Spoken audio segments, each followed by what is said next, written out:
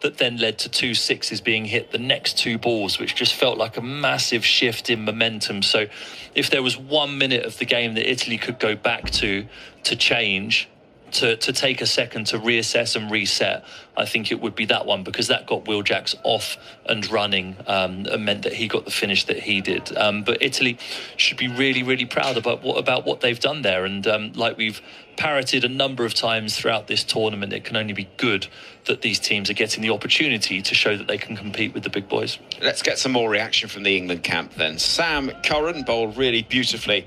Once again for England, 3 overs, 3 for 22 with the bat, 25 off 19, and he's been speaking to Adam Mountford. Well, England through to the Super 8s, but again, that was a testing game for them. Yeah, it was. Still not getting our full performance right, but I guess, yeah, we've got the job done now, and we've got a few days to reflect on this kind of last group stage. We've learned a lot, I guess, but now I guess this is our first step, and let's go again. Is there anything you put it down to, the fact that you're not perhaps as convincing in these victories against these, let's say, smaller teams that perhaps you'd like to be? Yeah, I guess there's loads of different things. I actually think you look at that kind of group and these type of grounds as well, and the way the guys are striking it, I thought guys like Manenti and their opening batter played really well, and they struck the ball really well, and I guess the wicket was a really good wicket. I guess it's actually just a tricky stage in a World Cup. You're nervous, you've got all kinds of nerves and the expectation, and I guess, yeah, but at the end we can smile, and I guess now we head to Sri Lanka and hopefully get a full performance in. Is there a danger of being too tentative because of the worry about not doing well against a team England are expected to beat? Yeah, of course there is. I think there's nerves, and that's normal. We've spoken about that, and I guess that's why we batted first a little bit today. We tried to put runs on the board, and we started really well at the ball, but Italy came back fighting and kept striking the ball really well. Fantastic ground, this place to bat as well. I guess, yeah, I think now we've got our first step, and now we know we come up against the top teams, and hopefully we come all guns blazing and we fire. Important contribution from yourself with bat and ball. Let's talk about the bat first. You and Will Jacks, that was a significant partnership because England were 104 for 5 at that stage. Yeah, we were. Obviously, same type of situation, bat with Jacks here a lot. He came in with real nice intent. We kind of worked around 180 the whole way, and naturally the way he was striking it, and Jamie O came in, a nice couple of hits, and yeah, we bat well together. It was a little consolidation period, and get ourselves in, and then we hit some nice hits towards the end. But yeah, another nervy game in the end. But you must enjoy the all-round nature of what you're able to achieve in this England team since you come back into the side. Yeah, it's been pleasing. Baz has given me that full belief and confidence in the roles I'm doing, and I think I've come back in with a little bit of a different mentality in terms of just the way of playing for England. Kind of bring that attitude I've got with my 100 teams in Surrey, and I guess just kind of enjoy it and have that smile on my face again and get in the competitive battle. So you've seen the last couple of games where I guess the pressure's on and it gets competitive. I'm just thinking, well, if I don't do it, I don't do it. But most of the time, if you believe in yourself, you can get there.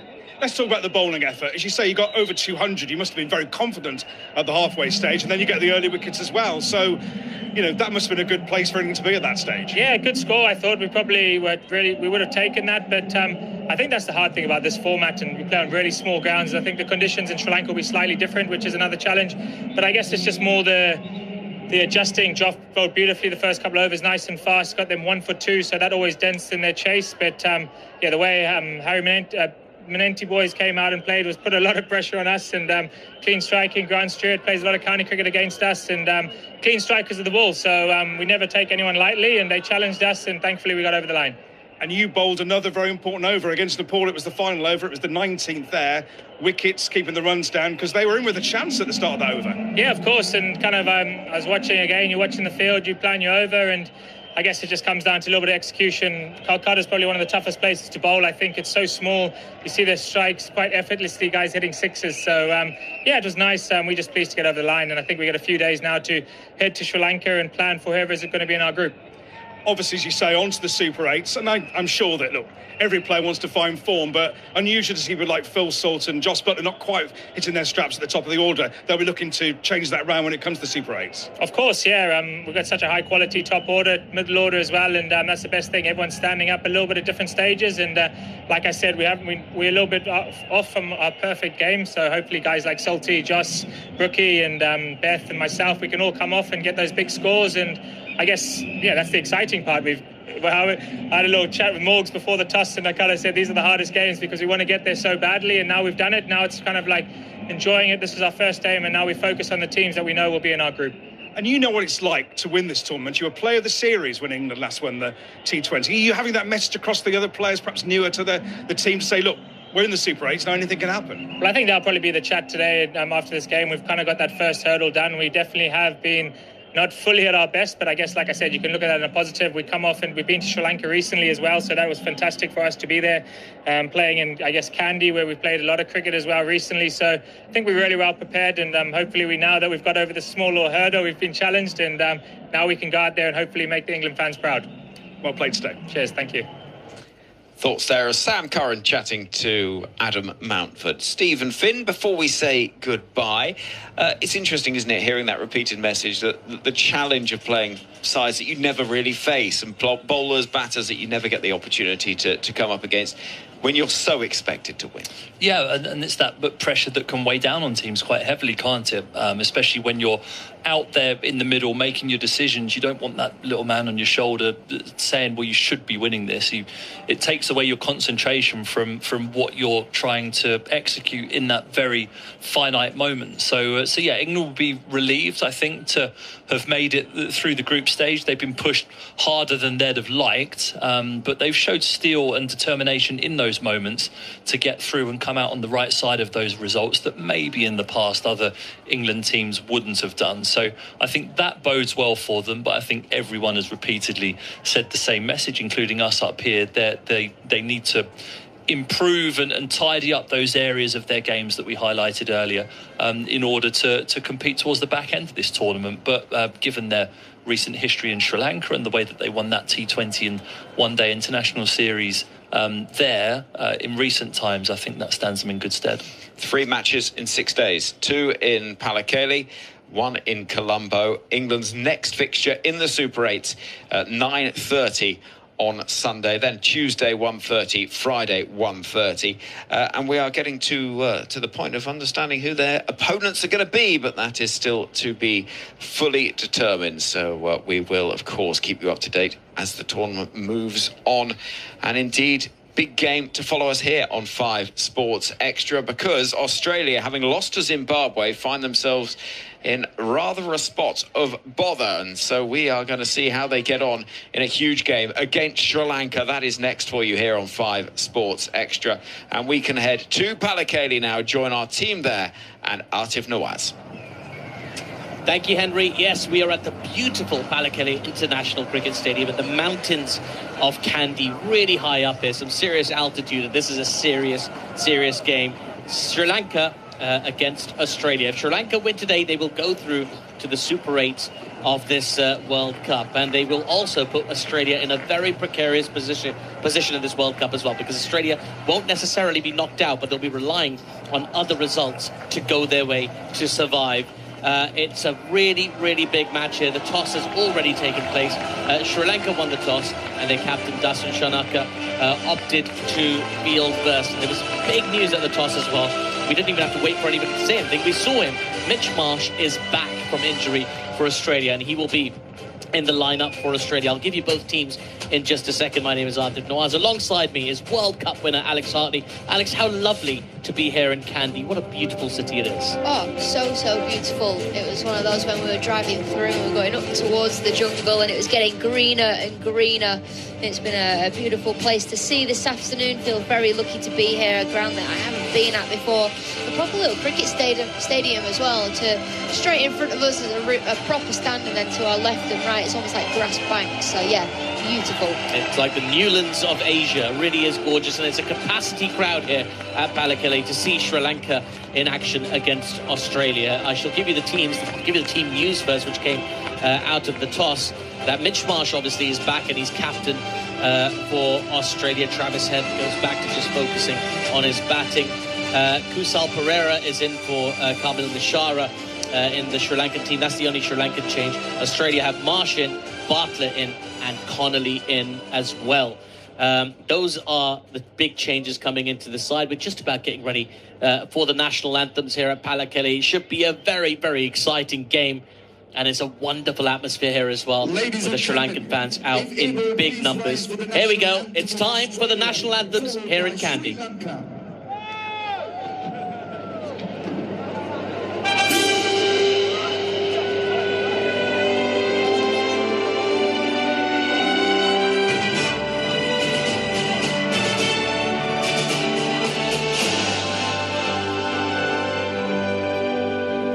Australians, all let us rejoice, for we are one and free, with golden soil and wealth of toil.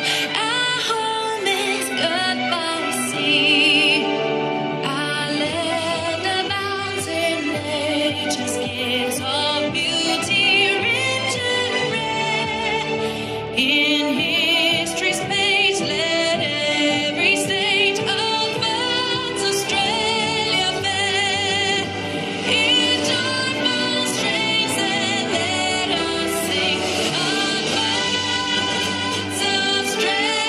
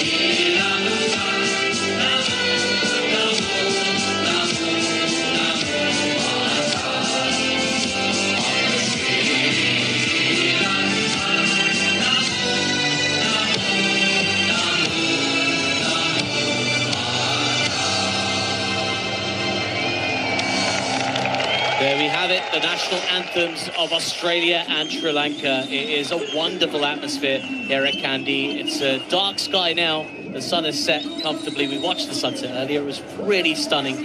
And the lights are on, illuminating this gorgeous stadium. Let me give you the two teams. Australia will be batting first, having been put into bat by Sri Lanka, by Dasun Shanaka at the toss.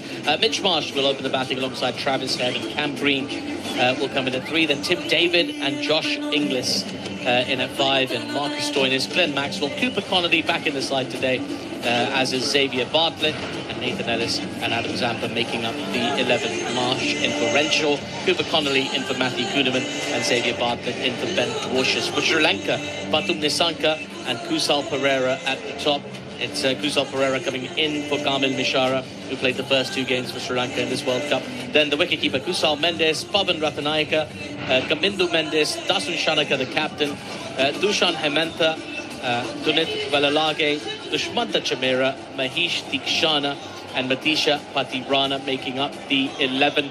This is the same pitch they're playing on today as the one where Sri Lanka scored 225 against Oman just a few days ago here in Palakkale. They managed to restrict Oman to 120 for 9 there to record a 105-run win. Sri Lanka finding some serious touch with Mendes, Rathanayake and Shanaka getting to half centuries in that innings. So Sri Lanka coming in with a head of steam. And Alex, Australia coming in off the back of a big loss to Zimbabwe. They lost by 23 runs at the Premadasa.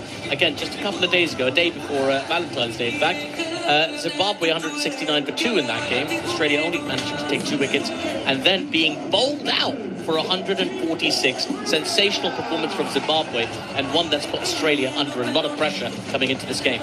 Yeah, absolutely. And it's one that, you know, this game isn't one you would normally expect to be one that you've got to keep an eye on, to be honest with you. It's one that you would normally think that Australia would be pretty dominant throughout. I mean, they have been in the past against Sri Lanka. I'm not saying Sri Lanka have never beaten Australia, because they have on a number of occasions. When it's that head-to-head, Australia are on top, but they're going to have to bounce back. They're going to have to bounce back well. Yes, they've got their captain back. Travis Head is due some runs. He hasn't fired in this tournament whatsoever. So all eyes are on Mitch Marsh and Travis Head at the top of the order. Mitch Marsh, obviously, with the way he's going to run between the wickets, he's going to be running a bit gingerly with after that blow that he's had, and he's kept him out for a couple of games. But for Travis Head to see if he can get going. And I think for Australia, having lost in the manner that they did against Zimbabwe, I'll be very, very surprised if we see a poor performance from them today. It doesn't mean to say they'll win, but I'll be surprised if it's another poor performance. Yeah, you get the feeling they'll be motivated to put in something strong here, and it's a good batting wicket, even though it is a used wicket that they're playing, a used pitch that they're playing on. So we'll wait and see. It's right down the middle of this ground as well. Smaller dimensions here at Palakkale than they are at the Premadasa or the SSC in Colombo. Here in Kandy, it's a boundary that looks a lot more inviting. I don't think we'll see too many 2s or 3s indeed at this ground. It's one where you expect the batters to find the boundary with relative ease at times. Big scores have been scored on this pitch historically. Only built in 2009, this stadium, in preparation for that World Cup that Sri Lanka hosted alongside India and Bangladesh in 2011. Then 2012 hosted T20 World Cup games here. And back here after 14 years, the T20 World Cup. India and Sri Lanka were nearly ready for action. As here we go. Here we go. Chamira into Marsh, who pushes his first ball into the offside. Straight to cover for no run.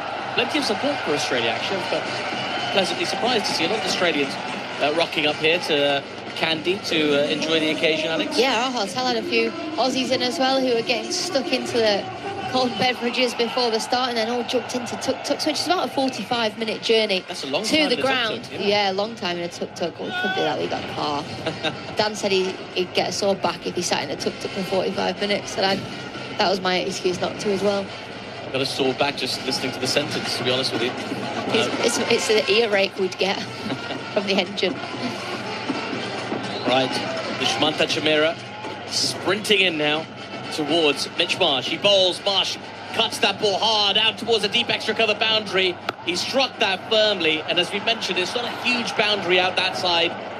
Fielder unable to block it, and the ball goes for 4. Australia off the mark of the second delivery of a Mitch Marsh boundary. 4 for no loss. Yeah, just outside the off stump, Mitch Marsh opening the face of the bat, guiding the ball through backward point for 4.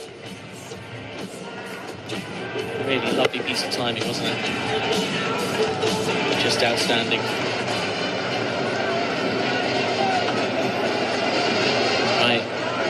It's only been 2 balls, Alex, but just judging by the sort of the way the ball is coming onto the bat, the dimensions of the ground, I think we could be in for a high scorer here tonight. I hope so. That'd be lovely, wouldn't it? Well, let's see. Spider Cam whirls around the stadium as Chamira sprints in once again, and Marsh flat bats it to mid-on. They run through for a quick single, put the fielder under pressure. He fumbled, so they made it with relative ease. 5 for no loss after 3 balls. And Chamira already working up a lot of pace. 88 miles an hour, that last delivery. Can be exceptionally quick. Can Dushmantha Chamira. Been a spearhead of the Sri Lankan attack for quite some time now. He's been around for a very long time. Made his debut a long way back in 2015. So So more than a decade of representing Sri Lanka in international cricket. Now Travis Head about to face up to his first delivery. Chameera in to Head, who's flicked this ball high and long out towards the mid-wicket boundary. I think that's just inside the boundary rope. It is. It's gone for 4. Head off the mark off his first ball. And Australia onto 9 for no loss after 4 balls. Well, he's one of those players, Travis Head. He doesn't fail very often, does he? And then this time the ball pitching outside leg, he's just flicking it over mid-wicket for 4. A lovely start for him. This partnership's looking good. I know we're only in the first over. But they're both hitting the ball very cleanly. Certainly are. Australia with a point to prove. A loss here would put their fates in the hands of Zimbabwe and Ireland. A lot going on in this group in the World Cup. Chameera into Travis Head. This time the ball shapes back into him. There's a stifled appeal for LBW for Chameera, although Travis Head was standing outside the leg stump. The throw comes in at the non-striker's end, but they make it through for what I think will be a leg by. Whatever it wasn't out, that's for sure. It was pretty. I think he was just happy to beat the bat, Chameera. Yeah. Well, he celebrated with an appeal. It's missing the second set. You can see all 3 of Travis Head stumps. Little inside edge, maybe. Maybe a little tickle on it as well. He actually thought about the review there. His wicket-keeper, Kusal Mendes, said to let him... No. Probably a bit high is what he said. That's one of the 6 problems with that show. Yeah. It really is a terrific atmosphere. Earlier, Jack, our producer, and I made our way into the stadium, and so much excitement among Sri Lanka fans here in Kandy. Chameera into Marsh, who's pulled this ball out towards mid-wicket, and it'll be... Oh, it's gone all the way. Terrific shot from Marsh. It's gone all the way for 6. He flat batted it. It went quite flat across the surface as well. I thought it would just bounce inside the rope, but it's crossed over. And that's a big over to start with from Australia. A statement batting performance to start this game off. 16 for no loss after 1 over. Yeah, what a shot from Mitch Marsh, and what a start for Australia. Like you were saying, Aatif, they do have a point to prove. They weren't at their best against Zimbabwe in a game that they were expected to win. It just shows how T20 cricket does bring teams closer together. I mean, it's perfect to see. We want to see upsets, especially against the old rivals, the old enemy. That's what we want to see as English people, English fans.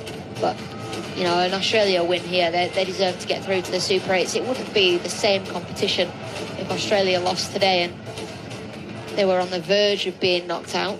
Well, gives me a chance to say hello to our listeners on the ABC, now that you've said that, Alex. Perfect. Thank you so much for joining us. So many ways to follow us here at the T20 World Cup on the ICC app and the BBC Sport website and app, and of course BBC Sound. Stay with us for this World Cup. Mahisha Deekshana into the attack. Mahesh Deekshana, I beg your pardon, his first ball is just pushed to mid-on for no run. The dots are being applauded by this partisan Sri Lankan crowd. So much energy here. I thought there was energy at the Premadasa, but maybe because it's a big stadium and things are spread out a little bit, the atmosphere feels a little bit more contained here at Kandy. Those cheers amplified. Here's Deekshana into Travis Head, just cramping in for room as he pushes the ball back to the bowler. They cheer like it's a wicket every time it's a dot ball here in Kandy. It's good though, isn't it? Still so many fans trying to get into the stadium. It's sold out today, apparently. It's not quite full yet, but there are still hundreds of people trying to get in. Now, these grass banks, you're not going to be able to see a speck of grass on there by the time everybody's in the stadium. Mahesh Deekshana in, flighted delivery, top edge, and just goes past short third. Is going to run away to the boundary for 4. Travis Head just a little bit fortuitous on that occasion, trying to go down the ground, but picks up a little top edge. The ball goes to the boundary. Australia 20 for no loss after 1.3 overs. Yeah, it gets a little bit lucky there. Deekshana this time outside the off stump. Travis Head having to reach for it to play the shot that he wanted. He's trying to flat bat it down the ground and get there eventually. Yeah. Thick outside edge goes for 4. And Travis Head has had a difficult role to play in this World Cup. Had to take up captaincy in the first 2 matches in Mitch Marsh's absence. As Deekshana in, Head drives beautifully, places the ball exquisitely between cover and extra cover, and picks up back-to-back boundaries And this the second over of the game. He's on to 13 off 6. Marsh on 11 off 4. Australia 24 for no loss after 1.4 overs. Yeah, lovely from Travis Head, but not a great delivery from the spinner. That's 2 now, wide outside the off stump with cover up inside that fielding circle. So he's got a deep mid-wicket and a long off. You can't afford to go short and wide or full and wide outside the off stump. We've only 2 fielders outside the fielding circle. Deekshana looking for a strong comeback delivery, angles one in sharply towards Head, who pushes this ball to backward point, who fumbles. Really poor piece of fielding that allows Head the single. 25 for a loss of 1.5. It's a very hot and humid evening here in Kandy. I'm feeling the heat in the commentary box as well. I don't know how Daniel Norcross is wearing a jacket right now because... oh, it's a lovely temperature. It's not a jacket temperature, No, though, is it? I'm thinking about putting my hoodie on. Are you kidding? No, or a pair of socks. It's so hot. I can feel a bead of sweat just working its way down my back as we speak. Well, take your shirt off then. He's got a t-shirt on. Yeah, there we go. Yeah, just to clarify for everybody listening, don't need to put that image in anyone's head. Layers. Right. Now Mitch Marsh has 1 ball of Mahesh Deekshana to face. It's a flatter one from Deekshana, and Marsh pounds it straight to mid-off. There is no run, but a good over for Australia again. 9 runs coming off it. It's been an electric start from the Australians in what is essentially a must-win game for them. 25 for no loss after 2 overs of this innings, going at 12.5 and over. And just in this game, Alex, just talking about why it's so important for Australia. They've currently, in this tournament, played 1, lost 1. They won their first game against Ireland, then they lost to Zimbabwe. Now after this, they've got a game against Oman, which they should hope to win. You'd think Australia would win that game, which would put them on 4 points. So 2 points here would more or less secure them qualification, because you know they're probably going to get those 2 points against Oman, who've played 3, lost 3. Well, they have been the worst team we've seen in this competition in Sri Lanka so far, Oman. Yeah, I think so. It's a team that's without some of its first choice players and things like that. 6 of their first choice players aren't here. So. Yeah, so it's a challenge. Now, Mathisha Patirana is about to come into the attack. Well, Ready juggling his bowlers is Darshan Shanaka. Yeah, this will, for me, go one way or the other. His slinging action will either slap Travis Head on the front pad or it's going to go into the stands. He's going to make something happen for his team. Patirana into Travis Head. It's wide outside the off stump on a length. I think it was a slower ball, actually, which Head didn't really read. It goes through to the keeper on the bounce. Dot ball to start.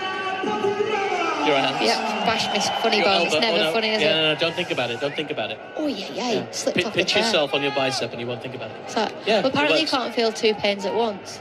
Yeah, there you go. So if you give yourself a little pinch, it'll distract you. I hate the feeling of being nipped. I think it's one of the worst in the world. But it's easier when you nip yourself. Yeah. If anybody nips you, I swear. Patirana in. This is too wide, almost off the cut strip from Patirana. Signalled a wide by the umpire. He's got a clear game plan here, Patirana, from those first 2 deliveries. Keep the ball away from Travis Head. Well, there's also the opportunity of his slamming the ball across Travis Head, that the short third fielder comes into play. And it's Kusal Pereira at short third. Yeah. Kusal just setting himself as Patirana into Head. Just cramping him for room this time. Head just works it to mid-wicket. Dushan does the fielding. Hemantha over there. Applause from the crowd. Just to finish off on this sort of table for Group B. Sri Lanka currently sit at the top of it because they won a sort of tight-ish game against Ireland to start their campaign at the Premadasa, and then here at Pallekele, a big win for them against Oman, meaning they've won 2 of 2 and got a very, very strong net run rate as well. 3.125. Patirana into Travis Head. And just squaring him up a little bit, but Head makes room and guides the ball out to deep backward point for a single. 27 for a loss of 2.3. Now, Sri Lanka's got 1 remaining fixture against Zimbabwe, and that's not a gimme game the way Zimbabwe's playing. Zimbabwe themselves currently in second place in this group. They've played 2-1-2 as well. The 2 games they have left are against Ireland and Sri Lanka. They'll fancy themselves to win at least one of those games, Ireland.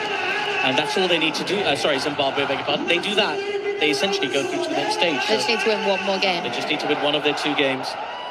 and so does Sri Lanka. So this game's so important as well, because if Australia win, it knocks Ireland out. Yes.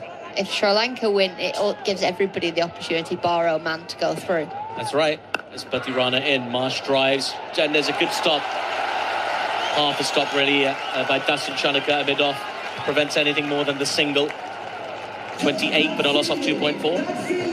So this is one of the games where we're just getting to the exciting part of the first section of this World Cup. Yeah, every game seems to have consequences now, doesn't it?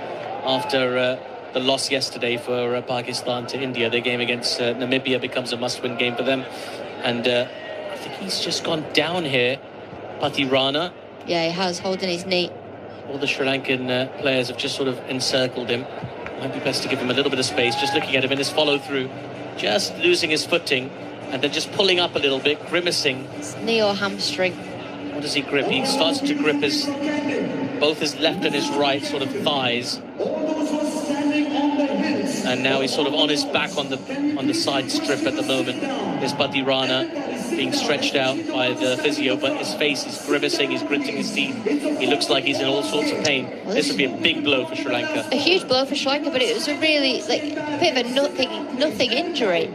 There was nothing strange in his follow-through. He didn't slip. He's not been wrong-footed at any stage. It was just one of those where in his follow-through and in his landing, he's just tweaked something. Yeah, Patirana, 23 years of age, is a young man. And, bowled well against both Ireland and Oman. Big part of Sri Lanka's bowling attack, as we've mentioned, with that unusual bowling action. But currently he's flat on the ground. I think he's making his way to his feet now. Yes, he's up on his feet. Yeah. I think he'll be okay. Is he walking back to his mark, or is he walking off? Physio's still beside him. Well, he's limping. There's no way he can carry on. He's going to go off. I think he's going off now, yeah. The physio accompanying Matisha Patirana off the field, which means someone else is going to have to complete this over. 2 balls to come in it. He's being carried off now here, Aatif. Yeah, he's putting his arm around the shoulders of the physios for the Sri Lankan team. 2 of them just giving him a little bit of support as he walks off. This is worrying from a Sri Lankan perspective. I think Dustin Shanaka is going to come and bowl the next 2 balls just to finish off this over that's remaining. But at the back of his mind now, the Sri Lankan captain, Shanaka, is going to be thinking about where he's going to find 3 overs to replace the quality of Patirana. Yeah, huge blow. Huge blow for Sri Lanka in this game. Huge context as well. Still watching that replay, there's nothing there that suggests he's really hurt himself. It was just one of those freak injuries. Yeah, really is bizarre. He's going off the field now. We've had a little delay here, which gives me a chance to tell you a little bit earlier today. England beat Italy by 24 runs to secure their place in the Super 8s of the World Cup. So England are safely through. And if you want, you can watch clips from that game on the BBC Sport website and app. Right, Dustin Shanaka in to Travis Head, who carves this ball out towards the deep cover boundary for 4. Easy pickings for Travis Head.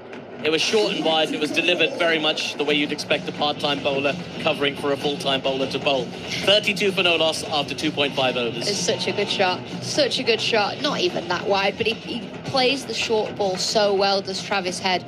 I mean, all those England fans that listened over the Ashes series throughout the winter will have cut short and wide, cut short and wide. Anything width, it's cut off the stumps. Anything back of a length that's hitting the top of off stump, he manages to find that gap through the offside, does Travis Head. Yeah, he's an outstanding player. As I say, he's had a lot on his mind recently with captaining the side. He's only got scores of 6 and 17 so far in this World Cup. Looking for that big Travis Head-esque innings. Shanaka into Head, just wraps him on the pads as the ball drifts towards the short fine leg. And it's going to be a dot to finish that over from Shanaka, who's bowled the 2 balls there to finish off the 4 balls that Patirana bowled before he had to go off injured.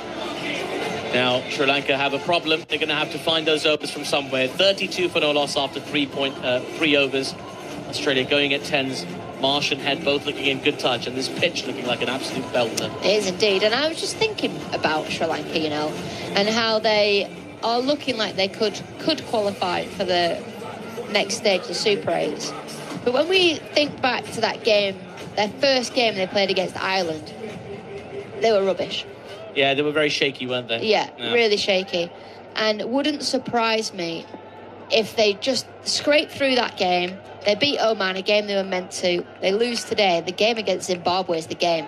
Deekshana in for his second over, goes full against Marsh, who drives past a diving extra cover. Mid-off gets round and fields. They take a single. I just feel like this is one that should go Australia's way, but they've just lost to Zimbabwe. Yeah. But when I'm looking at the fixtures, it's this one. Australia, what are they, ranked the second best team in the world now in T20 cricket? They've not had the start they wanted to this competition. They've had a fair few injuries. But that Sri Lanka-Zimbabwe game, I reckon is going to be the one to keep an eye on. Could determine who goes through.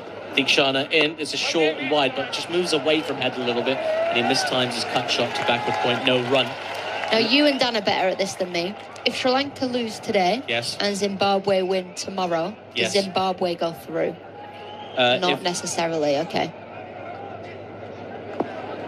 Okay, 3 teams could have won 3 games. Yes. Then it'll go. It's possible. Then my favourite thing comes into play. Net run rate. Yeah, it's because Oman has been abysmal, as Deekshana has been driven hard by Travis Head out towards mid-wicket. It's got to the boundary for 4. There's hardly a sound in the crowd here when Australia hit their boundaries. It really was a remarkable shot from Travis Head. It's his 5th boundary so far. He's looking in good touch today. Australia 37 for no loss after 3.3. You say driven, I say ugly hack. It was trying. I don't know what he was trying to do. Maybe drive the ball through the offside. Maybe the slog sweep, but he reaches outside the off stump and slaps it through mid-wicket. Sort of like hockey, isn't it? You're trying to find a player across the other side of the field. He flicked it over there.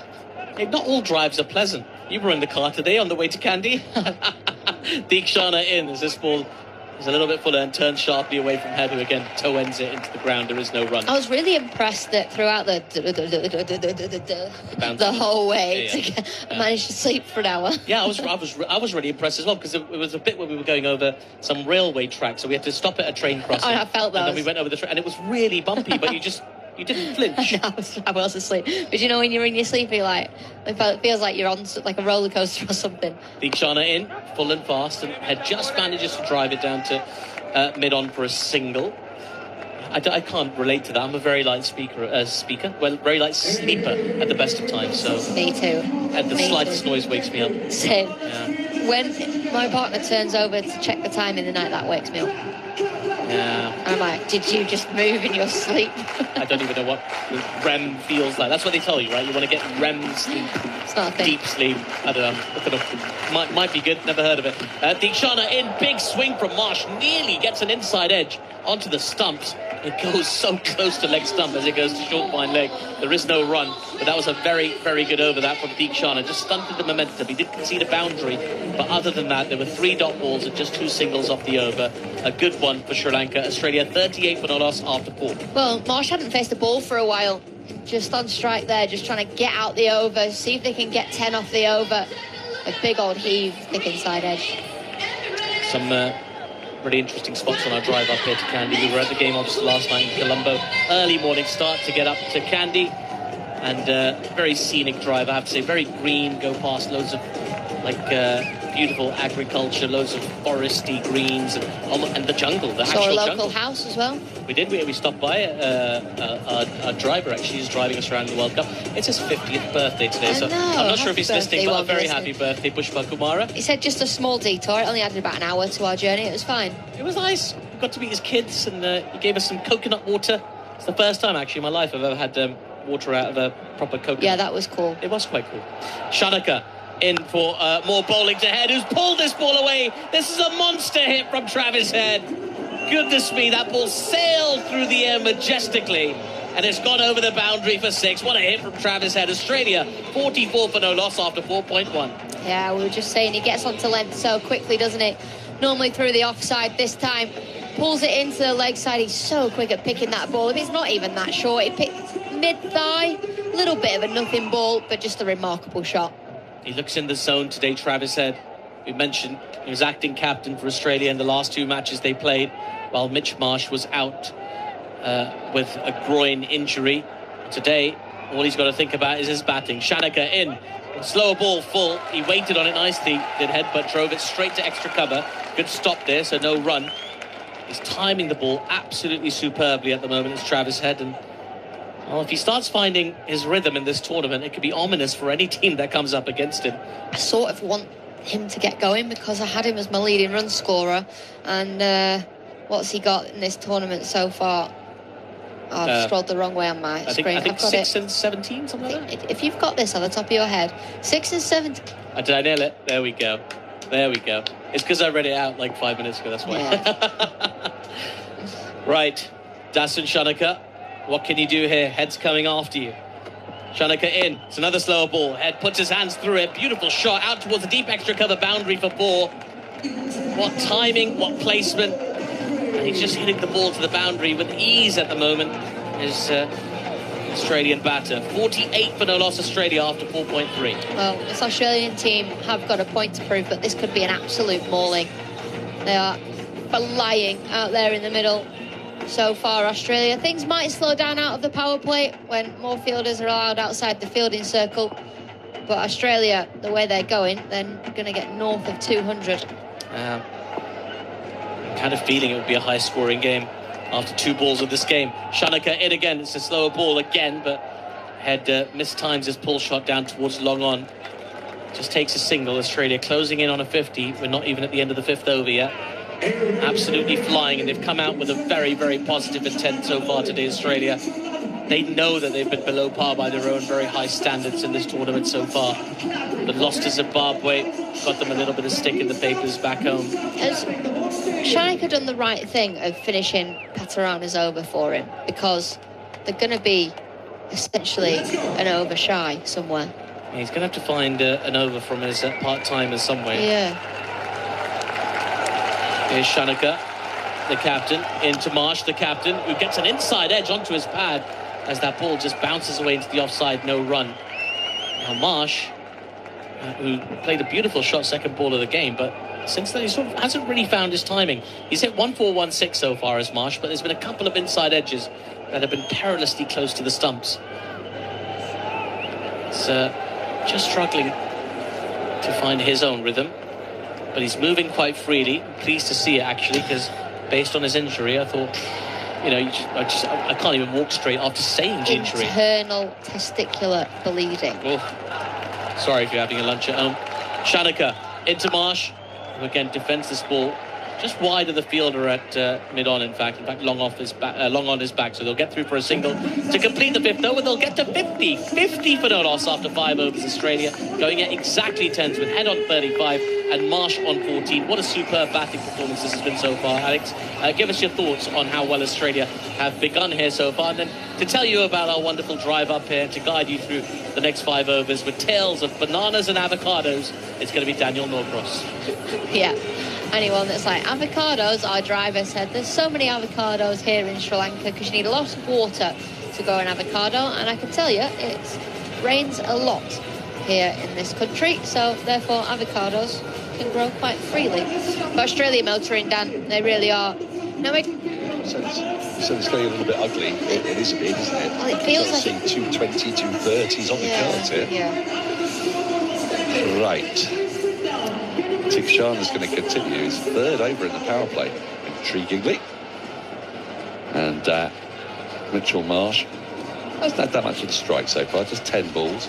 He still managed to hit a 4 and a 6 in there. The 6, I couldn't believe it went that far. Tikshana is in, drives down the ground, but straight to mid-off inside the circle. There's no run. I think Matthew Hayden said that we're at altitude, which is what will help make the ball travel. We're not that high up, but we are higher than down in Colombo. Yeah, but so it's not a big country, Sri Lanka, is it? It's not huge, and we're not super high. I mean, we did climb and climb and climb to get here, but you know, I don't think it's like Joburg. Tikshana is in again, goes back into his crease and punches the ball through the offside for 4, square of the wicket. Too short again from Tikshana. 61 miles an hour. He's not even really trying to sort of flight the ball. He's trying to get out of the power play. But bless him, he's been asked to bowl 3 overs in it, partly because there's no Patirana, I suppose. Yeah, so missing a power play bowler. Felt like there was a lot of downhill on the way from our hotel, though, on those country roads. Didn't there? Yeah. Extraordinary route we took. We saw pretty much all of the back streets. It was great fun. And so this one does turn a touch, but it's no problem for Marsh, who goes back into his crease. Again, drives off the back foot and finds the gap. Just also to the right of cover and places it admirably and brilliantly. I don't think that leading testicle is causing him any trouble at all at the moment. He's gone to 22 from 13, and Australia are 58 without loss. It's just those back of the length balls that he was struggling with off the seamers. Probably feeling a bit tentative playing those, to be fair. Full and driven, skewed a bit, but it's going to skip along and out to the boundary for 4. The outfield is doing its work here. It's a nice fast outfield, and maybe the air is that little bit thinner. It carried a little bit further than the shot might have suggested, because Ground's smaller though, isn't it? it is a bit smaller. It's not super small. I don't think we're quite into the Wankaday territory, but we are in smaller than Premadasa and SSC territory. But also, saw a lot of runs being scored here when England played up here in the T20s, didn't we? We saw some pretty nice pitches here. So, look, it looks a good surface as Tikshan is in again. That's swung away out to deep backward square leg for 4, too short.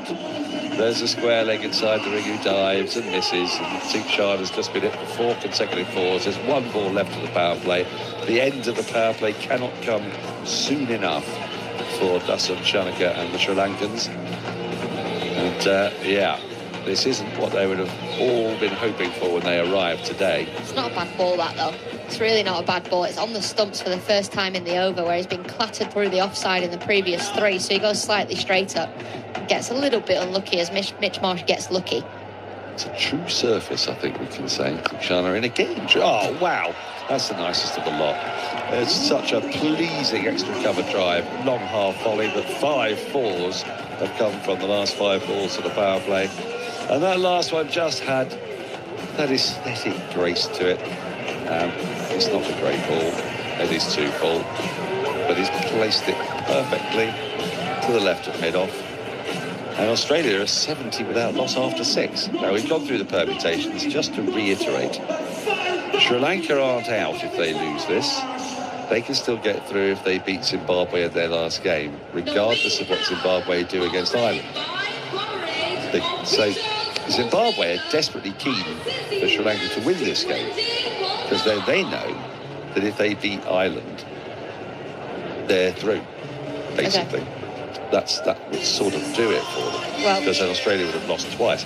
But at the moment, unless Sri Lanka bat terribly well and bowl awfully well out of the power play and Australia fall in a heap, we're only 6 overs in, and Australia are very, very dominant at 70 without loss. They really are. They really are. So at the minute, I know we're not even halfway through this game, but it looks like Oman and Ireland will be out, and it'll be a fight between the other 3 of who goes through, which is kind of what you want. Although, actually, if Sri Lanka wins today, there's a fight of 4 of them, isn't there? Yes, because in theory, Ireland can still go through by beating Zimbabwe, Yes. So look, this group is going to be the one that's going to keep us interested, because a few things have been decided today. If you've been listening into the BBC with our wall-to-wall coverage, 3 matches a day in the first round of the T20 World Cup, I can tell you that we've got some certainty beginning to emerge. Really? Yes. England's group, West Indies and England are now qualified. Oh. The West Indies will play in India in the Super 8, and England will play in Sri Lanka. So if England had finished first, would they have stayed in India, West Indies? No, it makes no difference. It's the proceedings, precedings. So where you finish in the group is irrelevant as long as you're in the top 2, which is a bit of a change from what we've had before. In South Africa's group, they are definitely through. That we already knew. And it would take a miracle for New Zealand not to get through. They have 1 remaining game. That is against Canada. If they didn't win that, and Afghanistan managed to beat Canada in their last game, strangely enough, Canada have got to play those 2 teams, then there would be a chance for Afghanistan to go through on net run rate. But I think, realistically speaking, Can't confirm it, but it will be South Africa playing in India and New Zealand coming to Sri Lanka. We know from yesterday's game that India have qualified. They will play in India. Pakistan will not qualify if they don't beat Namibia. And then it'll be between the USA. The Netherlands would have to beat India and beat them very well to get past the USA. So it's really between the USA and Pakistan. Ooh. But if Pakistan beat Namibia, then they will go through. So that game we've got to look forward to, which is great fun. And then there's this group, which we've been talking through the permutations, and they're crazy. As Samantha is in, and his first ball is driven nicely by a head out towards deep extra cover. They'll get a couple of runs. I don't think cover saw that.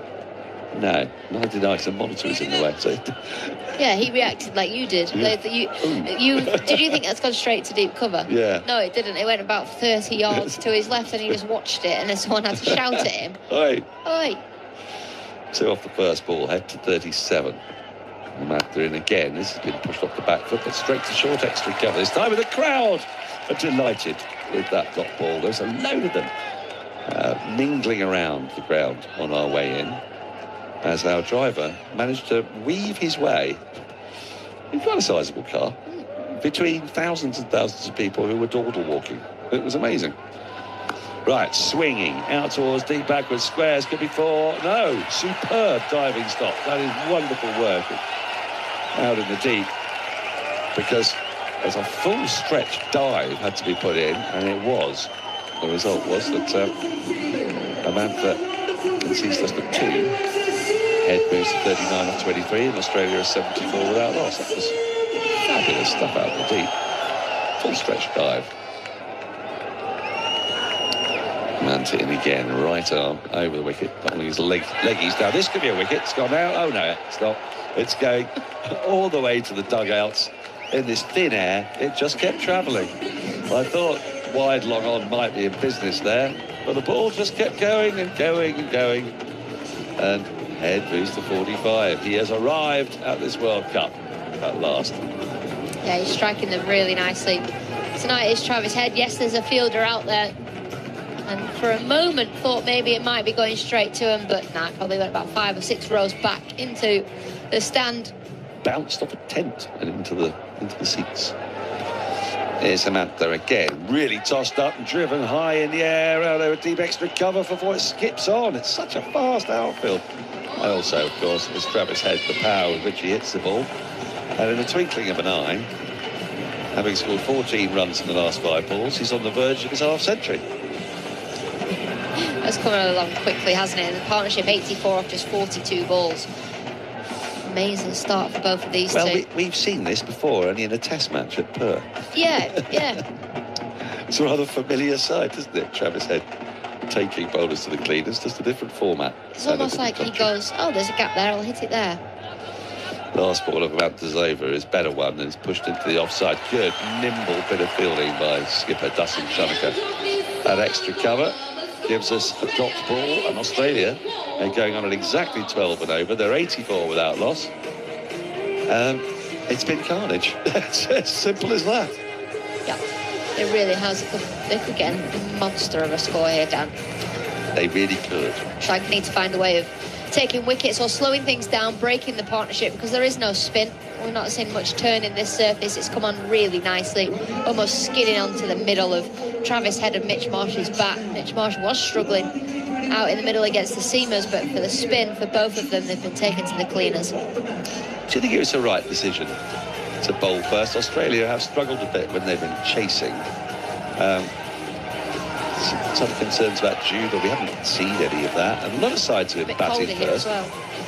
And winning batting first. Yeah, it is. It is. I mean, I feel the need for my jacket. Yeah, it's only different. 21 degrees right now, where it's been about 31 down in Colombo.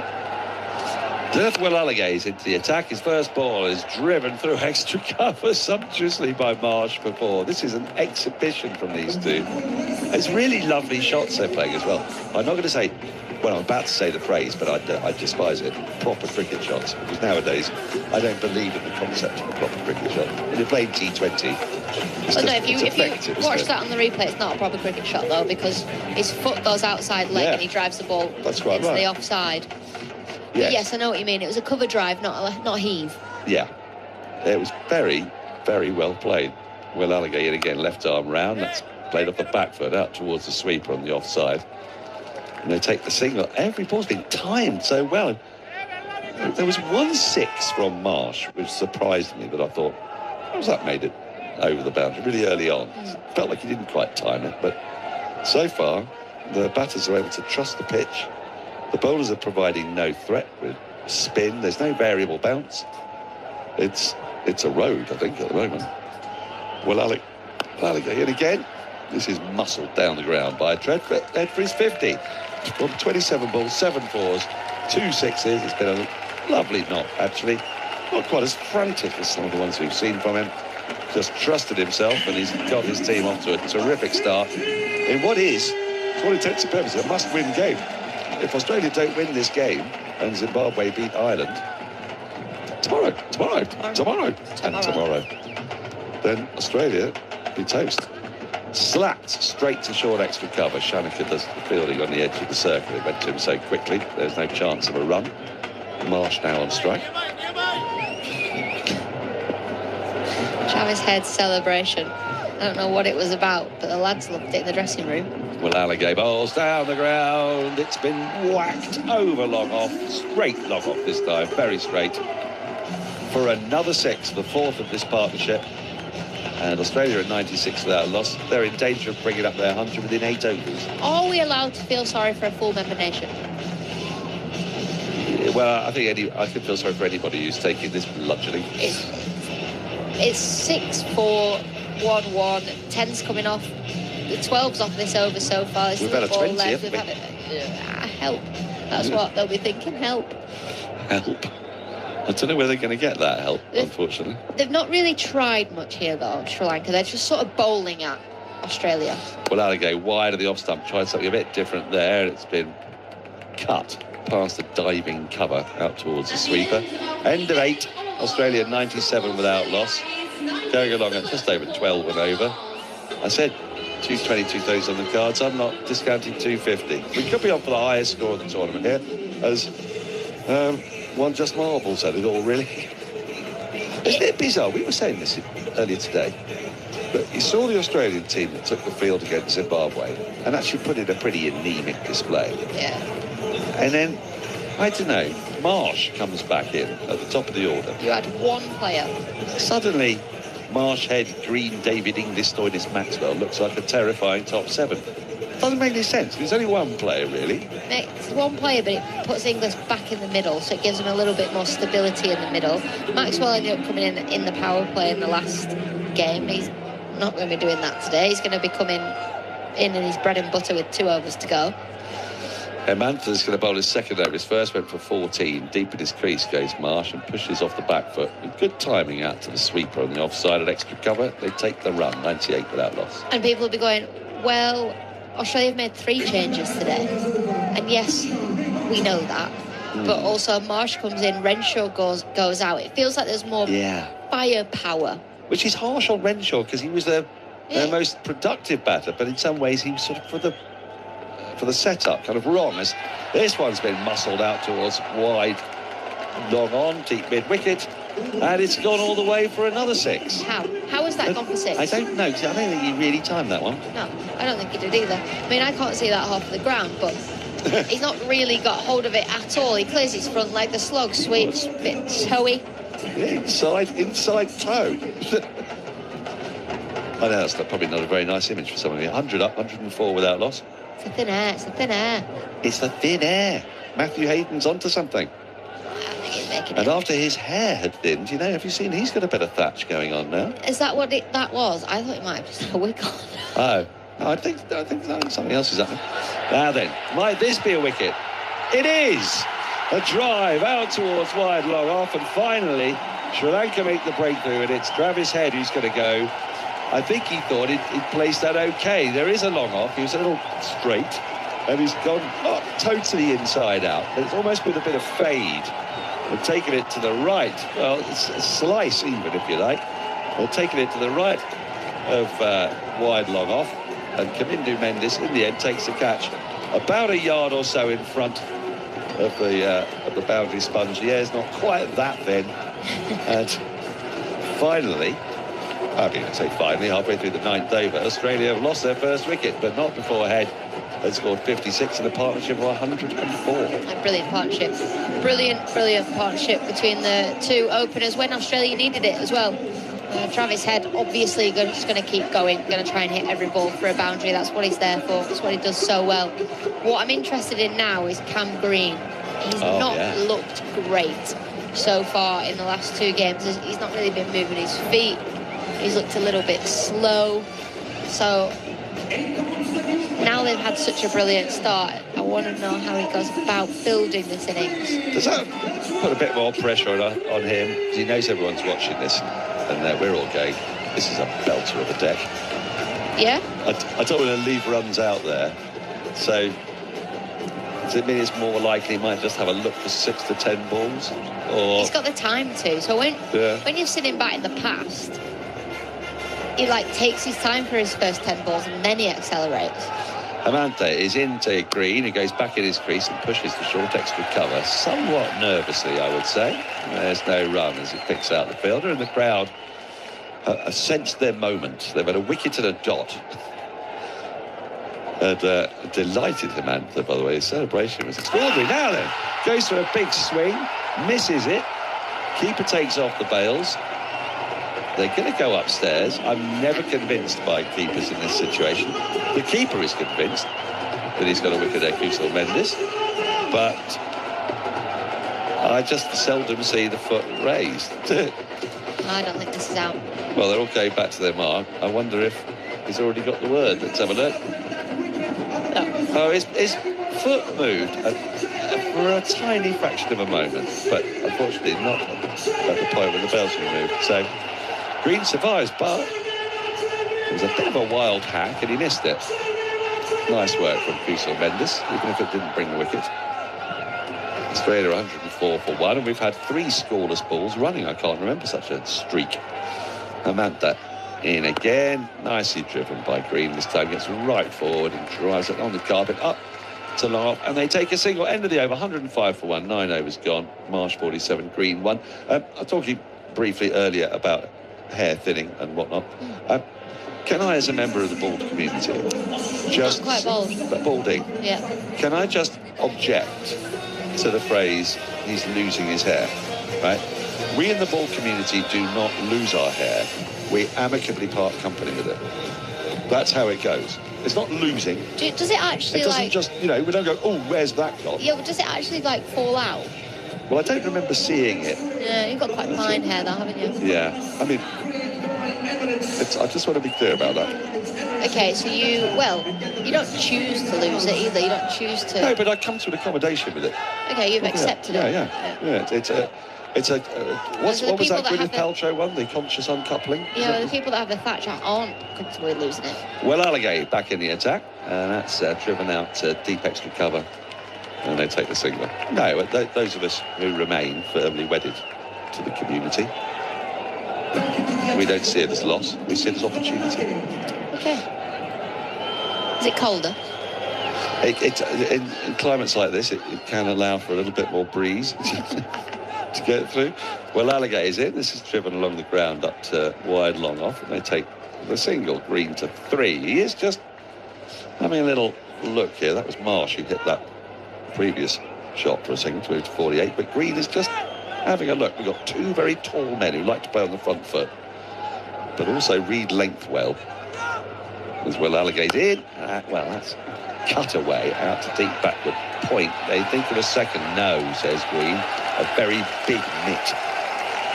Like a policeman stopping the traffic. No, there is no run there. Thank you very much. 108 for 1. They must be quite imposing to bowl at, these two, because they're like 6'4", 5, 6'6", that sort of thing.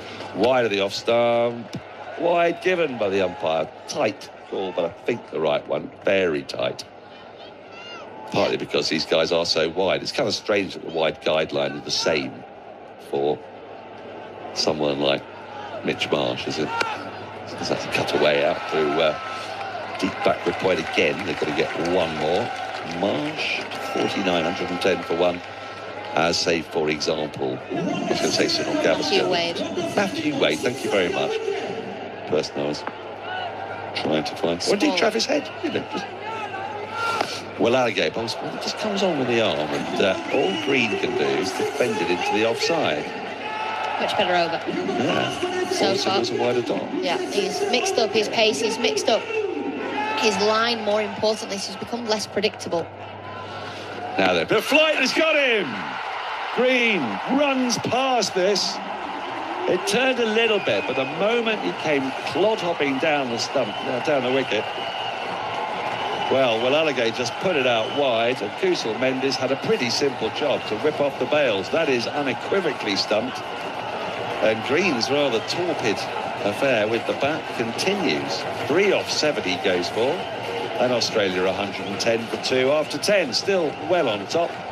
But it's brought the crowd to life, and it's brought the Sri Lankan fielders to life. It's a big smile on the face of Alligator there. You said you would be interested to see how Cameron Green batted. Now, would you like to give us your assessment? Of course. And then you swapping with the team. Oh, I am, yes. Yeah. Yeah. Well, he did move his feet, but Alligator was going wide, straight wide. He was mixing up that line like we were talking about that previous one, the one that dismissed Cameron Green. It was wide outside the off stump, and Cameron Green thinks it's going to be a little bit straighter. Can't get there, can't reach for the ball. Yes, he has moved his feet, but not to the pitch of the ball, and he has to go for another low score. Hello, Tippers. Hello, Alex. Yes. Just Sri Lanka pulling Australia back a touch. Australia still going at 11s, 110 for 2 after 10 overs, but a couple of wickets in quick succession have just slowed things down a touch from a Sri Lankan perspective. Short from Hemantha and pulled away by Marsh out towards the mid-wicket boundary. That 4 takes him to a 25-ball half-century. Quite brutal innings this from Mitch Marsh. 8 4s and 2 6s on his return to this Australian side after being out for injury, and it has just been a clinic of power hitting from the Australian captain, showing exactly how valuable he is for this Australian side. 114 for 2. Yeah, lovely shot. There's absolutely nothing the fielder in the team can do there. Mitch Marsh also does the same celebration. Bit fuller this time, driven slightly uppishly by Marsh this time, down towards long off, who fumbles, but it won't cost anything more than the single. So 115 for 2 now. Same celebration for Mitch Marsh and Travis Head there, pretending to spray something. Yeah, the cologne or something. I don't know. One of them is launching a cologne, maybe. I don't know. Mosquito spray. 11. This is his 11th T20 international 50 for. I beg your pardon. His 12th T20 international 50. Mitch Marsh. He's got a century in the format as well in his 78 innings.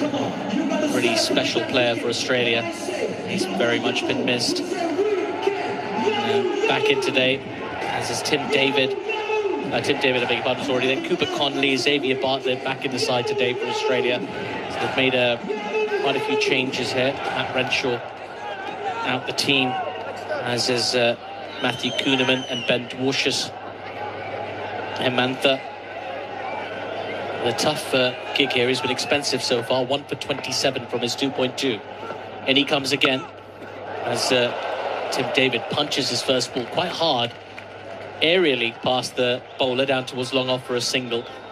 The crowd just went, oh, as if they thought that was a catching chance, but the ball was flying past Hemantha. 116 for 2.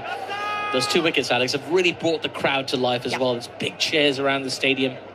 You can hear them even through the panels of glass that encase this media centre. Oh, big appeal for LBW. Big appeal. Umpire's not interested. It was a quicker one. He didn't read it at Mitch Marsh, and I think it took an inside edge onto the pad. Dustin Shanaka chatting to his players. Should we review it? Yes, they're going to review it. Our Sri Lanka. What's your instinct here, Alex? Yeah, not out. Maybe a bit of bat involved there for Mitch Marsh. We have a player review for LBW. The on-field decision is not out. It's a fair delivery. Looking at the split screen. TV umpire Aatif Yaqub into the action. Yeah. Oh, no, it is pad first. Hit the pad first. Oh, That's out. Can I go straight to ball tracking when ready, please? That is, it's pad flat first, then bat. That is out. That's stone dead. well, I thought there was an inside edge. Just like you, Alex. We Yeah. both thought there was, but I think he's going to be in trouble here. In fact, he's already walking now. It's Mitch Marsh. We haven't even seen ball tracking yet. We just know that there wasn't an inside edge, and Marsh is already walking. There we go, ball tracking. Yeah, original decision not out. Pitching in line, Oh, impact in line, wicket sitting. it's the middle of middle. Richard, you need to change your decision. Stand by. Wow. What a comeback this from Hamantha. You're on screen, please signal. He'd been taken to the cleaners a little bit earlier, had Dushan Hamantha, and he's come back with 2 big wickets in this Australian innings. First dismissing Travis Head on 56. Now he's got rid of Mitch Marsh. Both half-centurions for Australia are back in the dugout. Australia 116 for 3 after 10.4 overs. Well, I'll tell you what, because of the reaction of Mitch Marsh, it's absolutely done me. I just thought that, because he started smiling and laughing, I thought he'd hit it. I thought it was a stinking decision to go upstairs for it, but no, it was the right decision. It was actually a stinking decision from Kettleborough, the umpire, because it was hitting the middle of the middle. Yeah, it was a big appeal as well from the bowler. Dasun Shanaka, the captain, really thought about it before going for the review. And this brings Josh Inglis out to the middle with Australia. Oh, he's just missed a stumping opportunity. Kusal Mendes. That ball turned past the outside edge of the advancing Inglis.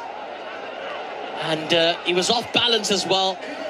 But Kusal Mendes made a meal of it. He really had a chance to take 2 and 2 there.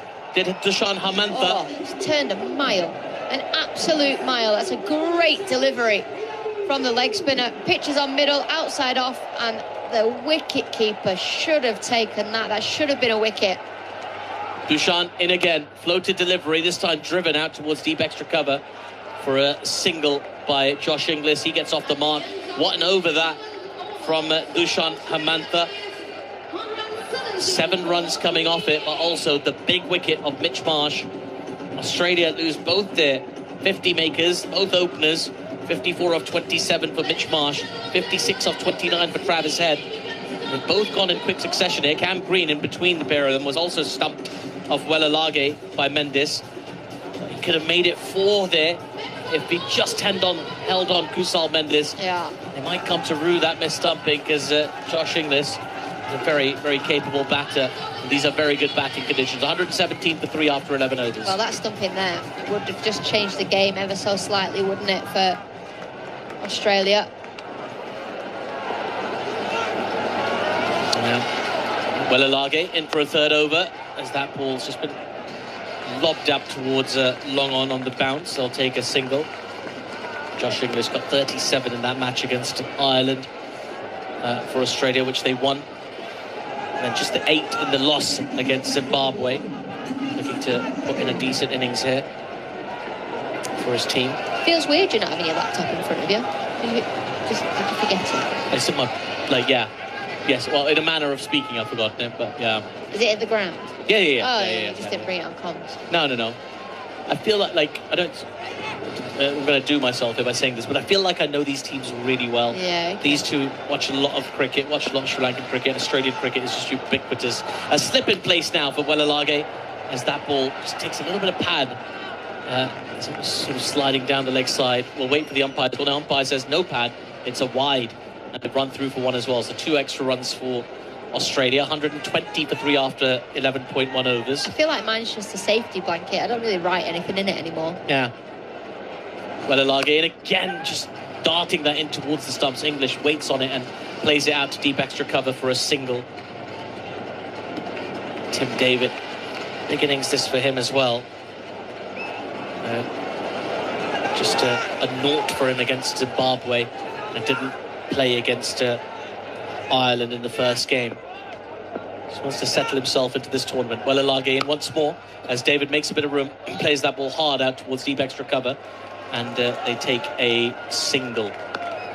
122 for 3 off 11.3 overs. Sri Lanka earlier won the toss, put Australia into bat. Looks like a really good pitch, this. Smallish ground, smallish boundaries here. A really beautiful ground, though. Pallekele International Stadium. Another full ball from Welalage, driven out to deep extra for another single. Good patrolling in the deep. Unlike the Premadasa here, Alex, it feels like there won't be as many twos for the taking. It's not a huge amount of pockets really at this ground. You're either going to find the boundary or pick up a single if you hit it straight to the fielder. Yeah, it's one of those. It's ones or alls. Or sixes. Seen a few of them. They don't count towards the twos though, do they? No, you're right. 5 sixes in this inning so far from Australia. 3 for Travis Head, 2 for Mitch Marsh as well. Alage in once more. That was chopped down on by Tim David. It goes to extra cover on the bounce, right on the edge of the circle. Dot ball. And this is good from Welalage. Just 6 off this over so far, with 1 ball to go. Well, the 100-run partnership to open the account for Australia. So when the ball wasn't doing anything, it's been a huge plus for them. Welalage in full, dig outside edge, past where the slip was just a couple of balls ago, and it's going to run away to the deep third boundary for 4. It was a good over. It's now gone for 10. Australia 127 for 3. And Dasun Shanaka will be thinking, why did I take my slip out? Well, because it's just started to turn, hasn't it? That one, pitching on middle stump. Turns, hold its line a little bit, but a huge heave from Tim David, a thick outside edge, and you're right, they'll be thinking, oh no, that slip, that shoulda, woulda, coulda. It's always you add a slip when one gets put through there, then there's a drop, and then you take it out, and then another one goes through. Just like cat and mouse. It is. Sometimes you get it just right, and everybody thinks you're a genius. They got some big games in the World Cup tomorrow as well. Another triple header. We're going to be focused on Ireland and Zimbabwe here in Kandy. That's the middle game at 9:30 UK time. That gets started. New Zealand versus Canada, 5:30 in the morning tomorrow. And the third game tomorrow will be Scotland versus Nepal at 1:30. The action begins there. So well, you can follow all that action on the BBC Sport website and app, on BBC Sounds, the ICC app, and on the ABC. Kamindu Mendes is into the attack, starts with a full toss outside off stump, driven nicely by Josh Inglis, and a terrific sliding stop in the deep, a deep extra cover. Well, I thought for sure that ball was going to the boundary. They pick up 2, but a really good piece of fielding there by Pavan Rathanayake at deep extra cover. Yeah, great fielding. Great fielding. Full length dive. Kamindu in again. This time Inglis just pushes the ball back to the bowler, no run. Outside. Full length dive outside the off stump. No, Alex, that can't happen. Well, it can. But it didn't. A deep extra cover. Full and driven again. Really hard down towards long off. We'll pick up a single. A lot of energy about this Sri Lankan field. They've made a few errors. We've seen a miss-stumping, but generally their energy levels have been up. They're perhaps really being G'd up by this capacity crowd here at the Kandy here in Kandy at the Pallekele International Cricket Stadium. We've seen the geometer. Kamindu in again, and this has been swung high up in the air. Chance for a catch. Yes, it's taken. The catch is taken. It's Tim David who has to go. Kamindu Mendes with a wicket in his first over. Sri Lanka roaring back into this game. Australia 130 for 4 of 12.4 overs. It was Dushan Hamantha who took the catch. And as this pitch begins to turn, so too does this match, Alex. Yeah, it does. The run rate is still really, really high for Australia. Still over 10 runs and over. But Tim David, the big hitter, looking to hit the ball down the ground, looking to find the boundary. He's had a little bit of a quiet World Cup so far. Didn't score any in the previous game. Goes for 6 off 5 today. And a simple catch out in the deep. And I thought he was going for 6, but that one seems to have held up a little bit. Well, it brings Glenn Maxwell out to the middle with his cap on. So already sweating is Glenn Maxwell, such as the heat here in Pallekele. Up in the hills, so there's a slight breeze, more of a breeze than we were getting in Colombo, but still very hot here. And they'll be feeling a little bit hot under the collar now, Australia. Terrific start from Travis Head and Mitch Marsh to give Australia a 100-run partnership, as you said, Alex. But those next 4 wickets fell in reasonably close succession. And this last 16 balls are just getting away from Australia a little bit. Maxwell walks in to join Inglis, who still hasn't established himself at the crease, already survived a stumping chance. I feel like this is Glenn Maxwell's bread and butter. Spin in the middle. Kamindu into Glenn Maxwell, who gets forward and just drives his first ball out towards deep extra cover for a single to get off the mark. Australia 1-3, 1 for 4 off 12.5. I feel like this is where somebody like Maxwell will thrive. He really struggled actually in Australia's previous game. It was the only the second time he's got less than a run a ball. In comes Kamindu once more as that ball's driven to cover. Dasun Fields, there is no run. An excellent over that from a Sri Lankan perspective. 4 runs and the wicket coming from it. The last 30 balls, Alex, 34 runs and 4 wickets. So Sri Lanka fighting their way back into this match. Australia 131 for 4 after 13 overs. Yeah, they absolutely are. Absolutely are. They've just lost consistent wickets. The only thing is, you look down that Australian order, there's still Marcus Stoinis to come. And then you've got Cooper Conley as well, who bats higher up the order in domestic cricket. Xavier Bartlett, Nathan Ellis, Adam Zampa to bring up the rear, but they've got so much firepower, so much ability. I feel like Maxwell facing spin will get him going. He's due a score as well, isn't he? He is. But he's always sort of due a score, isn't he? Yeah, but Sri Lanka will be thinking, hang on a minute, a couple of wickets here, we're right back in this game after a disaster of a start for them. Yeah. They've kept their heads up, Sri Lanka. They're almost back on level pegging here as Dunith Welalage is in for another over. Maxwell gets forward, pushes the ball to cover for a quick single. It's been very good, Welalage, 1 for 29 from his 3.1 overs so far. And just keeping an eye on that ball since last boundary statistic, Alex, 7. And it's creeping up now for Australia. Never really passed 3 or 4 when Marsh and Travis Head were out there. Welalage in again. This is short. Cut hard out towards deep extra cover. It's well fielded in the deep, just keeps it down to a single, does Kamindu Mendis. 133 for 4. The noise and excitement at this ground has just built with each of the wickets that's fallen. It's a 99% Sri Lankan crowd, I would say. There isn't a single bit. As Welalage in, and Maxwell gets forward and defends that back to the bowler. Dot ball. Of empty grass, empty stand, anything in this stadium. There's not a spare seat. There's enormous amounts of traffic when Jack and I were making our way into the ground earlier. Oh, really? So you're coming at the wrong times. Welalage in. Maxwell just turns that ball towards mid-wicket. They'll jog through for a single. We got no traffic. Yeah, no, we sort of came in just alongside the team, the Sri Lankan team, so I think there was a lot of excitement to see them. And, or it could have been excitement to see Jack, to be fair. Very, very popular in these parts, our producer. The BBC producers coming in hot. Yes, indeed. Yeah, it was just, there were so many people, just enormous amount of people just waiting to see this game. As a slightly quicker one from Welalage is driven along the surface by Maxwell, down to long off for a single.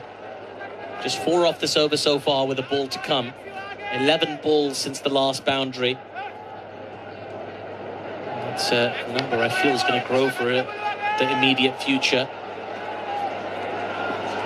Everybody in this ground enjoying what they're seeing so far. As Welalage in, played just in front of backward point. Diving stop there by Dushan Amantha. Just a single, so another tidy over for Sri Lanka. Just 5 runs coming from it. There was just 4 off the previous over, and the players go for a drink. The anthem of the World Cup plays. Live the thrill. Live the thrill, Alex. Feel the thrill. Feel the thrill. You feeling the thrill? How long have you been here? You don't know the anthem? Well, you don't know the catchphrase? To be fair to me, right, I have to listen to all the Hindi and the Sinhalese bit as well, so... What do you mean you have to listen? Well, as in, I get it, you understand it. So, like, yeah, see, I don't. To be fair, I could just say anything. I could say that they're saying anything, you wouldn't know. No, absolutely. Although I feel like you've got a few people you could text to check on me. 136 for 4 Australia, who've rather slowed down, just looking at their skyscrapers at the moment, and they've just become a little bit shorter. They started off as Dubai, and they've sort of become Oman. If you go to Oman, you'll know what I mean. You don't see a lot of skyscrapers in Oman, a lot of flat, Is it sort flat of place? Yeah, they don't. They sort of avoid building skyscrapers in Oman. They like them to be more sort of traditional style buildings, and it's very pretty in a different way. And Dubai, obviously, sort of a marvel of modern architecture and things like that. City of Light. This Australian innings has just slowed down a touch now, quite a bit actually, because they were going at 12s at one point. They're down to 9.71 their net run rate, and that's because they've lost 4 wickets in the last 6 overs or so. Yeah, when me and Dan were talking earlier, we were thinking about 240, 250 at one stage when they were getting absolute pounding, were Sri Lanka in the power play. 70 off the 6 overs, then they just kept motoring and motoring off 8.5 overs. That was when Head was caught at wide long on, but they had a partnership of over 100 at that stage. And then Sri Lanka out of the power play. It has started to spin a little bit. There's a little bit of dew around as well. We've just seen from the, what do we call it? It's not the spider cam, the roaming cam. It's the buggy cam, I think. Yeah, the buggy cam. That's the one, the robot. The robot. Stop moving the robot, that's the one. Yeah. Broad special. We just had a little bit of dew. Normally that would help the ball skid on, which is why Sri Lanka have chosen to bowl first. But it's become a little bit tacky, but it might just skid on a little bit more as we go. And might become trickier to grip as well, the ball. It's hard besides if they haven't sort of trained specifically for it.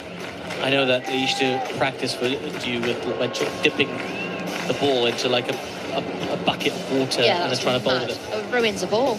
Yeah.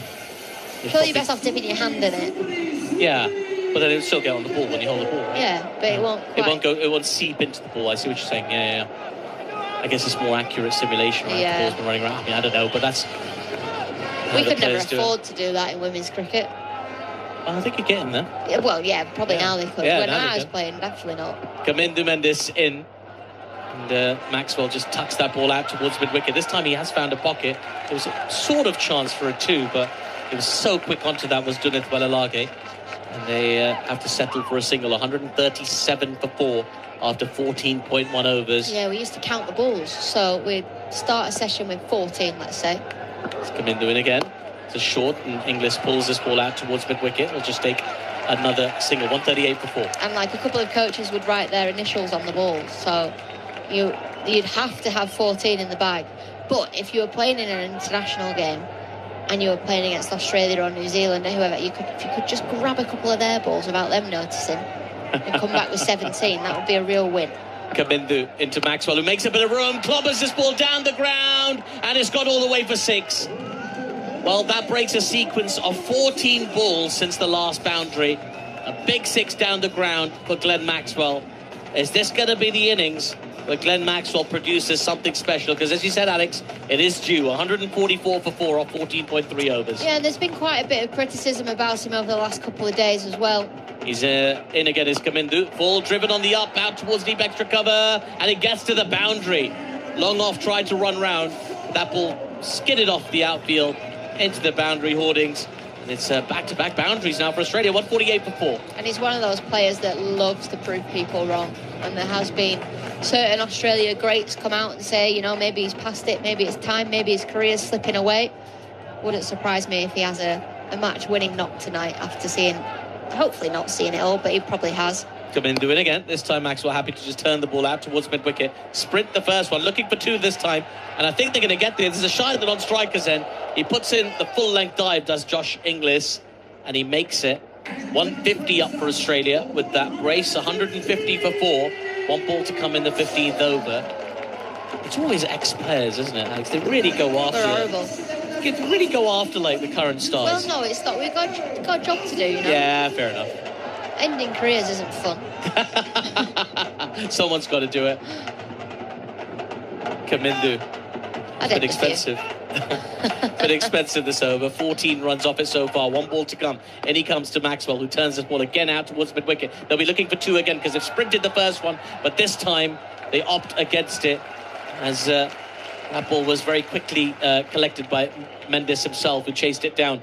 So 15 runs off that over for Australia. Much better for them. They're back over 10 runs and over. 151 for 4 after 15 overs. Well, you guys were talking about 240 earlier, Alex. Yeah, that's gone. Well, I don't know what it's going to be now. Oh. Give us your thoughts, and then you're going to be joined by not by Glenn Maxwell. You're going to be joined by Daniel Norcross. That would be remarkable.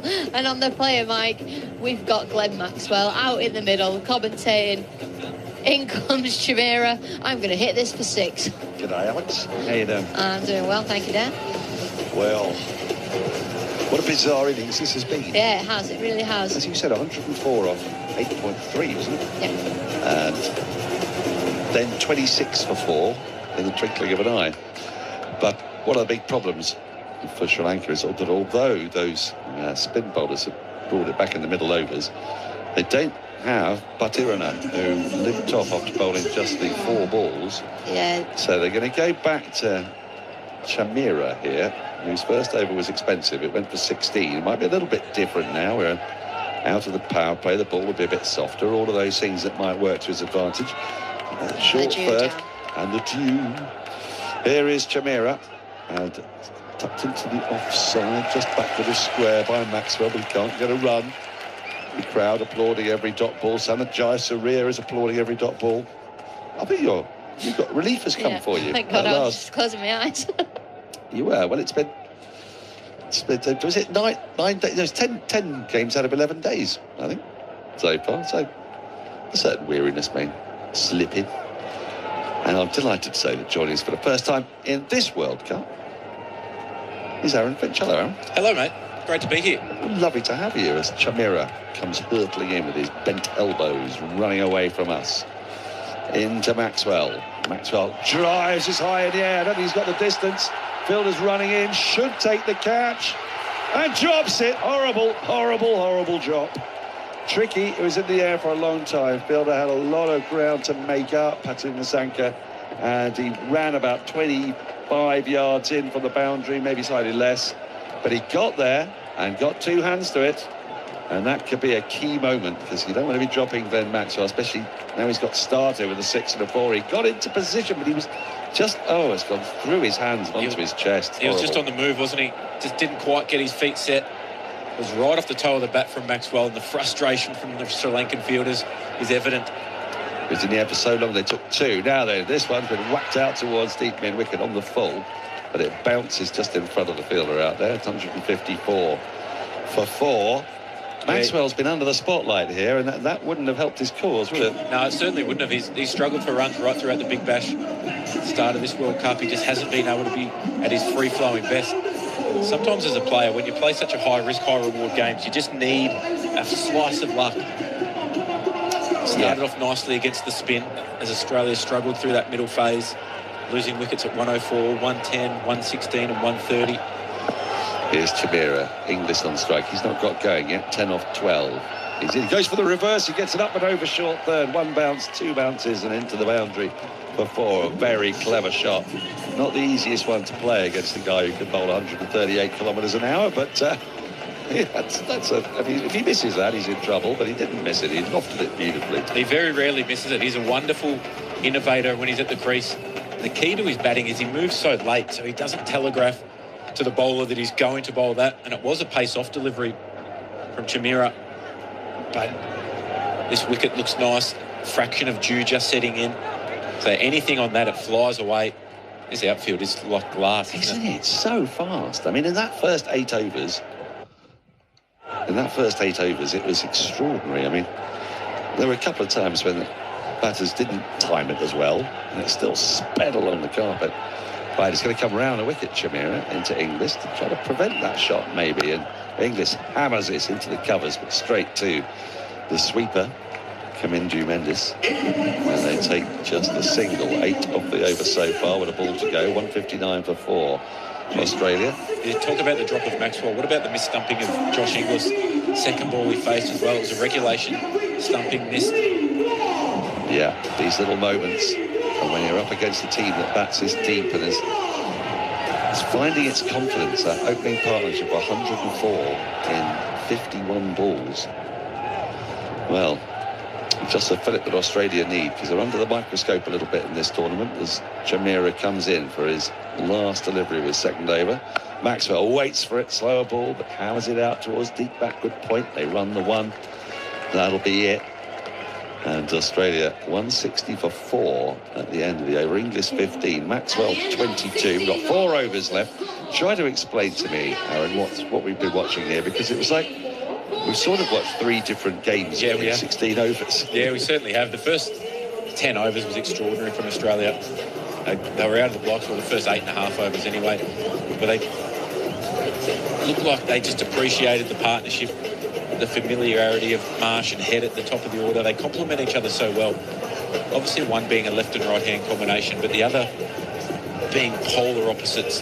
Mitch Marsh, anything half short, he launches into the stand square of the wicket. Anything full, he's so strong down the ground. And Travis Head, he sets up his game to almost hit your best ball for 4 or 6, so just throws you off, and that's why they complement each other really well. So they were motoring along, and then wicket of Travis Head caught it deep long off, and brought Cameron Green, struggled to find any timing, gifted his wicket, and then the squeeze was on. Amanta's going to come in to bowl his last over. Goes on the reverse. Does Maxwell? What a catch! What a catch! At backward point. Diving away, two-handed, an absolute screamer from Nissanka. Amazing. Because he really got a hold of that, did Maxwell.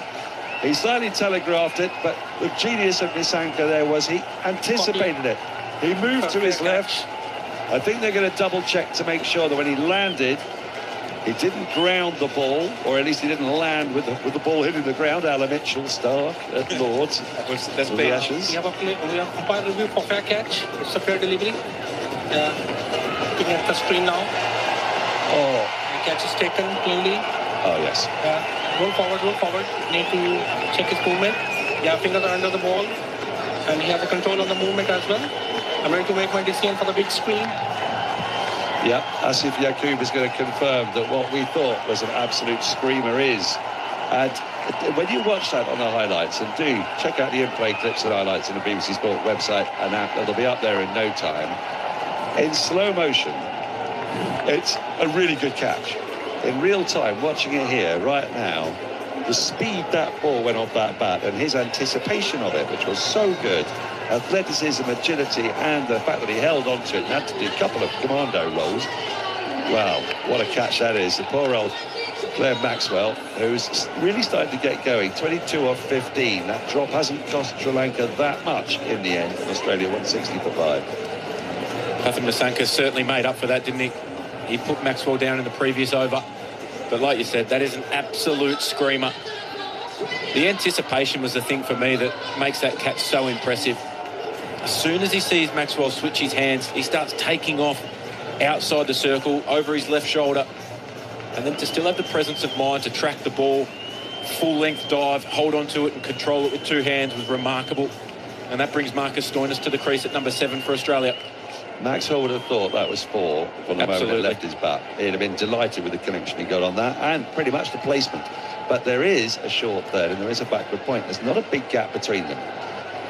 Now, Stoinis faces up to Amantha and he goes on the reverse. He does a little paddle. He doesn't go for a hard reverse. A reverse paddle gets him underway. 161 for 5. Just went slightly to the left of short fine. Well, short third as it began. Then looked like short fine. Just seeing that catch again, it is just wonderful. And this is it's for 2 or 3 steps back, isn't it? And then the movement away slightly to his left. As this is it, inside out, over extra cover. Has it gone all the way? It's flown through the air. I think it's just going to be 4. It is. Sped off the bat of Inglis. Wonderful slow down. Wonderful shot from Josh Inglis. Australia 165 for 5. Again, it's not overly wide. It's a leg spinner. Just his ability to hold his shape and hit the ball late enough to manipulate it up and over cover. Wonderful batting. Manta in again, goes straighter, and all Inglis can do is push the ball back to him and fields up his own bowling, sprawling away to his left. 165 for 5. 200 is still very much on. It's what they'll be targeting, a little bit more, but one stage they like it could be 240 as Manta's in again. This is wider, and Sean is cut through deep backward point. Fielder's running round. should get there and does. Good work from Ratnaika. And they get through for a couple. 167 for 5. He's known as a very good player of spin, Josh Inglis. You can see why. Already up and over cover, but then to beat backward point and pick up 2 just doesn't allow a bowler to settle. You bowl your best ball, you can still score off good length deliveries. Last ball of Amantha's spells just worked into the onside by Inglis. Just going to take the one. He's hit it quite firmly. Long on can come in, trotting in off the boundary. 8 off the over and a wicket. Amantha has ended with 3 for 37, and he's been the man to haul Sri Lanka back into this game, because there was a moment when Alex Hartley said to me, are you allowed to feel sorry for a test playing nation? Never. Never, ever.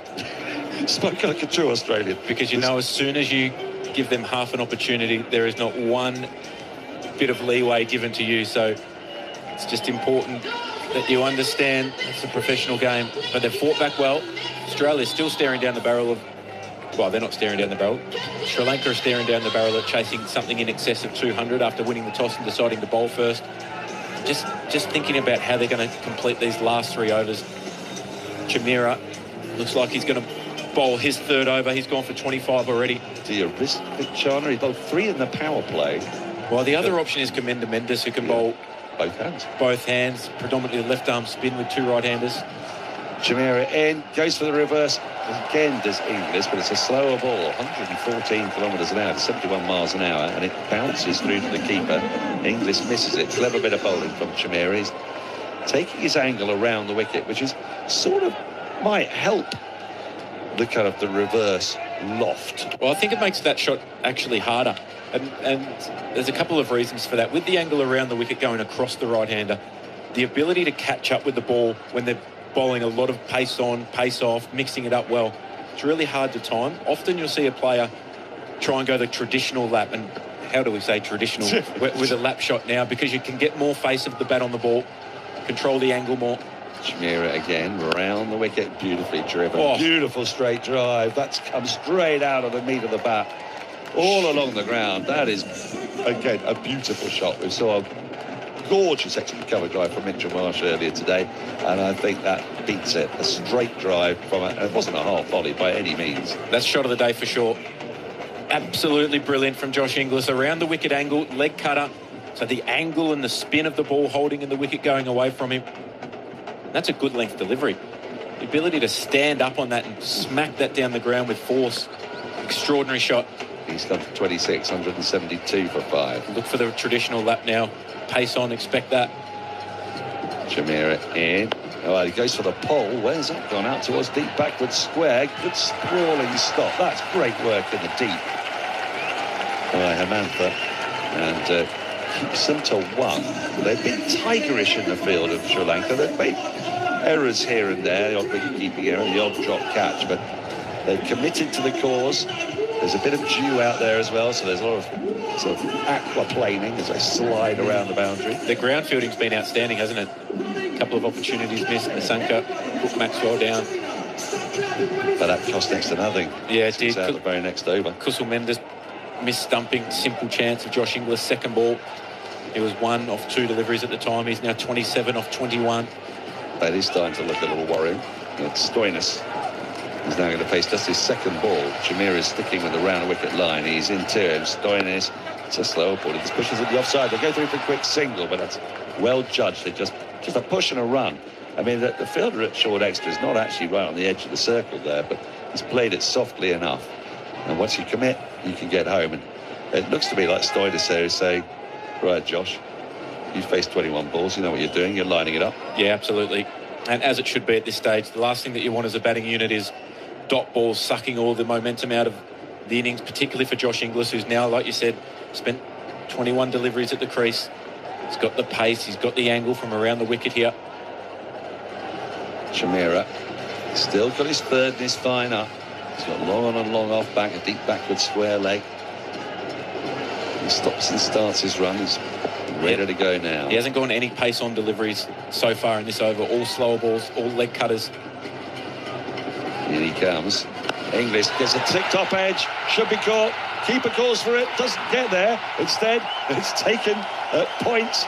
And Inglis goes Was that one a little quicker? 140 a little quicker. It was 88 miles an hour banged in. Surprised Inglis. He went for the pull.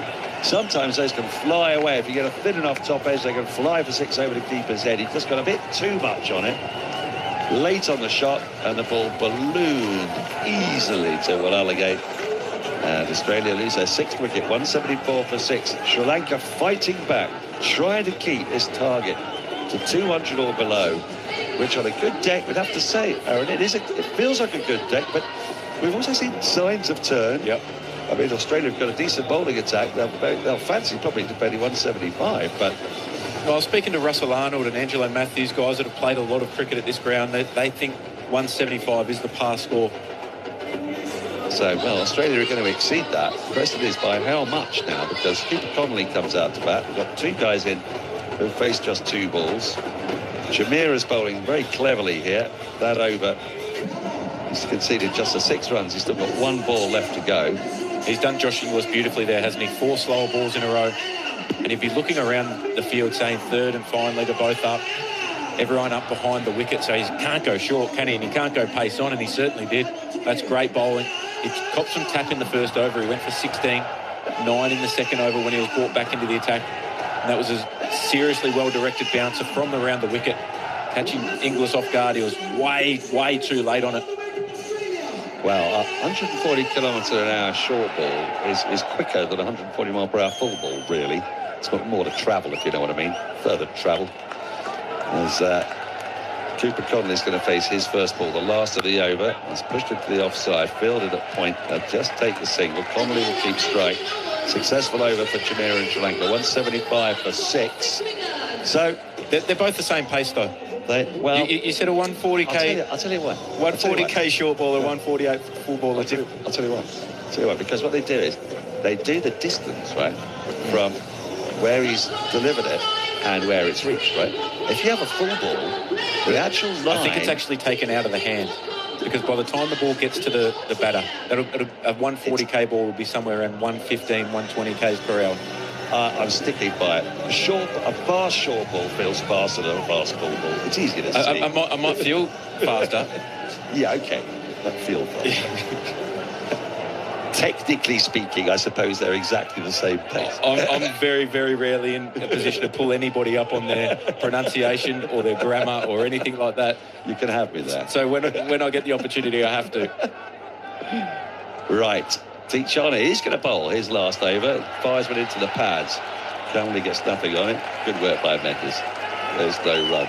The wicket of Josh Inglis allows this over to be bowled by T20. Cooper Connolly would have never faced him before. It's an unusual action. He's an unusual bowler. Hard to try and line up the first time that you face him, even the first couple of times that you face him. He's quick through the crease. He's got a couple of different variations. Here he is once again. Connolly slaps this out to the offside. Out towards deep extra cover. Fielder does well. Sliding away to his left to field then. That's hammered as well. Yeah. Off the back foot. Again, it wasn't an overly bad ball. Connolly just clearing that front leg slightly.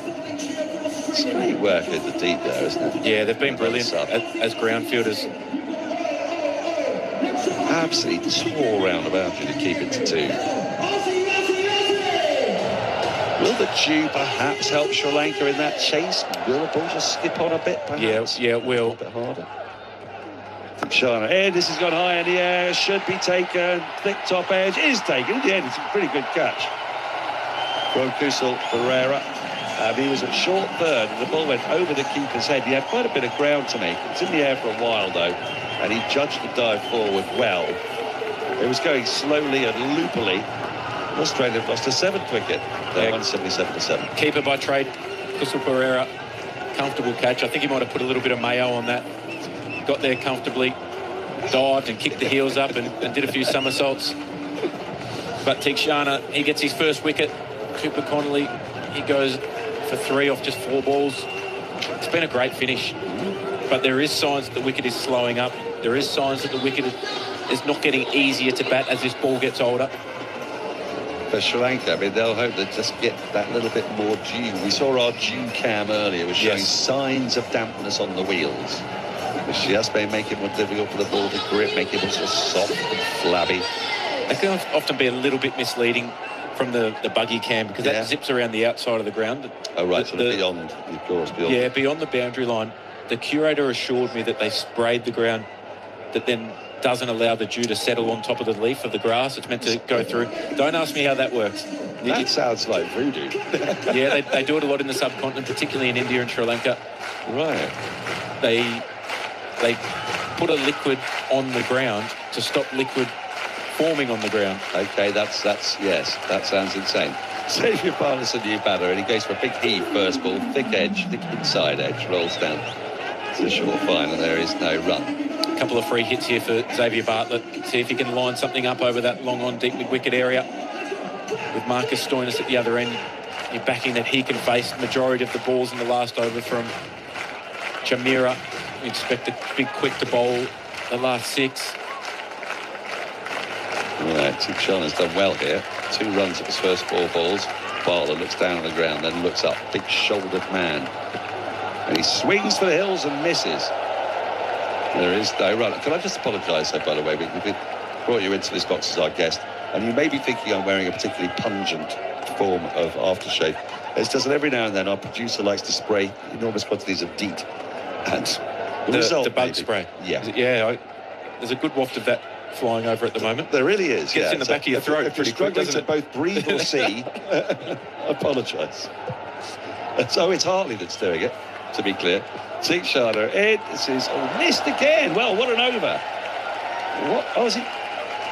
Yeah, it's just gone for a swing and a miss. 2 off at the wicket. Wow. Tikshan, after having a pretty torrid time in the power play when he was taken to task by Marsh and Head, 35 runs in those 3 overs. Well, that's 2 off this. It was close to the wide line, but I think fair enough call from the umpire. Yeah, absolutely. And having been 104 for none of 8.3 overs, Australia have added just another 73 for the loss of 7 wickets in the last 10.3 or 63 balls. Yeah, just consistent fall of wickets. That hurts you so much in these conditions. You know how destructive batters can be when they get in the rhythm of a partnership. They can both put pressure on. He exposed one end. We saw Cameron Green. He was out for 4 off 7 deliveries to chewed up a few balls. Where do you think that plays? Because a lot of people are chatting constantly. They do when players go through a poor run of form. Because with Steve Smith knocking about, people will be saying, well, if Cameron Green's not going to bowl much, might they look to make a change? Yeah, I think they could look to make a change, absolutely. Particularly with their next game being up here. If Australia don't go on to win today, then there'll be questions about that. Chameera's round the wicket, started the last over, and all Stoinis can do is guide a shortish ball. Ball's straight, just guided to backward point, no run. Stoinis is going to want to take all 6 of these balls. So yeah, and the pace on delivery there's caught him off guard. Pace on it was 126. He was looking for something pitched up, like Josh Inglis was earlier with the field set. The last ball that you're expecting is something in to the wicket, back of a length. He's at the moment, he's just practicing trying to lift something up and over that backward square area. Are we going to see him turn singles down, or is he going to trust Bartlett to swing for the hills himself? Xavier Bartlett can hit it. So I think you push for 2, you almost sacrifice a run out. Right, I don't know. Of Xavier Bartlett, if that's the case. Right, Chameera will have to start again. The spider cam, I'm afraid, was distracting Marcus Stoinis. I don't blame him. Sometimes I find batters can be a bit precious about tiny little things that are happening outside of any normal human being's eye line, but spider cam is massive. Yeah, it is massive, and there's wires going across the ground as well. The one that I don't get is if there's the smallest thing on the sight screen, yes, that stops the game for 15 minutes. And Lord, people sit in front of the sight screen. Just get on with it. Exactly. I know, they do that at the Oval as well. It's bizarre. Chameera in full, driven up to wide, long off. Might they come back for 2? Bartlett's coming back for 2. Throw comes in at the keeper's end. It's not a good enough one to cause Stoinis problems, but you've called it absolutely right, Aaron Finch. Going to find that pocket if he hits it in front of square. Oh, have I just heard the noise of doom? You have. Oh dear. The Cardinal sin. Biggie. It's a big no ball from Chameera as well. He's an inch over the front line there. You talk about small moments in T20 cricket having a massive difference. Free hit at this stage. He's bowled a dot ball first up. He'd be happy. no bowlers concede any runs. He's okay with 2. Yes. Doesn't mind that.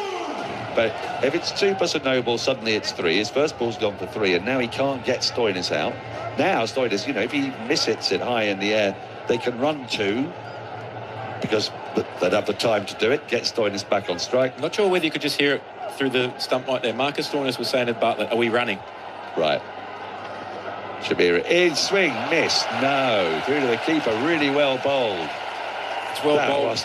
That was 110 kilometres an hour. That was really, to talk about taking pace off. Shamira's previous ball, the no ball, which maybe would have been 142 kilometres an hour. That is 110.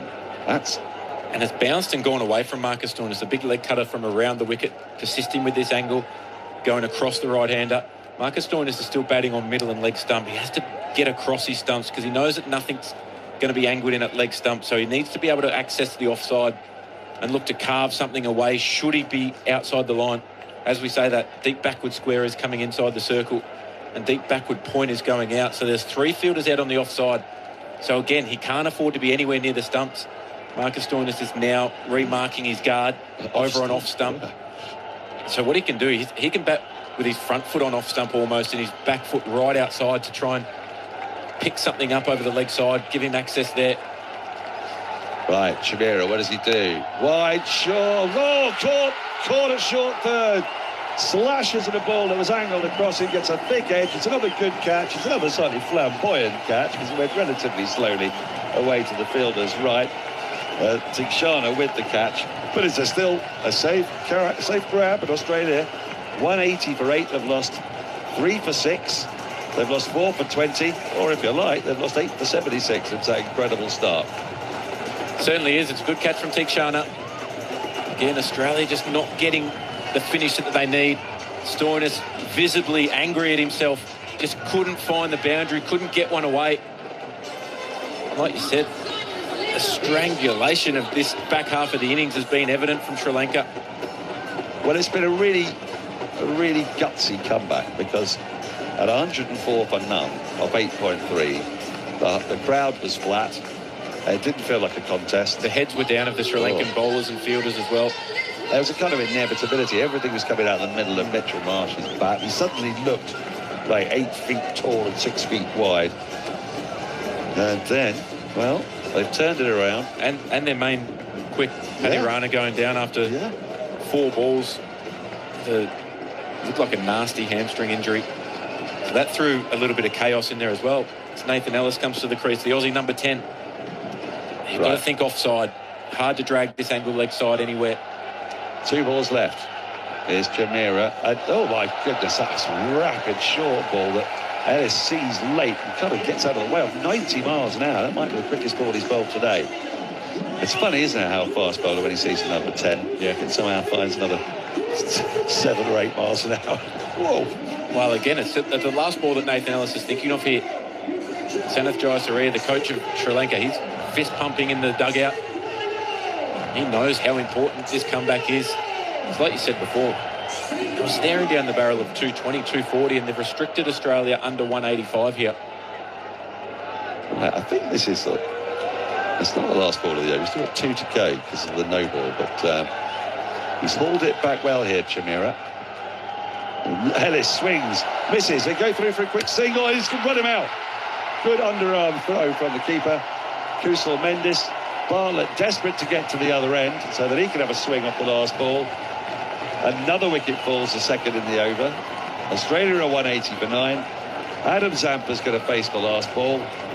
And even if he hits it for 6, that'd be above par, but it wouldn't be the above par total that Sri Lankans were fearing. That's good work from the keeper. Often you see those underarm throws, especially with a glove on. So they've got nowhere near the stumps, but he's done that okay. Yeah, he's done beautifully well. Doesn't matter if it clips him or cannons in the middle stump, it's still out. Like you said, Australia have made a couple of big mistakes here in the last couple of overs. Every single time Shamir has bowled a leg cutter from around the wicket, they're trying to smack it offside, leg side against the angle, against the turn away. And they haven't been able to lay bat on ball. It's been masterful bowling, isn't it? Because I mean, to bowl with all these variations, to be bowling round the wicket to a right-hander, if you get it a bit wrong, Yeah. You know, you can go to be fair, they've been wide. in the slot, but Australia have been looking leg side predominantly. Chimera into Zampa, last ball, he places it out into the offside. They've run the first quickly, they will come back for the second. Throw comes in and Zampa is run out. But they get the run. I'm delighted that Zampa did run. It really irks me when they don't at the last ball. Me too. But he's got himself a single. And Australia end all out for 181. They've lost all 10 wickets for 77 runs in 11.3 overs. After a blistering start that saw half centuries for Mitchell Marsh, 54 of 27. Travis Head, 56 of 29. Then a quick clatter of wickets, 130 for 4. A bit of a recovery between Inglis and Maxwell. Inglis 27 of 22, Maxwell 22 of 15. And nobody else in double figures. And Amantha 3 for 37 from 4. Instrumental in dragging Sri Lanka back, aided by Aligate, 1 for 33 of 4. And Chimera at the death bowling absolutely splendidly, 2 for 36. So, you said Russell Arnold said 175 par. I'm sticking with the local man. That's one meaty blow above par. Yeah, Australia have let an opportunity slip there to get up around 200, go past 200. I think tactically they missed a couple of opportunities today. I thought after the start that they had, Cooper Connolly could have had the pads on ready to go. Should have left-handed get out. He knew that Kamindu Mendes, Walalagi, Hamanta, they can all just wheel out the ball spinning away from the right-handers, and that's the hardest thing to play as an Australian player, new to the crease on a slow-turning wicket. Maybe they could have just thrown that option at Sri Lanka and not allowed their bowlers to just keep bowling with what they wanted. It wasn't to be, and I think they've got enough, but just things will have to go very well. Answer me this, because we've seen, I mentioned we've seen 3 different games. They've almost seen 4 at the back end as well. Yeah, correct. Is this a new ball pitch, or did Sri Lanka bowl badly with the new ball, or were Marsh and Head just different gravy? A combination of a couple of things. Marsh and Head put so much pressure on bowling attacks that it forces you away from your number one plan. So you say good bowling, good batting. I don't think it was overly bad bowling. It was just flying around the park, and that can so often happen in the subcontinent where the new ball skids on. It's easier for batting, so you make the most of that inside the power play, and then you probably have to change your mindset slightly and say, you know what, it mightn't be 12 and over through the middle. Let's lower our expectations. Let's look at getting 8 and over. And if things go well with wickets at the back end, then we can do some maximum damage. Once again, Cameron Green, Tim David not firing for Australia. It's not a big problem at the moment, but it is if they lose. It is if they lose the game. If they lose the game, it is. And in fact, if they win the game, then questions going to be asked about the makeup of that side, because you'd expect them, if they win this game, to get through to the Super 8s. I mean, the bit of run rate stuff's going to come into it potentially. Travis, nice to see you. Well, here's Travis Head. 181 He's talking to Howie. At the start of the innings, would you and your team have taken it? Yeah, I think so. Looked like it slowed up in the second half of the innings. So, yeah, really important power play for us, and then getting to our spin, and as the innings goes on, hopefully it deteriorates. Congratulations on your own innings, 56 and 29. You and Mitch put on 100. Looked the easiest time to bat, or did you just make it look easy, Travis? It's always the easiest time to bat against the new ball. Nice to get off the start. Nice to have Mitchie back, partnership roll along. So, nice to play with part. One of us probably would like to go on with it, but that's the game, and we've got ourselves a score. What did the batters say when they were coming in? There was a flurry of wickets falling. Was it getting more difficult? I think you can see there's a bit of spin there, and as the ball got a bit softer, so it all happens quickly. But we've got a bit of time now to debrief that and communicate what we thought went well for them, and they bowled well in the second half. So take those into the second innings and then bowl well. Good luck, Travis. Cheers, thanks, mate. That was Howie with Travis Head. Just quickly before I let you go, 182 for Sri Lanka to win this game, and it's such a consequential game for Sri Lanka to win this. Australia are really, really staring at an early exit. Who are going to be important for Sri Lanka if they're going to hunt down that target? Kusal Mendes for me. He's their best player. He's so damaging. He's a good player of spin. He loves playing square of the wicket. So he's such a dangerous player. Patham Nissanka as well at the top of the order. He's a player that once he gets in, he bats for a long period of time and allows the rest of that batting order to function around them nicely. Aaron, thank you so much for joining us. Hope we're going to see more of you. Absolutely. On TMS over the course of this World Cup. Earlier we heard England see off a spirited effort from Italy, winning by 24 runs and securing their place in the Super 8 stage of the tournament. Adam Mountford spoke to Sam Curran after the win, but firstly got the thoughts of Italy batter Justin Mosca. Justin, Well played personally, and well played Italy. You took England pretty close there. Yeah, thanks for that. I mean, probably a bit raw at the moment. Yeah, as a team that only plays 18 T20s in a calendar year, we definitely did take them close, but I thought we could get there in the end. Not to be, but yeah, it was a good game of cricket. Where do you think you just fell short? Look, there's probably a few areas. Like, we probably let a few runs through in the field, and then I probably got out at the wrong time of the game there when we just got a partnership and probably just got ahead of the game, so that probably hurt us. But all in all, I could have been more proud of a group that's coming in. We had the aim to take it to the English side, who are a very good team, and I think the boys can hold their head up high at the end of that. And the fact that, they got over 200, you lost a couple of early wickets, the fact you ended up 24 runs short was an impressive turnaround. Yeah, we had that belief in the boys that there's 11 blokes that can get the job done from anywhere in the game. I think we showed that today. Although we didn't get the result, I think that just instills a little bit more belief in this group moving forward as to what we can do in big games. That's what happens to big teams, take those moments, and we probably just missed a beat here today. But that was a hell of an effort from the Italian boys.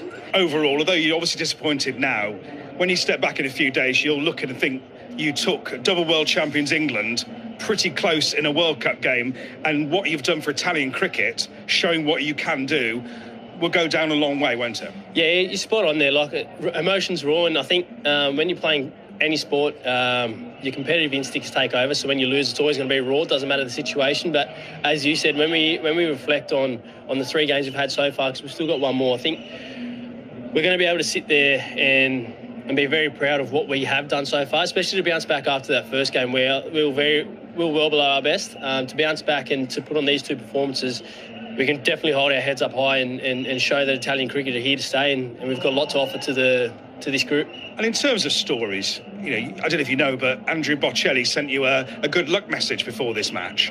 He's a worldwide opera star, and he's getting involved in Italian cricket. And you met the footballers, you're growing your hair to look like one of the Italian footballers. The story's brilliant overall, isn't it? Yeah, mate, and that's another one I think we'll be able to reflect on at the end of the tournament. And I didn't know Bocelli sent us that good luck message, and that's second to none, that, because he's the theme of our bus ride.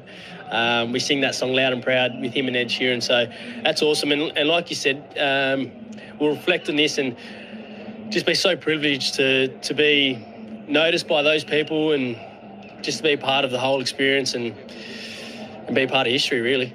Well played. Thank you very much. Thank you. Well, England through to the Super 8s, but again, that was a testing game for them. Yeah, it was. Still not getting our full performance right, but I guess, yeah, we've got the job done now, and we've got a few days to reflect on this kind of last group stage. We've learned a lot, I guess, but now I guess this is our first step, and let's go again. Is there anything you put it down to, the fact that you're not perhaps as convincing in these victories against these, let's say, smaller teams that perhaps you'd like to be? Yeah, I guess there's loads of different things. I actually think you look at that kind of group and these type of grounds as well, the way the guys are striking it, I thought guys like Manenti and their opening batter played really well, and they struck the ball really well, and I guess the wicket was a really good wicket. I guess it's actually just a tricky stage in a World Cup. You're nervous, you've got all kinds of nerves and the expectation, and I guess, yeah, but at the end we can smile, and I guess now we head to Sri Lanka and hopefully get a full performance in. Is there a danger of being too tentative because of the worry about not doing well against a team England are expected to beat? Yeah, of course there is. I think there's nerves, and that's normal. We've spoken about that, and I guess that's why we batted first a little bit today. We tried to put runs on the board, and we started really well at the ball, but Italy came back fighting and kept striking the ball really well. Fantastic ground, this place to bat as well. I guess, yeah, I think now we've got our first step, and now we know we come up against the top teams, and hopefully we come all guns blazing and we fire. You must enjoy the all-round nature of what you're able to achieve in this England team since you come back into the side. Yeah, it's been pleasing. Baz has given me that full belief and confidence in the roles I'm doing, and I think I've come back in with a little bit of a different mentality in terms of just the way of playing for England. Kind of bring that attitude I've got with my 100 teams in Surrey, and I guess just kind of enjoy it and have that smile on my face again and get in the competitive battle. So you've seen the last couple of games where I guess the pressure's on and it gets competitive. I'm just thinking, well, if I don't do it, I don't do it. But most of the time, if you believe in yourself, you can get there. let's talk about the bowling effort. As you say, you got over 200. You must have been very confident at the halfway stage, and then you get the early wickets as well. So, you know, that must have been a good place for England to be at that stage. Yeah, good score. I thought we probably we would have taken that, but I think that's the hard thing about this format, and we play on really small grounds. I think the conditions in Sri Lanka will be slightly different, which is another challenge. But I guess it's just more the adjusting. Joff bowled beautifully the first couple of overs, nice and fast, got them 1 for 2, so that always dents in their chase. But yeah, the way Harry Manenti boys came out and played was put a lot of pressure on us, and clean striking. Grant Stewart plays a lot of county cricket against us, and clean strikers of the ball, so we never take anyone lightly, and they challenged us, and thankfully we got over the line. And you know what it's like to win this tournament. You were player of the series when England last won the T20. Are you having that message across the other players, perhaps newer to the team, to say, look, we're in the Super 8s, now anything can happen? Well, I think that'll probably be the chat today after this game. We've kind of got that first hurdle done. We definitely have been not fully at our best, but I guess, like I said, you can look at that in a positive. We come off, and we've been to Sri Lanka recently as well, so that was fantastic for us to be there, playing in, I guess, Kandy, where we played a lot of cricket as well recently. So I think we're really well prepared, and hopefully now that we've got over the small little hurdle, we've been challenged, and now we can go out there and hopefully make the England fans proud. Well played today. Cheers, thank you. That was Justin Mosca, and after that, Sam Curran chatting to Adam Mountford after England's victory over Italy today, which has seen them qualify for the Super 8 stage of this T20 World Cup. Good result for England. They were given a bit of a scare there by Italy, but in the end, got over the line, and they'll be breathing a little bit easier now. Right here, right now, we are in Kandy at the Pallekele International Cricket Stadium, where Australia were put into bat and were bowled out by Sri Lanka for 181. An outstanding fielding performance from Sri Lanka, who were on the receiving end of quite a lot of tap up front. For the last 5 overs, 6 wickets fell for just 30 runs as Australia's innings just combusted, really. And Sri Lanka have a chance on this pitch, which is generally good for batting. There's a little bit of turn in it, but the outfield is quick. The playing field is quite small. Definitely a chance here for Sri Lanka, who in their previous outing on this surface scored 225, albeit against a weaker Oman side than the attack that they're about to face right now. But they'll fancy their chances in front of a home crowd who adore them and will be willing them on in this match. Again, if Sri Lanka win this game, they go through to the Super 8s as well. World Cup winner Alex Hartley alongside me. I think Sri Lanka showed some tremendous heart in that innings to come back and bowl out Australia. Yeah, they absolutely did. Absolutely did. I mean, Australia to be 104 for 1 after 8.3 and only end up with 180 is a remarkable comeback for Sri Lanka. They just can't throw it away now in this innings. Well, it's all about the chase now. The noise, the anticipation, the full house crowd here. It's making for a wonderful atmosphere. Here is Xavier Bartlett to start things off as Pathum Nissanka gets forward and defends the ball into the offside to start Sri Lanka's innings with a dot. That required rate just over 9. They won't be too worried, Sri Lanka. They know that they have time to pursue that. They'll have to go from the word go. Lots of batting in that lineup, including batters who scored some runs in the last game as well. Kamindu Mendes, Datsun Shanaka, Kusal Mendes, Pavan Ratanaika. Lots and lots and lots of batters for Sri Lanka, capable of taking them over the line here today. Pathum Nissanka awaits, and Xavier Bartlett turns and runs in with a slip in place. Beautifully guided shot that by Nissanka. Deep backward point in position will prevent the boundary, but he's off the mark with a single. Sri Lanka 1 for no loss after 2 balls. Yeah, you do feel like the power play for Australia was so good, then they fell away. I think actually for Sri Lanka, they don't necessarily have to have the most amazing power play. They don't need to be 70 for none like Australia were. They don't need to be 100 off 8 overs. They just need to bat consistently well, build an innings, both get in. Obviously, all eyes are going to be on Kusal Mendes. Yeah. Kusal Mendes, the keeper, it's good mostly today, except for the one stumping that he missed as Bartlett in. Leading edge goes into the vacant backward point region again. Fielder in the deep will pick up. Single to Pereira now, who's off the mark. 2 for no loss. So for a second, that ball might just go to the fielder at cover, but it was just behind square. Not too much control on that. Tiny bit of movement off the surface for Bartlett as well here early doors. Yeah, a little bit. It was expensive in the Island game. Only bowled 2 overs and went for 22 and didn't play against Zimbabwe. Back in the side today Xavier Bartlett in place of Ben Dwarshuis. And he comes to Nisanko's, flicked this ball away, over deep backward square leg for 6. Goodness me, that was effortless from Batum Nisanka. Just a little pickup and the ball went sailing. Sri Lanka 8-0 loss after 4 balls. Great shot. Great shot from Nisanka. It hasn't tried to overhit it. It's a full bunger from No, it's not. Sorry, it's not a full bunger at all. It's a length ball and just picks it up and helps it around the corner. Tell you what, I was half looking between the two there. And because he picked it up so cleanly, I just presumed it must have been a full bunger. Yeah, it was just the contact. Such a good shot. So sweet, the contact. So smooth. All wrists there from Batum Nisanka. Here's Bartlett in again. This is full driven straight to extra cover. It's an exquisite looking drive. It had everything about it. Along the surface, beautiful foot movement, right to the pitch of the ball. The only thing wrong with it was he picked out the fielder at extra cover. Dot ball for Xavier Bartlett. That was where Travis Head and Mitch Marsh in the power play for Australia just kept missing every single fielder. He put together a terrific partnership, both getting a 50, both in the 20-ish balls range. Really effective stuff from the 2 Australian openers, but not given an enormous amount of support after that. As Bartlett in, big swing outside the off stump from Nisanka, and an appeal from Bartlett. There was a lot between the bat and the ball there, I'm going to say. Anyway, that's the end of the over. 8 runs off the first one. Sri Lanka they target 182. Just looking at Batum Nisanka's recent performances, he could do with a big innings as well. In that big win over Oman, scored just 13. And in the win against Ireland, scored 24 for Sri Lanka. That was at the Premadasa. So this is an opportunity on a ground that looks, on a pitch that looks good, on a ground with not massive boundaries. Excellent atmosphere.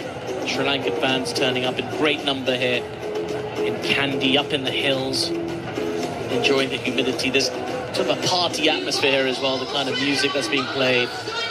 Almost carnivalesque, really. Now then, Marcus Stoinis is about to come in and bowl the next over for Australia. He went off for a while in the last game for Australia. Looks like he picked up a little niggle. Well, he's got that hand heavily taped where he got hit in the previous game. Right in the palm, wasn't it? In the thumb. He's taped up and ready to go. Jogging in towards Pereira, who cuts this ball. And that's a terrific stop behind the stumps from Josh Inglis, because he was trying to play that through the covers. Gets an under edge. It was sort of wrong-footed the keeper, but he adjusted so quickly, did Josh Inglis, to prevent that ball going to the boundary. It's a dot in the end. I'm sorry, that's a great bit of wicket keeping from Inglis behind the stumps. I thought that was going to be 4 all day long. Inside edge, full length dive to his right hand side. What a great stop that was. Right in the webbing as well, so slickly done there from Inglis. Stoinis into Pereira, who's gone after this, has gone flying up in the air, chance for deep backward point, takes the catch. It's an early wicket for Australia. It's Marcus Stoinis who strikes, and it's Kusal Pereira who's going to have to go, looking for a big hit in the covers, but just picking out the fielder in the deep, which is Nathan Ellis. And he goes for 1 off 3. Sri Lanka 8 for 1 off 1.2 overs. Yeah, he just cleared his front leg there, has Pereira, and Marcus Stoinis is going across the left-hander, so pushing the ball right across him. He clears that front leg and he's miles away from it. He ends up reaching outside the off stump and guiding it straight to Nathan Ellis in the deep, and that's the breakthrough Australia wanted early on. Yeah, it's a big early wicket there. Kusal Pereira making his way off the pitch. Well, comes in for his first game as well in this tournament, Pereira.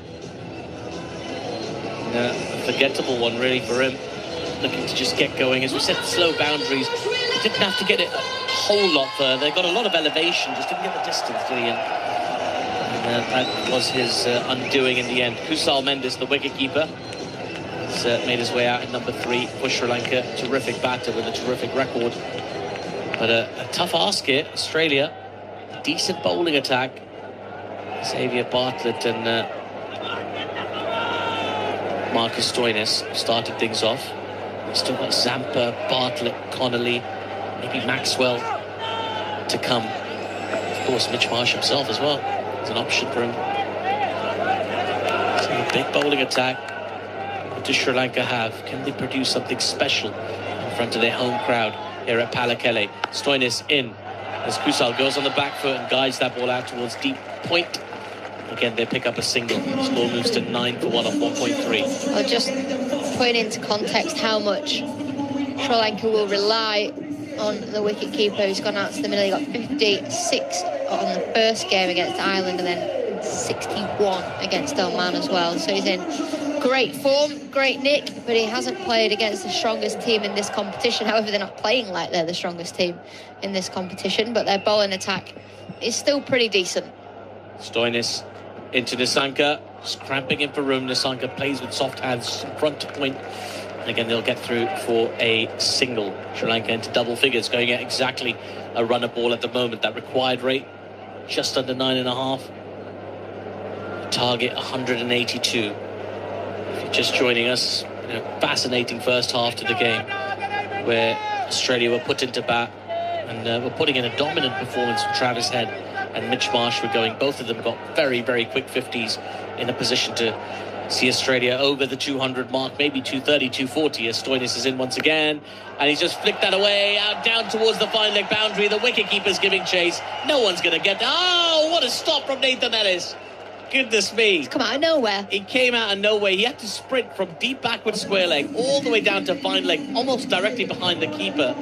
And he's managed to get there. In the end, saved 2 runs for his team. A little bit sluggish between the wickets there, Kusal and Nissanka. I think they thought the ball was definitely going to go to the boundary, but that's a terrific effort from Nathan Ellis. Such an athlete is Nathan Ellis. That is such a good bit of fielding. He's got so much ground to cover. He's done very, very well. 25 metres almost. They've only run 2. Yeah. 1 ball to come in this over. Stoinis into Kusal, who flicks the ball to mid-on and yells no because there isn't a run there. But that's a terrific start from Marcus Stoinis. Just the 4 runs and the big wicket of Kusal Perera in his first over. Sri Lanka 12 for 1 after 2 overs, need a further 170 of 108 to win this game. Reminder, if Sri Lanka win, they go through to the Super 8s. I would love this to go down to the wire. Oh, yeah. I'd absolutely love it. Well, we're just saying, Australia looked destined to get up to that 240, 230, whatever, something 200, in excess of 200. It looked like it would be a monster. And then I just thought Sri Lanka bowled so well towards the end. We mentioned it, the last 6 wickets fell for 30 runs. So really good effort in the back end to actually bowl Australia out for 181. Well, I think it's the fact that they're only 1 down with 104 on the board. Yeah. It's quite the capitulation, isn't it? Here's Xavier Bartlett in for his second over. Down the track comes Nissanka and hammers this ball down the ground. Couple of bounces into the long on boundary for 4. 16 for 1 Sri Lanka after 2.1. Yeah, just putting the bowler under pressure straight away. Once you go for a 4, first ball of the over, you're always sort of chasing the over, trying to get back into the game. So it's brilliant batting from Nissanka, knowing that if you get 1 away, you can easily get 10 off this over now just by rotating the strike. Find another boundary. There's your 12. Bring that run rate down a little bit more. He's already hit Bartlett for a big 6 as well. Over deep backward square leg. Bartlett into Nissanka again. He's flicked this ball fine, running away towards the boundary. This time Nathan Ellis can't get there because that ball skipped along the surface. Back-to-back boundaries for Patul Nissanka. Sri Lanka onto 20 for 1 off 2.2 overs. Yeah, Bartlett there just angling down the leg side. And Nissanka just helping it along its way. Not a great delivery. Thigh high, down leg stump. Lovely little tickle around the corner. Yeah, he's got great hands, as Patul Nissanka. Firmly in control of the shot so often.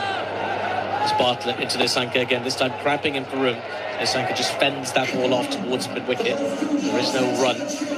20 for 1 the score remains after 2.3, but we've already seen Alex, a really good outfield here. Not too many demons in the pitch or anything like that. A little bit of assistance for the spinners for sure, but if you apply yourself, you can score runs very quickly. Just looking at the last 4 meetings between these two teams in T20 International. Sri Lanka actually had the upper hand. At Pallekele. They've won 3 of 4 games against Australia. So it's been a lucky ground for them. As Bartlett into Nisanka, who looks for a drive, gets a thick inside edge onto his pads. The ball doesn't really go too far away from him as Bartlett picks up and is followed through. No run. Dominant record, really, from Sri Lanka at this ground. It's not been around for an enormous amount of time. It was built in preparation for that 2011 50-over Men's World Cup, and then used again in the T20 World Cup that Sri Lanka co-hosted in 2012. And since then, it's hosted Test cricket, ODIs, lots of T20s. Very popular spot for touring teams. And you can tell why. It's a very scenic area. Oh, it's one of beautiful. those, if you enjoy your social media or your photography, you're gonna like Kandy. Oh yeah.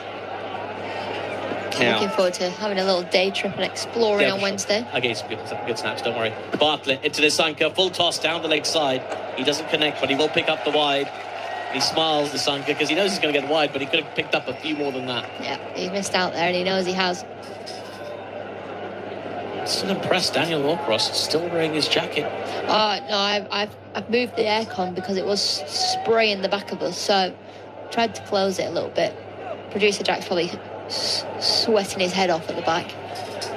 Well, you and Jack are hot-bodied. Yeah, well, I would argue that you're cold-bodied. I am.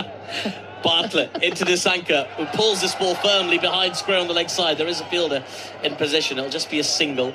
22 for 1 of 2.5, 160 required of 103. The only one of us who is probably at the correct temperature at all times is Daniel, except for right now. This is nonsense because he's wearing his jacket. But he's at the correct temperature. He's not hot, he's not cold, he's not sweating. You know what's happened here is he's put this jacket. He's put this jacket in his luggage. And he's not been able to wear it so far. And he's like, I've got to justify the inclusion. He packs things with great efficiency, does Daniel. He uses these packing cubes. I can't deal with packing cubes. Yeah. I got packing cubes for Christmas one year. Nice. Worst present ever. Actually, you can have them. Yeah, Dan, you can have them. Bartlett into Kusal, who guides this ball. Just past short third. And that's going to go to the boundary for 4.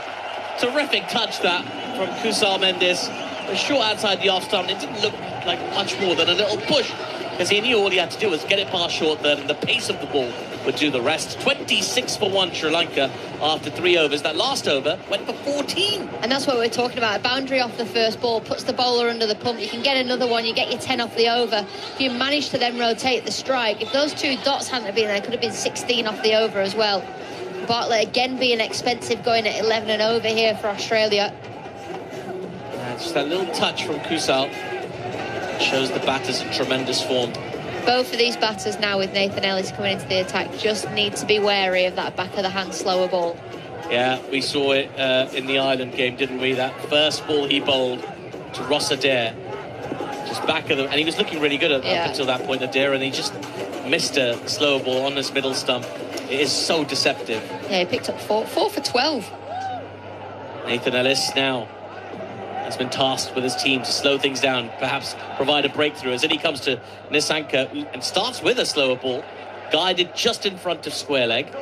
Adam Zampa tidies up. They pick up a single to get off the mark. Well picked that, actually, by Nisanka, who's on to 18 off 12. The difference between when Nathan Ellis was bowling at Ireland and Zimbabwe, Ireland let him settle into his spell. Obviously, picking up that wicket first ball gives a bowler a lot of confidence, but Zimbabwe went after him and put him under a little bit of pressure. I wonder if Sri Lanka will try and do the same thing. That required run rate very much in hand at the moment, 9.2. They're going at 8.5.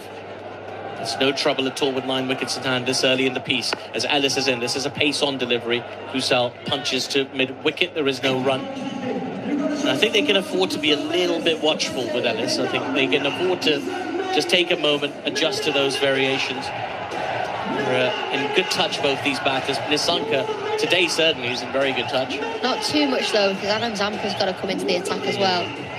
We saw some turn for the Sri Lankan spinners already. Let's see if Zampa can extract something similar. No Matthew Kuhneman in the side today for Australia. As Nathan Ellis into Kusal, who's looking to punch the ball down the ground. Just gets a little inside edge onto his pad and the ball rolls to the bowler. There is no run. 155 needed from 99 balls here for Sri Lanka.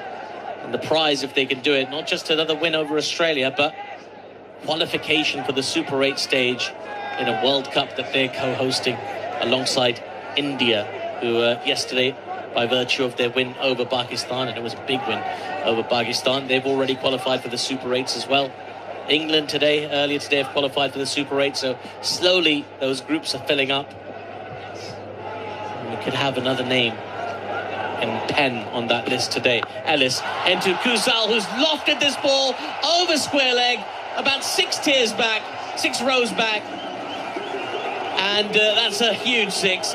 Another one for Sri Lanka. 33 for 1 after 3.4 overs. Pace on for Nathan Ellis.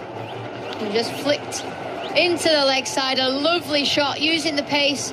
Not a great delivery again. When Australia have got it wrong today, they've bowled down the leg side. But still, you can't take anything away from that shot. There's a short fine inside the 45-yard fielding circle. 35-yard fielding circle, sorry. It goes straight over his head for 6. There's fielder in the deep as well. He wasn't too worried about that at all, was Kusal. He's up and running quickly here. 13 off 7, a 4 and a 6 to his name. There's a deep extra cover in position. That deep backward square leg is still there. Ellis, what can he do this time? Into Kusal. He's gone wide. He's gone too wide. It's going to be a wide. And that's an extra one for Sri Lanka. 34 for 1 after 3.4. Under pressure, it feels like, these Australian bowlers. Well, they're just keeping up with the run rate here, Sri Lanka. The run rate is just fractionally above what is required. It's just around 9 and over. There's a Sri Lankan fan in the crowd, just teasing this poor Australian fan. It was very playfully done. There's nothing malicious in there at all. But no, of course just not. Kind of funny. Ellis into Kusal, who's struck on the pad. Big appeal for LBW from Ellis. Huge appeal. He's down on his knees. He looks like Hamlet with a skull.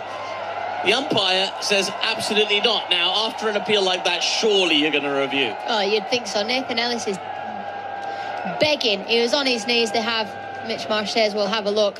What was your instinct on that one, Alex? It didn't look ultra close to me. Well, I was so wrong before about the Mitch Marsh one. I don't really want to comment, to be honest with you. We'll take a look at this. We have a review for LBW. The on-field decision is not out. Fair delivery. Looking at the split screen now. Going down. That's a TV umpire. One more time. Asif Yaqub is voicing gap it. Between bat and ball. No bat involved. Go for ball tracking when ready, please. No bat involved. No stumps involved. Everybody go back to the start. Don't panic if you're Sri Lankan.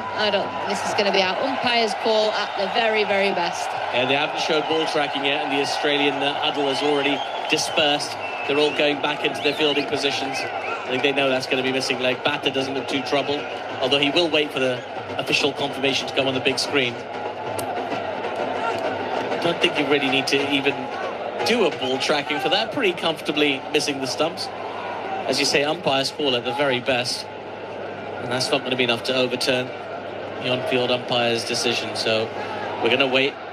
Mitch Marsh looked a little bit annoyed with Nathan Ellis there for that review. Yeah, he's going, mate, any danger? I'm just waiting for ball tracking. Coming up now. There we go. Ball tracking. Pitching outside off. Impact in line. Wickets missing. Original decision not out. Stay with your original decision, SN. Stand by. So it was missing. So Ehsan Raza got that one right, on-field umpire, but it was missing comfortably, but it wasn't like a million miles out. So, you know, I'll give him the benefit of the doubt, but it was one heck of a theatrical appeal now from Nathan Ellis. And he comes for the final ball of his first over. Kusal awaits. He just punches this ball into the offside with soft hands. Just a little jab there to pick up a single to finish the over. A good one for Sri Lanka. They pick up 9 from Ellis's first over. They're 35 for 1 after 4 overs.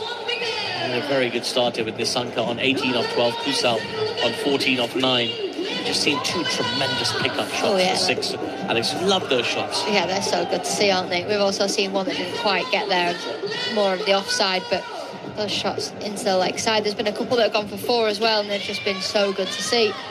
Just picked up beautifully. There's just a finesse about some of these Sri Lankan batters. Like in T20 cricket, modern T20 cricket, you sort of get used to the power hitting and the big hits and the big swings and stuff like that. But every now and again, you see a little bit of finesse. And that's what Nissanka and Kusal have put on so far, delighting the home crowd here.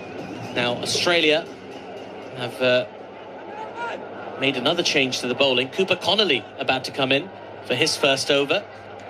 And he comes to Kusal.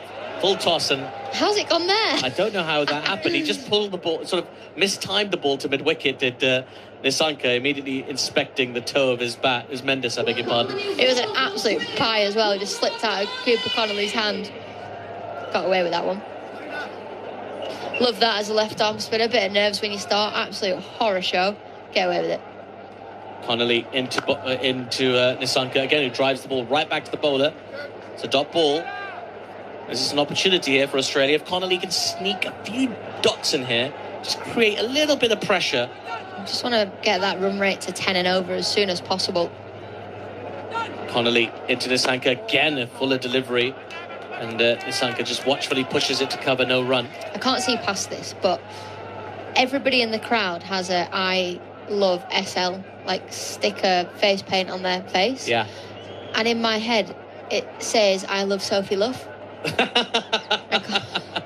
Connolly into Nissanka, who's gone for a switch here and nailed it all the way for 6, almost into the promotional car that's just beside one of the advertising hoardings. What a shot that was from Pathum Nissanka. Just switched his perspective completely. Cleared the boundary with relative ease. He's putting on a clinic tonight. Right hand to left hand. And really just nailed it.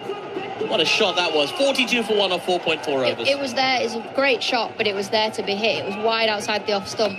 Connolly fires this one in a little bit quicker. Nissanka works it to mid-wicket. They'll go for one. They're coming back for a second. And they'll make it. That's a really good call and really good running by these two batters. Appreciated, as you can hear by those applause, by this crowd here in Kandy. Making a bright start here. Long way to go, of course, but it's a very tidy start for Sri Lanka after the loss of the early wicket of Kusal Perera. 44 for 1 or 4.5 overs. Connolly into Nissanka again. Cuts this ball from off his stumps, and he's managed to beat backward point. That's going to go to the boundary as well. That is an extraordinary shot. That ball was firing in towards the off stump. Somehow he's cut it off his stumps between the two fielders positioned to stop that exact shot and picked up a boundary. Nissanka is looking imperious today. Sri Lanka 48 for 1 after 5 overs. Are you staying? Yeah, I think we're both staying. I'm staying. Oh. Sorry, I'm so used to the rotor. I was like, are you leaving me or not? No, I'm right here, Alex. But I'm leaving you. Who could possibly want to leave you, Alex? Come on. World Cup winner Alex Hartley is going to take a little break. Ironically enough, she's leaving me.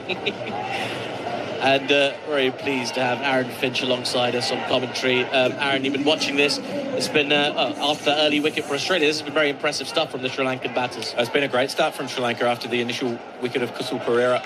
They're up well above the run rate required. There's Stoinis in for his second over. This ball's been guided past that diving fielder yet again. That's happened 3 or 4 times already, where the Sri Lankan batters have found the gap between backward point and gully and picked up a boundary. The 50 up with that 4 as well. 52 for 1 after 5.1 overs. Sri Lanka really putting on a show for their fans here today. Just back of a length, sort of a nothing ball from Marcus Stoinis. Kusal Mendes just uses a pace so beautifully against the pace on deliveries. It's forced Australia to really square up the two fielders behind point inside the circle. It's the last over of the power play, looking to maximise as Stoinis is in. This is a short one. It's loopy. How high is it? Umpire says it's fine. Yeah, that one's fine. So that's a dot ball. Don't see too many batters ducking under short balls, particularly inside the power play. Mendes straight away, just under it, turns to the square leg, doesn't get the call that he was after. This is such a big over for Australia. If they can find one more wicket, we know how top-heavy Sri Lanka have been with their batting in the last 18 months. They've got some power in the shed. Kaminda Mendes, Dasan Shanaka. But they can't afford to lose a wicket here. Yes, they're up above the run rate required. That's hovering just under 9 and over at the moment. It's been a beautiful partnership. 44 from just 26 deliveries from Nissanka and Kusal. Did some lovely shots.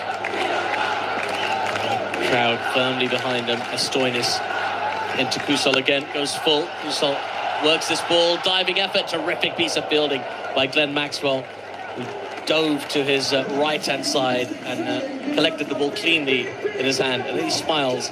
He's so nonchalant about everything he does, Glenn Maxwell. They pick up a single, 53 for 1. Yeah, he ran a great angle to the ball. He didn't go directly at it. He charged back towards the boundary, timed his dive beautifully, full length, grabs it cleanly in the right hand. It feels like he's one of those people's irritatingly good at a lot of stuff. A lot of things. Stoinis into Pathum Nissanka. This is full, right on that wide guideline. So 10 out of 10 for aim there for Marcus Stoinis. He's sharing a laugh or a word or two. I don't know if it was a laugh or a word or two, actually, because Kusal Mendes was laughing at the non-strikers then. It's beautifully executed. It's an attempted wide Yorker. Just gets it cutting that blue line perfectly. Just keeping out of that hitting range of Pathum Nissanka, who's on 30 off 18. Stoinis in again. There's a short. It's been pulled powerfully out towards the mid-wicket boundary. Just dropped too short on that occasion. The slower ball was telegraphed, and it was punished by Nissanka. 57 for 1. Sri Lanka with 1 ball to come in the power play. Just sat up in the wicket. It was wide of off stump. He just swatted it through wide mid-on. Very nonchalant, wasn't it? Yeah. No real footwork. Just stands nice and still. You can pick where you want to hit that ball. Just sits up. Gets a huge pat on the back from his batting partner. They're enjoying each other's performances at the moment on Nissanka and Kusal Mendes. As Stoinis into Nissanka. Outside edge, past the diving Josh Inglis. Well, that was deliberate, but I don't think he wanted to get it that fine. English nearly got a glove to it, but it raced off that outside edge to the deep third boundary for 4. And a terrific end to the power play for Sri Lanka. 13 runs off that over. They're 61 for 1 after 6. And this has been exactly the kind of start that Sri Lanka will have hoped for as the players take a drink. And probably not a bad time for the Australians to get themselves a drink and just regroup and make a different plan coming out of that power play. Yeah, they'll get some reprieve with the 5 fielders allowed outside the circle. You can see Mitch Marsh deep in conversation with coach Andrew McDonald. And that flew off the edge from Pathum Nissanka. Doesn't matter if it's an inch or a yard away from the keeper, he gets 4, and that's all that matters to Sri Lanka. This crowd, you can feel the momentum shifts in the game, can't you? Because the crowd are so passionately on board. They understand the importance of this game. This is an opportunity to knock Australia out of a World Cup, which doesn't happen every day. And I'm sure they're thinking of it as a chance to go through to the next stage of this World Cup as well. Yeah, absolutely. Just going back, it's been a back and forth with the crowd today here at the Pallekele International Cricket Stadium. And it started with lots of excitement, anticipation before the match started. And then sort of Marsh and Travis Head quietened that crowd down completely. And then you had, the sort of comeback from Sri Lanka, and the crowd came back into it. It was quite an extraordinary back and forth. It's a bit like an exciting boxing match. Give us your thoughts on what you've seen so far, Aaron Finch, and then you're going to be joined by Daniel Norcross. Sri Lanka have used the pace beautifully inside that power play. A lot of their boundaries coming behind the wicket. 61 for 1 after 6. Run rate up over 10 and over. Required just above 8.5. So that's first job done for Sri Lanka.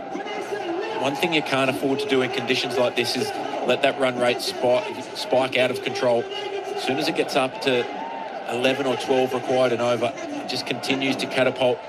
With one good over, it can get out of hand quite quickly. Yes, but what we've seen here today, Aaron, is a heck of a lot of runs in power plays. Yes. Australia will be mindful, they're bound to be. 104 they got in that 8.3 overs. We still haven't seen Adam Zampa. And we did see how the Sri Lankan spinners really turned this game around for Sri Lanka. So they'll be saying to themselves, yeah, OK, fine, you can hit the new ball around. We'll have our bit, and that's coming up pretty much now. Now we're straight out of the power play. The ball will still be a little bit hard, but... Yeah, different quality of spin, though, isn't it? The part-time of Cooper Connolly. Compare that to Tikshana, Amantha, Walalagi. They've got experience inside these conditions. Cooper Connolly's still young in his career. He's going to have his second over. He went for 13 off his first, but this time he gets 5 fielders allowed out. Look for Kusal Mendes to go square of the wicket. He loves sweeps, reverse sweeps. Can get it up and over the offside. Wonderful player. He's been in the form of his life for the last 2 years. Well, there is a deep backward square leg, a deep mid-wicket, a long on, long off, and a deep point as Cooper Connolly's in and dabbed it to the offside. They're going to take the single. It's played nicely into the little gap. Yeah, all the Australian fielders inside the ring, back on the circle, almost in a defensive mindset for this next little period of the match. Almost just trying to get some control back again. Try and bowl one good over. Connolly in again to Nissanka, who's on 38, and he drives this, sort of squirts it really out towards a wide long off. And take it easy single. Steve Smith is out there. Sorry, I was doing an update to someone else. Do you know who was out there for? No, I can't see at the minute. Who was missing? We'll have a little look for you. So Steve Smith has made it onto the park at the World Cup. Connolly in, gets stuck in between some bat and pad and outside edge, just rolls into the offside, picked up by Inglis, there's no run. It might sound really stupid when I just said you just have to one good over, because that can change the momentum, but that's as simple as you have to keep it. Just think one ball at a time, execute this delivery. Connolly in again, down the wicket, driving as beautifully as Kusal, but an equally splendid half stop. Oh, Mitch Marsh is in some pain. Well, and I can tell you why he's in some pain, and I'll try and be delicate about it, but he had to dive full length, and he's landed on his groin. Oh, and we know what come before this. It's a delicate groin at the moment. Down on his haunches. He saved a few runs back, so that's tickled fine, short fine leg, and they take the single. And Adam Zampa there, just dozing on the circle, wasn't he? I just feel that went too quickly to him for that to be such an easy single. Yeah, because he's just fielding right back on the ring. He's not walking in with the bowler. He's not looking for that run out. Yeah, they just went immediately. And so Marsh is, as we speak, moving from cover to short third man, so he's out of the hot zone. Yeah, he's in pain here. That is, he's got his hands on his knees. And I think we can all have some sympathy without getting too graphic, because it's pushed into the offside, fires a spot square of the wicket. Tim David moves to his right to field. He's moving freely enough, and then he stops every now and then. He's in some serious pain. God, I wonder if it's the same feeling that he'd have got. You don't want to repeat that feeling over and over again, do you? 5 singles in the over. That's the sort of over you're talking about, though, isn't it, Aaron? You string together 3 or 4 overs where you don't concede a boundary, where all they do is tick over strikes. Suddenly it moves up to 9 or 10 and over, and the game looks different. Yeah, it does. And with Adam Zampa coming into the attack, this is a huge phase for both teams. They've had some success against Zampa in the past. They love sweeping, and traditionally he's a bowler that if you asked him what shot he wants you to play, it's the sweep, because he backs his ability to get under the bat. These Sri Lankan batters are a different class when going square of the wicket generally. Right, here comes Zampa. He's in it short, muscled out to deep mid-wicket. It's 4. A drag down first up, a loosener, call it what you will. It's not what Zampa was trying to deliver. And Kusal has whacked him through mid-wicket for 4. There's a gap between quite a straight long on and quite a wide-ish mid-wicket. Yeah, the key there was not trying to hit the ball too hard. Just find the middle of the bat. Think of the placement. You get full value for shots here. Zampa, first ball, just trying to bowl a fraction too fast and drags it down. Deep mid-wicket's come a little straighter. That's a better ball. It's full, and just leans on this, does Kusal, and takes a single upturn long off. 71 for 1. Zampa is sporting the little black anti-glare things. Now, remember in the Ashes, Steve Smith wore those, and he wore shiny ones. And I thought this was a great opportunity for him to showcase a fantastic Australian product. Daub Vegemite on your cheeks. This is the obvious thing to do. This is another short ball worked up to wide long on. Maxwell coming up the boundary of the field. 72 for 1. He's got a kind of matte black substance underneath his eyes, but it doesn't have the brown of Vegemite, I would say. I don't think it's an organic material. It gives him, it makes him look a little bit tougher. Because the thing about Adam Zampa is he's a terrific bowler, but he's a gentle-looking soul. He's in once more, punched off the back foot, goes to short extra, no run. And I say that with great fondness. But both Nathan Ellis and Adam Zampa, we're discussing it with our producer now, look like slightly older child actors. You know what I mean? They're perennially boyish. Yeah. There's Zampa. In outside the off stump, cut away. He'll be annoyed with himself, Kusal, because there is a little bit of a gap to play with. He's trying to access deep backward point, and he's got it too close to the backward point in the ring. We'll keep saying it, but it's a big ball in the game again. 6 off the first 3 deliveries, 2 dots. If Zampa can find his way to defend the back of his over, it'll be a big win for Australia. Scurries in. This has been pulled in the air. Maxwell's going after him. He's not going to get it. It's 4 more. It's found the gap just as it was found off the first ball of the over, and an over that had gone for 6 now goes for 10, which is more than the required rate, and it doesn't come well off the back of that Cooper Connolly over that just went for 5 singles before. Sri Lanka 76 for 1 off 8. They're in this game. I can't believe I'm saying that, because at a similar stage, Australia they were 97, were they? 97 without loss at exactly the same stage, and it looked like they'd won the game within the first 10 overs. But Sri Lanka have fought back, and they really are in this. Yeah, they certainly are. One thing with this Sri Lankan side is they understand the conditions so well, so they won't panic at any stage. They'll understand a good over isn't catastrophic to their run chase. Connolly will continue. Short, hammered away through backward point. They've run 1. It'll only be 1 as it's played a little too swiftly out to Nathan Ellis, who moves to his left to field. 77 for 1. Nissanka 42 from 24.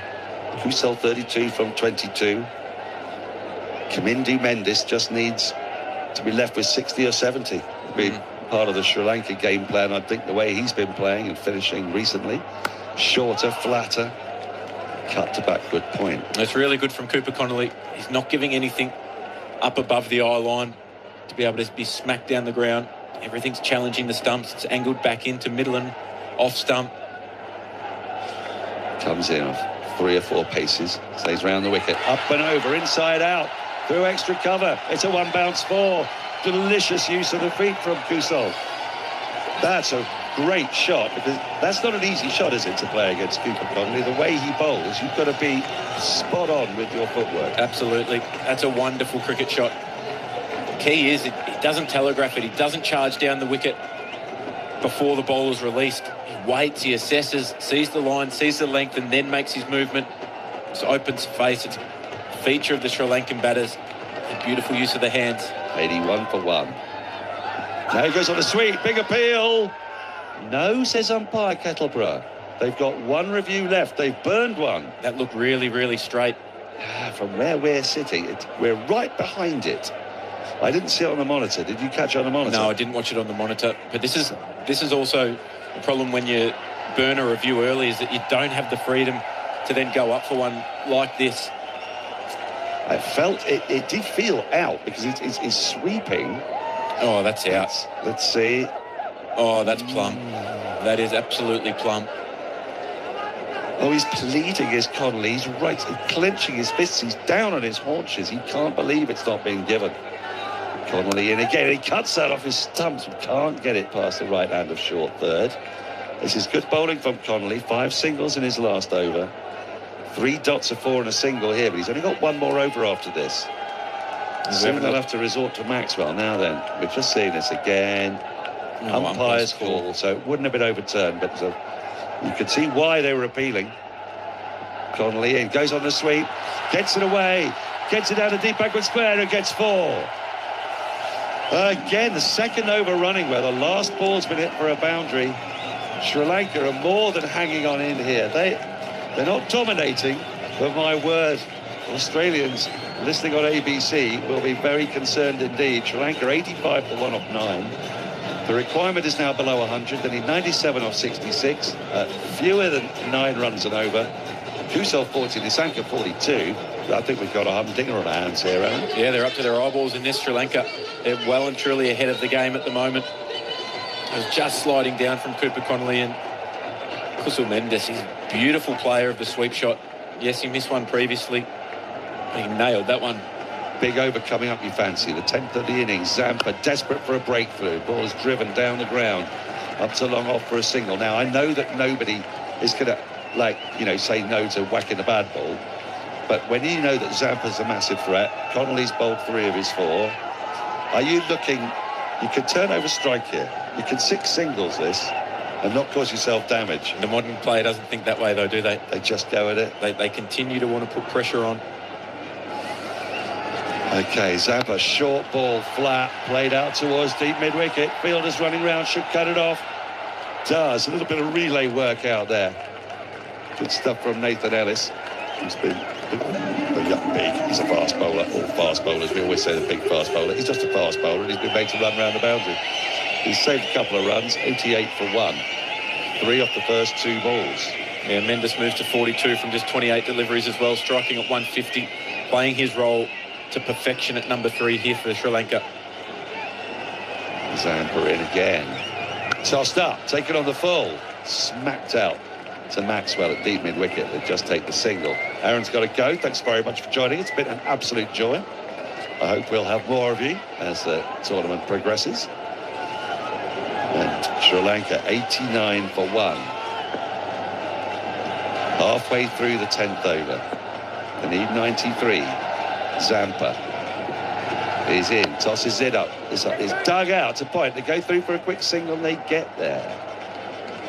90 for 1, 92 needed. 1 more run, they're halfway. 2 more balls were halfway. Alex Hartley at 104 for none off 8.3 overs. Australia had, I thought, won the game already. I know, same. Not so much now. This partnership's been brilliant, hasn't it? And the way Sri Lanka need to play the game is exactly how they're doing. Zampa, a bit flatter, pushed into the offside, can't beat short extra, no runs. Been a tighter over, just 5 from it. The last 2 overs have conceded a boundary off the last ball. Because just because Australia got off to an absolute flyer doesn't mean to say that Sri Lanka do as well. They've got to chase it in their own way.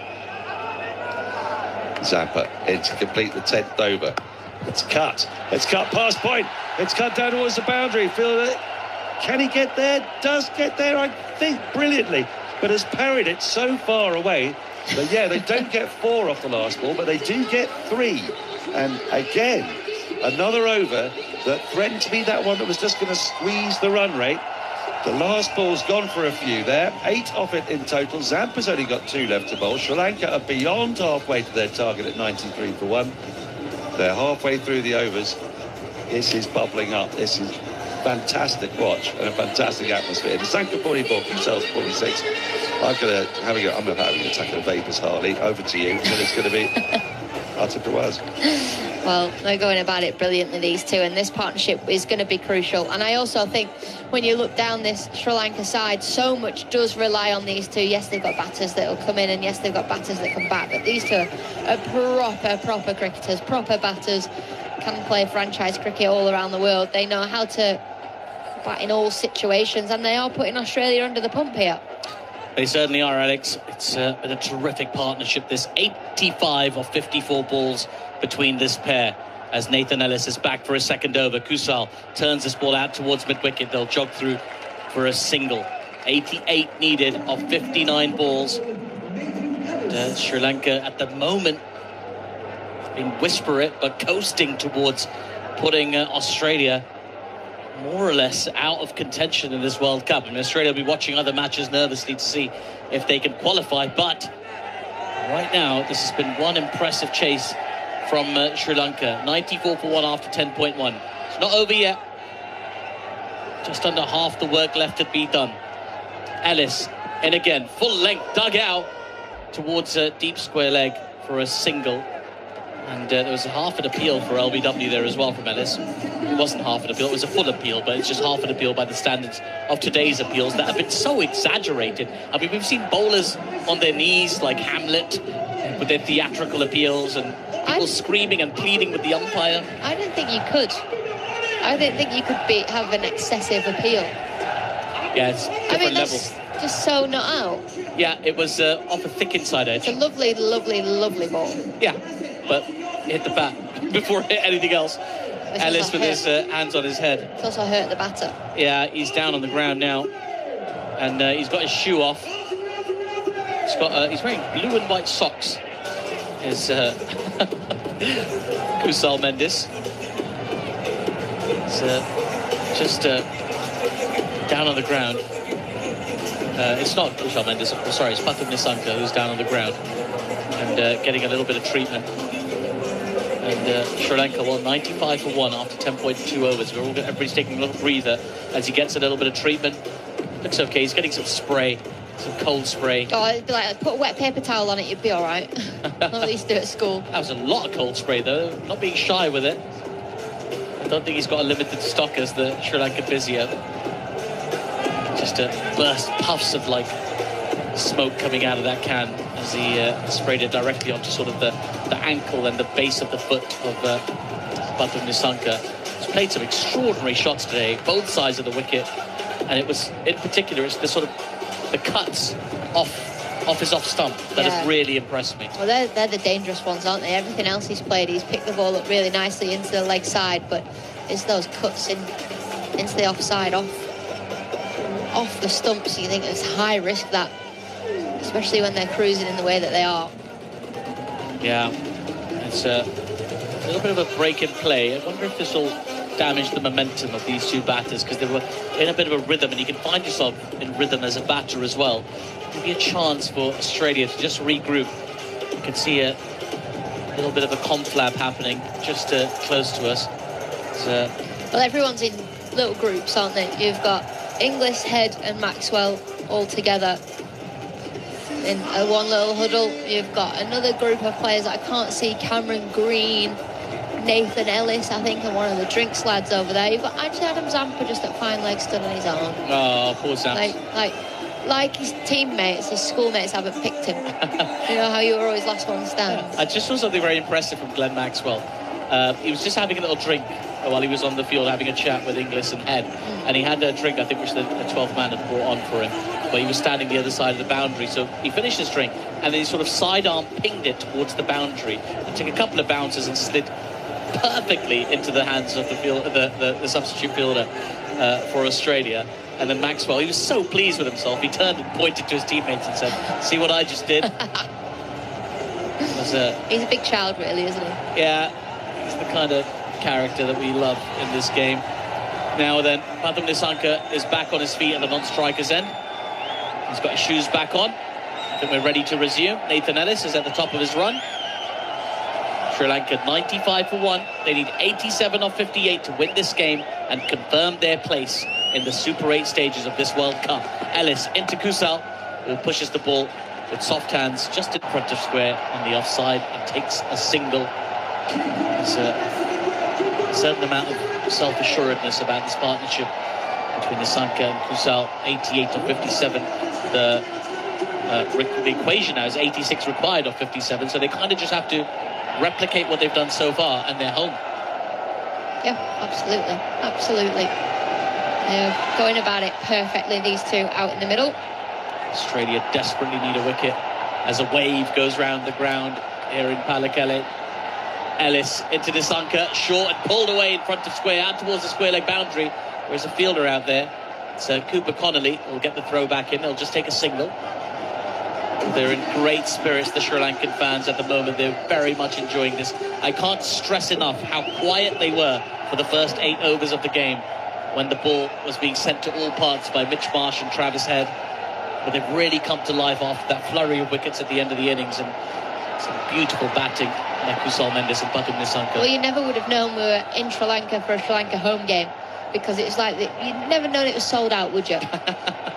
Ellis into Kusal again, who drives powerfully out towards deep extra cover. Picks out Stoinis in the deep, so it'll just be a single, but it was a lovely touch that from Kusal, who's on to 49 of 34 deliveries. Batum Nissanka also closing in. He's on 46 of 28. This pair have really just neutralised this Australian attack thus far. Can they take it home?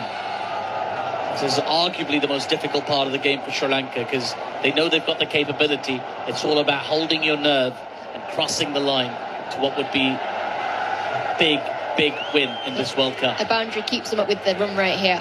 Ellis into Nissanka, who drives just to cover, straight to cover, in fact, and there's no run there. So, relatively tidy over, actually, that from Nathan Ellis. Just 5 runs coming from it. He's got figures of 0 for 14 from his 2 overs so far. Sri Lanka 98 for 1 after 11, 84 needed off 54. if Australia can sneak a couple of quiet overs in here, Alex. Push that run rate to 10s. And we might see a couple of release shots attempted by Sri Lanka. And at that point, things can unravel quickly. I know Rathanayake and Kamindu got runs in the previous game, but even so, it can rattle you psychologically. Yeah, I think this is a huge over here. Maxwell was expensive in the last game. Just bowled the one over himself inside the power play, and Zimbabwe took him apart, and he's coming in now. He's a very, very experienced campaigner. He'll go to his Yorkers, he'll take a little bit of pace off. He will probably try and attack the stumps to start. So long on is back, Maxwell, as Kusal plays that ball down towards long on. He'll jog through for a single, and listen to the applause of that Sri Lankan crowd as Kusal takes off his gloves and acknowledges them. He's just picked up a half century of 35 balls. Everybody in the Sri Lankan dugout on their feet applauding, the fans applauding. He puts 2 fingers to his lips and blows a kiss to the crowd. Does Kusal Mendis a terrific knock, 50 off 35 balls. He, along with Nissanka, have done some serious damage here. Maxwell into Nissanka, who works this ball towards deep backwards square leg. They'll just jog through for a single. I know he's got to that milestone just now, and everything feels somewhat in hand, but double it. Just he needs to keep going, doesn't he? Yeah. I can't tell you how close it is. The run rate that Sri Lanka are going at is 8.8. Maxwell in again, turned into the onside by Kusal. Picks up another single. Just doing it in singles. The last over, just 5 runs off it, and just slowly, Alex. 15 balls since the last boundary. Just crept up on them a little bit. Could put a little bit of pressure on themselves. Could really do with a release shot. This, by the way, was the 3rd consecutive 50 that Mendis has hit in this World Cup. As the ball is swept powerfully by Nissanka out towards deep backward square leg. Bit of work to do in the deep. They'll get back for 2. So Nissanka on to 49 off 31 now. And just as he approaches his milestone, Kusal Mendis, I mean, in a World Cup as well, Alex, put on 3 50s in a row. That's a top effort. Yeah, he's got quicker and quicker every time he's done it as well. He's showing his experience. 31 years old. Maxwell into Nissanka, who just turns this ball into the onside. Little bit of yes, no, maybe, but they do get through for the single. And now there's applause and a standing ovation for Pathum Nissanka. Just a couple of deliveries after his partner. He picks up his 50 of 32 deliveries. Joyous celebrations already here at the Pallekele International Stadium. Sri Lankan fans know that they're heading in the right direction. 78 needed off 49 balls. His partnership worth 96 off 65. Maxwell in again as this ball's been worked. He tried to play it down to fine leg, didn't really get a hold of it. It dropped just short of the short fine leg fielder. And it's a dot ball to finish from Maxwell. So just the 6 runs off that over. Sri Lanka 104 for 1 after 12. 78 needed off 48. 2 set batters, both on half centuries, both batting well, but they need to take it home. They absolutely do. They're in a really strong position, but it's not a position they're guaranteed a win here. Sri Lanka, it's going to take some serious batting from those 2 out in the middle. The run rate required 9.7. The run rate they're going at is 8.6. So there's just 1 run and over in it. But every time they don't get 10 and over, it'll just keep climbing. But it only takes 1 big one either way. A couple of quiet ones for Australia. That run rate shoots up. A big one for Sri Lanka, and it comes back down to 8.5. Still somewhat in the balance this game, with Sri Lanka having a significant edge. Stoinis in for his 3rd over. Pathum Nissanka on strike. This is short, and a mistimed cut shot goes to cover. They do run through for a quick single. It's Steve Smith who's on the pitch as a substitute fielder. He's got those sort of American football style stickers under his eyes. Do we know who for? I don't know who's on 4 at the moment, no. Bartlett, maybe? Possibly. We can't see him out and about, Xavier Bartlett. Possibly he's on for it. Just a reminder, if Sri Lanka win this game, that will be 3 wins in 3 matches for them, guaranteeing them a place in the Super 8s. Zimbabwe have currently played 1-2 as well, including 1 against Australia. So if Zimbabwe win one of either of their next 2 games against Ireland or Sri Lanka, they will knock Australia out of this World Cup. Stoinis in as that ball's been flicked away. It's got a long way up in the air. Does it have the distance? No, it doesn't. The catch is taken a bit wicked. a twist in this game as Kusal Mendes looks for a big hit, perhaps under pressure. It has been 19 balls since the last boundary, but he fails to clear the boundary. The catch is taken in the deep by Cooper Connolly, and Kusal has to go. 51 of 38 deliveries for him. Sri Lanka 105 for 2, still needing 77 of 46 to win this game. Well, Alex, perhaps it's not all done and dusted just yet. No, it's absolutely not. Absolutely not. Mendes there just looking for the boundary, like you say. Aatif, it had been 19 balls since the last. It's now obviously been 20 balls, so just trying to up that run rate, not allowing it to get too far away from them. It's been a brilliant platform put on, but this game's not over yet. It can still go either way. Feels like it's on a knife edge. What you don't want is Sri Lanka's middle order to collapse exactly how Australia's did. Yeah, we saw Australia's last 6 wickets fall for just 30 runs in their innings, as they were bowled out for 181 in exactly 20 overs by Sri Lanka. Sri Lanka now, well, I wouldn't say they're in danger, in immediate danger of that happening to them, with Bhavan Ratanaika making his way out to the middle. He did score well in the previous game for Sri Lanka, but there is an opportunity, an opening for Australia to bowl at a new batter out in the middle. 23-year-old Bhavan Ratanaika. Still got Batum Nissanka out there on 51 of 33 deliveries, but the job is not quite done for Sri Lanka. Still need to work hard, overcome a couple of hurdles to get to that finish line. Marcus Stoinis has bowled well today, 2 for 18 from his 2.2, and he comes to Ratanaika, who drives on the up and just into the gap out towards deep extra cover. He's going to pick up a boundary. Off the mark with a boundary. Not the most convincing drive I've seen today, but Sri Lanka will take it either way. 4 off 1 for Ratanaika. Sri Lanka needs 73 off 45 to win this game. It wasn't convincing at all, was it, that from Ratanaika, who comes out to the crease and just pushes a ball what I thought was going to be straight to extra cover. But he gets away with it, and he'll be going, no, it was totally under control. What are you talking about?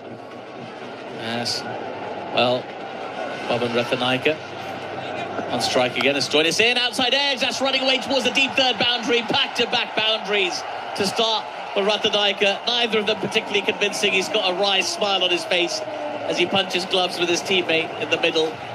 Those 2 fours will settle the nerves a little bit that might have built up after that gap between boundaries and the wicket of Kusal Mendes. Sri Lanka needs 69 off 44 to win this game. Pace on delivery from Marcus Stoinis. A little bit lucky. It's where he was sort of aiming, but more backward point, a thick outside edge, and it races away. Marcus Stoinis surely is taking pace off here. Deep third has gone really straight now as Stoinis is in. This time Ratanaika pushes the ball to Glenn Maxwell, a backward point. There was no run. The first time he's truly middled and timed the ball there, Ratanaika, and he's not got anything for it. Mishits it through the covers, picks up a boundary, gets an outside edge deep third, picks up a boundary, nails it out the middle of the bat, nothing. It's really weird seeing Glenn Maxwell at backward point and not in the deep somewhere. It's a tough one, this for Mitch Marsh. He's come in to captain the side under a bit of pressure. Played 2, 1-1, lost 1 Australia coming into this game under Travis Head. He got them over the line as captain against Ireland, but then they fell a long way short against Zimbabwe. Now they're under pressure in this game as this is short, goes for the cut shot. Ratanaika misses as the ball goes flying over his top edge through to the keeper.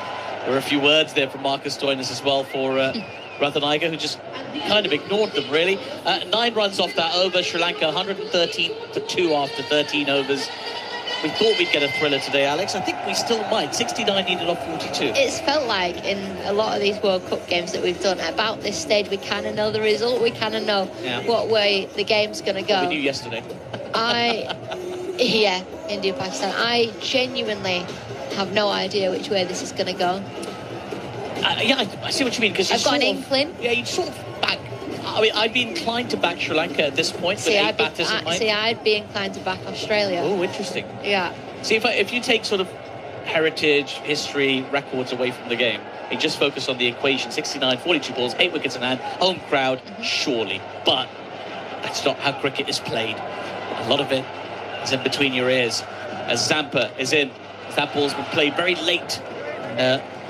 guided to short third. There's a tumbling stop there by Travis Head to prevent the boundary. They do get through for a single.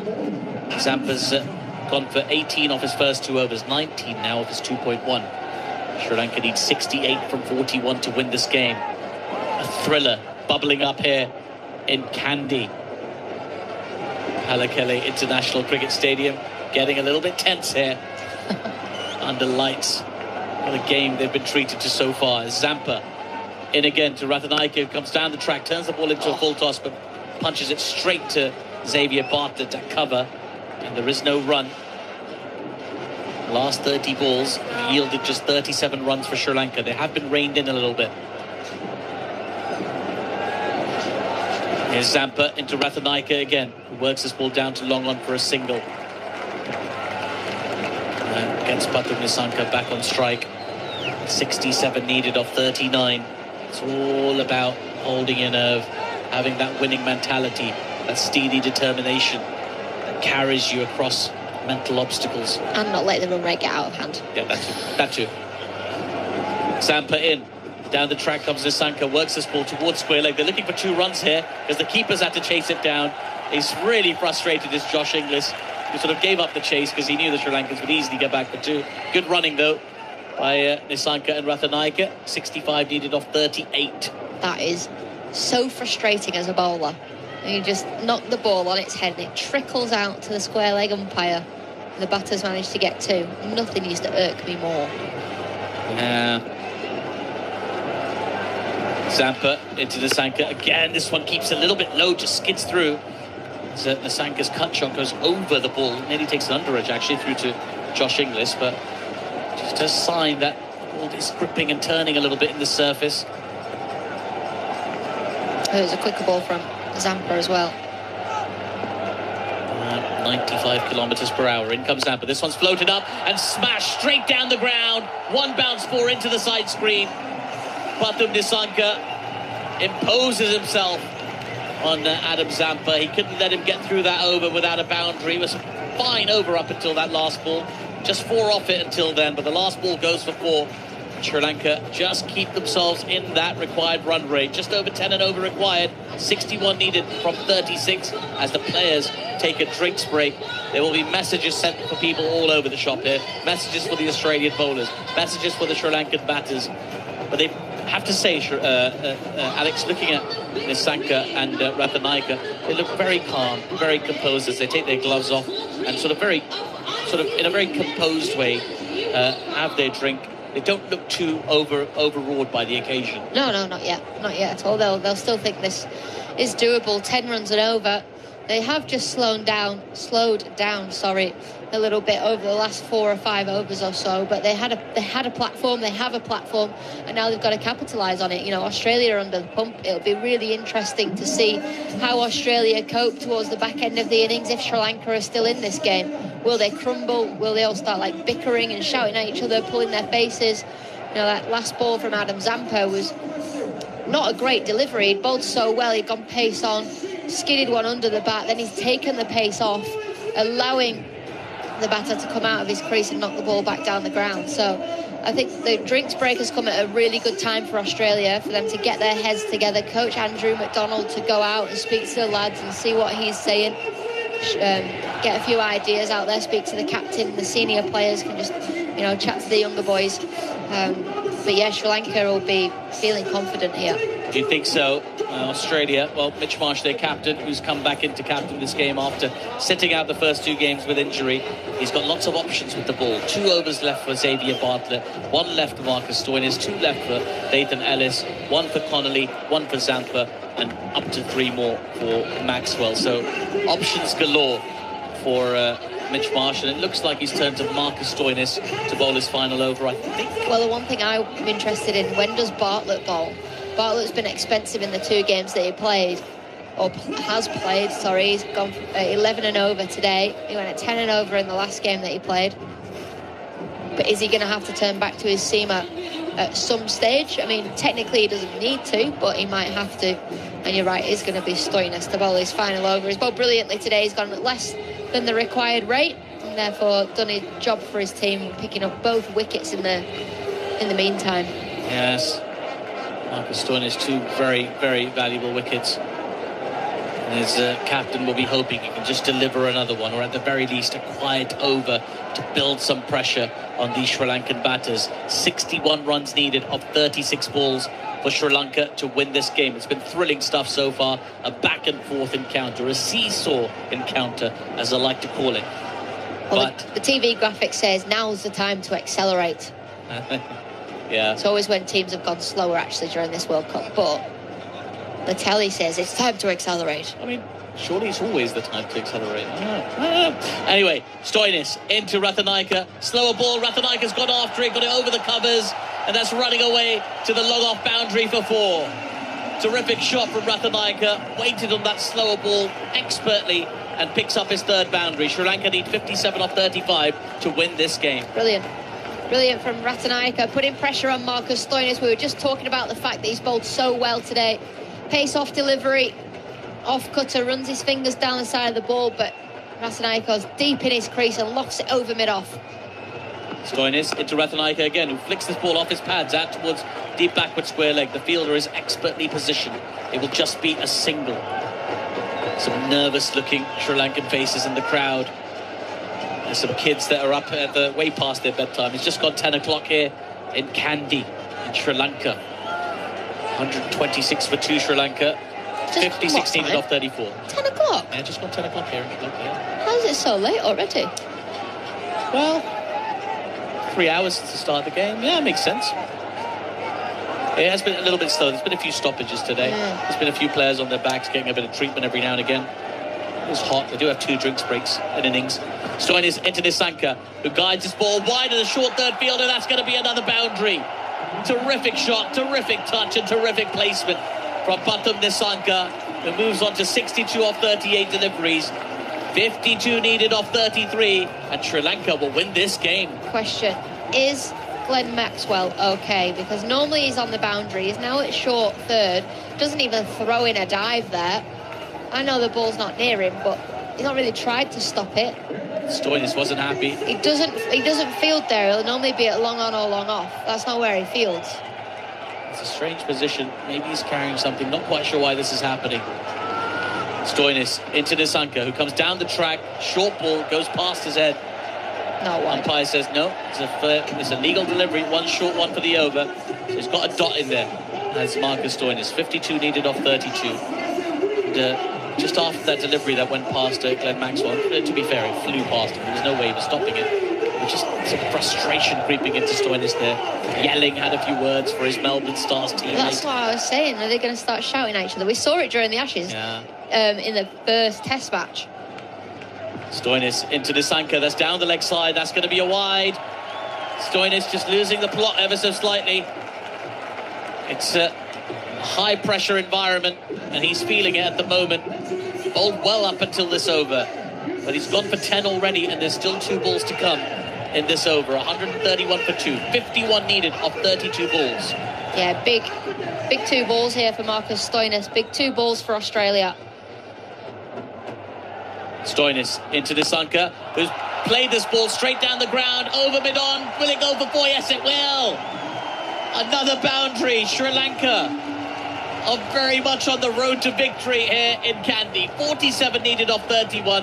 Pathum Nissanka is playing an absolute blinder. 66 off 40 for him. And the self-assuredness of these Sri Lankan batters is really something to behold. Don't do anything stupid now. You've got 14 off the over. This ball doesn't have to go for 4. Stoinis to Nissanka. Oh, he goes for 6. He's hit it for 6. He's hit it for 6. Pathum Nissanka, you absolute beauty. It was short. It was there for it. And Nissanka put his hands through it, sent it sailing into the crowd for 6. 20 runs off the over. Sri Lanka 141 for 2. They need 41 for the remaining 30 balls to win this game. Their net run rate is comfortably over what's required. Just 8.2 runs required and over to register a famous win here against Australia and most, in all likelihood, send them crashing out of this tournament. Alex Hartley, have you ever seen a batting display quite like this? Give us your thoughts, and then to take you through to the end of this game and quite possibly the end of Australia's campaign, it's Daniel Norcross. Well, What do I know, hey? What do I know? I'm thinking 14's off the over. I'm thinking you've done your job. You're ahead of where you need to be. Nah, I'm just gonna... Nisanka's going, I can get 20 off and we'll be in total control of this game. All right, Geoffrey Boycott. As Glenn Maxwell's in, he's cut away out to point just for a single. Nothing silly now. Don't do anything silly. Whacks it for 6. I know, how good. I actually did a bit of ball by ball because I got so excited. I know he's hitting for 6. Right, the required rate is a run over 8, 8.28. 8 wickets in hand. It's not over yet, though. Glenn Maxwell is bowling. Canny bowler. He's round the wicket. It's pulled out into space, out at deep mid-wicket. They just take the single. A couple of tidy overs here. The pressure could tell. But the crowd at the moment are taking Sri Lanka with them. This is amazing stuff. How this game has turned around. Whatever happens now, it's going to be a remarkable result for either side, as this is slapped back to Maxwell, who does well to field of his own bowling. Has to scamper after. I don't think there's too much on him. He's moving freely there, but maybe... But you're right, it's unusual not to see him out in the deep, isn't it? Why is he at short fine? He's been a backward point. Yeah. He's hit again. Round the wicket. Goes on a slog sweep. Hammered it! 4, just inside the boundary. There's a deep mid-wicket. There's a wide long on. They've gone 1-1 dot. Whatever pressure there was starting to build, relieved again by that terrific shot from Ratnayaka, who's a story in himself. He's come from nowhere the last couple of months. I mean, it was 100 he got against England in an ODI that propelled him into this T20 side. He's 19 off 11. Maxwell's gone over the wicket. Now there's a big appeal for stumping. And Ratnayaka looks like a man who thinks he's out. This could be out. I've just picked him up. They are convinced of it. Has his back foot just dragged out. Maxwell changed his line of attack. He was round the wicket before he went over the wicket, tossed it wide. He went for the big heave-ho. Inglis took the ball. Well, his foot did come off the ground. We have a review for stumping. It's a fair delivery. Looking at the try screen. But did it come off the ground after the bails have been taken? Australia need this. One more time, please. Oh my goodness, it's one of these. I think he's... Can you zoom this one for me? No. I'm giving that not out. Are you? I'm giving that not out. And move forward, frame by frame. I'm giving it. Oh yes, just not out. We could be here for a while. Because basically the toe is flexed. One foot is on the line. Is there anything behind it? Now one frame forward. They're now zooming. Yeah, I can see on the left-hand screen, some part of the foot is just behind the line. I'm ready to make my decision for the big screen. Aatif Yaqub has given Ratnayaka a lifeline, and I think it's the right decision. It was so marginal. His toe was flexed. That if there was anything behind the line, it was the tiniest amount, but I could see why the umpire gave him that. And do you know what happened? Once the bails had been taken, a split second after, then Ratnayaka lifted his foot. You see, Ben Folkes, he would have waited, wouldn't he? Like he did against the Irish, I think. Yeah. Oh, right, it's a dot ball, though, which Australia desperately need. Last ball of the over. It's advancing and goes through everybody. And it's running down to the boundary. And it's going to be 4. Has that got anything on it? It has. It's got a little inside edge. He came charging at Maxwell. He could so easily have been caught. He could have been stumped. He could have been bowled. Look at Maxwell. And instead he's got 4. And Maxwell, indeed, looks absolutely devastated. He has lost all of his gruntle. And Sri Lanka now need 31 from 4 overs. The required rate is now under 8. He's waiting for the big screen, Glenn Maxwell. Waiting to see it on the big screen as that brings up 150 for Sri Lanka. Josh Inglis looks up and goes, how have I missed that? How have I not got hold of that? Should have been out. Ratnayaka's had 2 lives in a row. And now the required run rate is below 8 and over for the first time. And he smiled. And as a bowler... Don't smile at a bowler. Don't smile at a bowler. Don't do that. Big over this, Dan. Isn't it? Nathan Ellis, the finisher, back in the attack. He's got 2 overs left. He's running in now to Nisanka. And Nisanka pulls out towards deep square leg. They'll just jog the first, and that'll do. 152 for 2. 30 needed from 23. Just a reminder of what is on this game. Sri Lanka win it, they're definitely through. They are definitely through. But then Australia would have lost 2 games. They then need Zimbabwe to lose to both Ireland and Sri Lanka.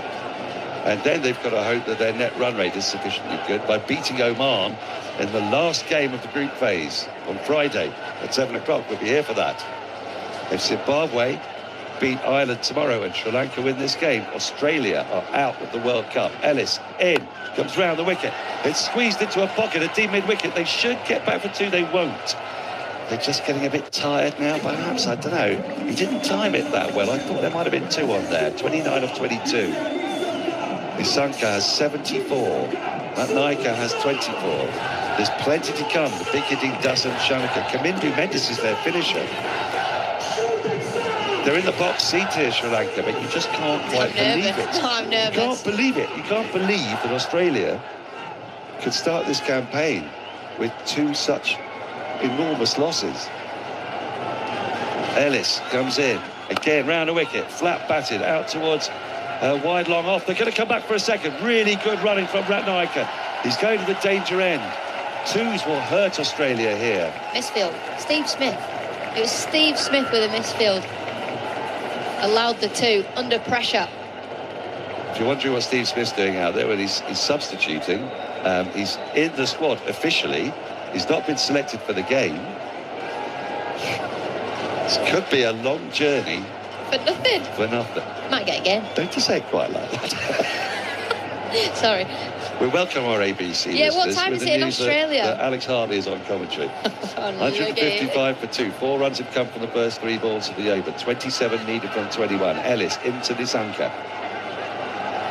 Nisanka gives himself some room and chops this away for 6.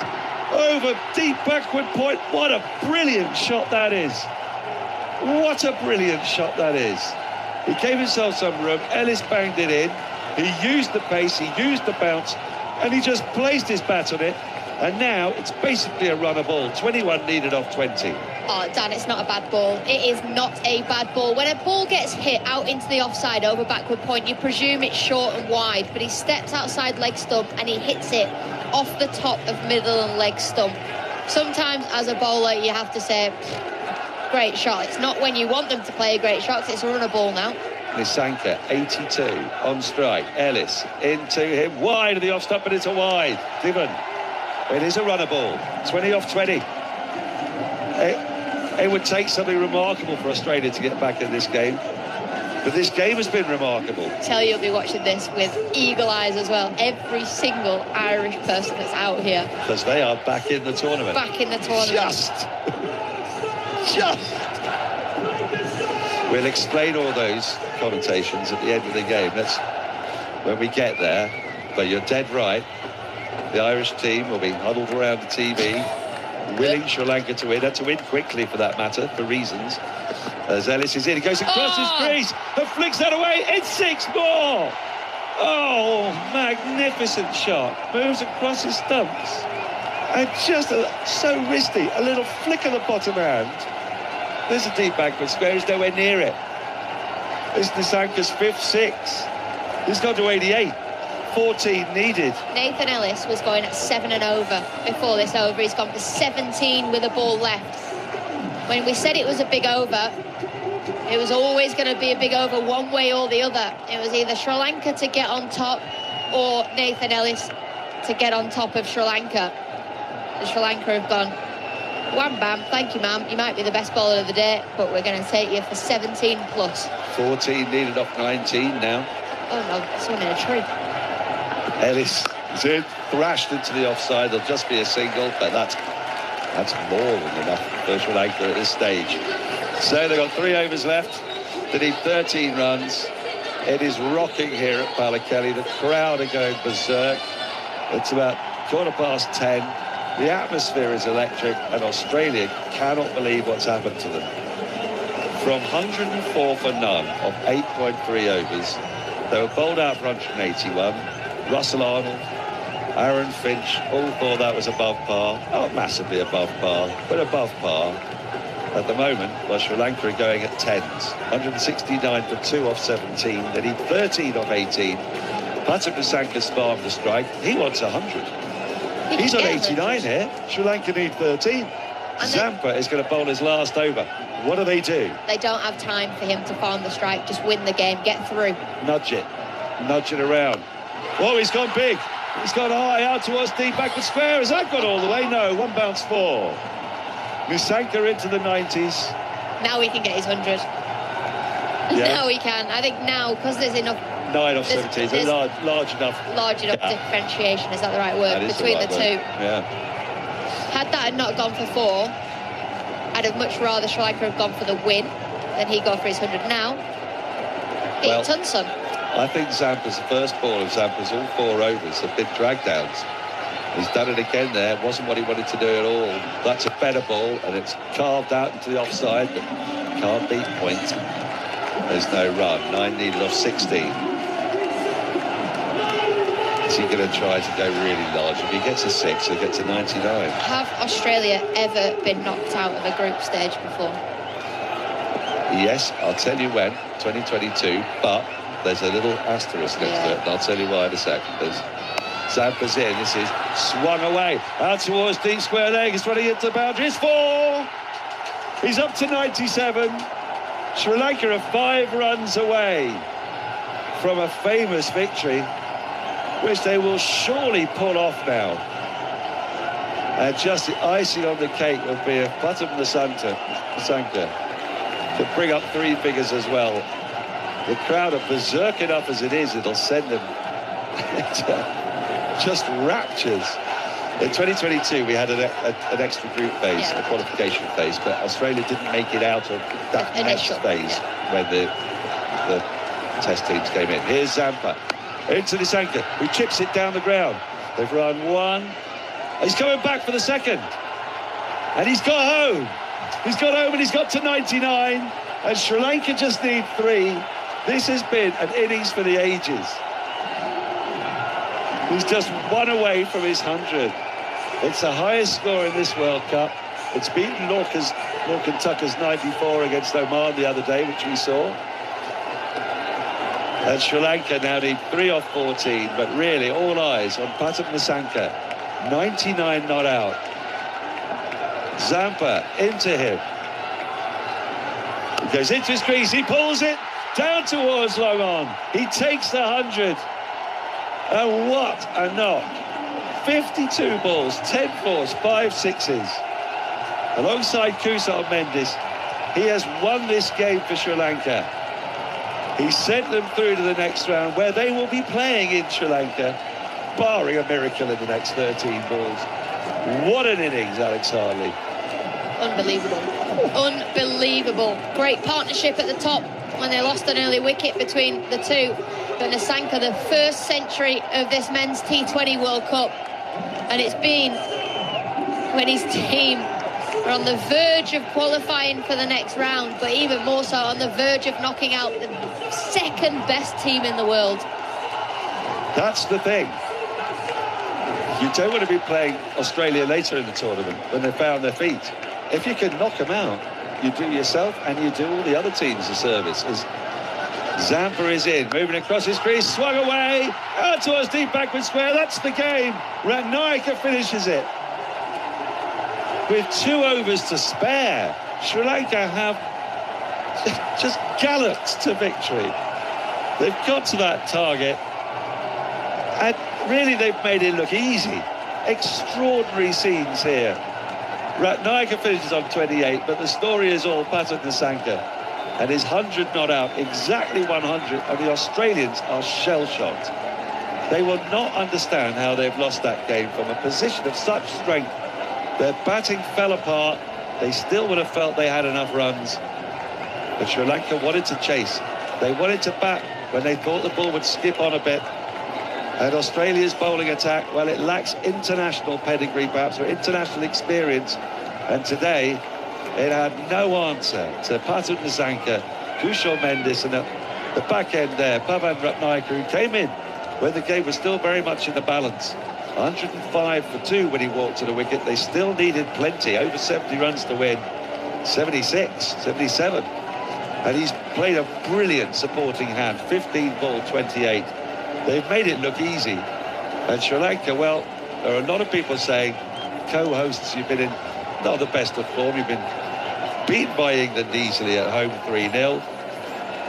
Well, they should have lost their first game. They should have, but they didn't.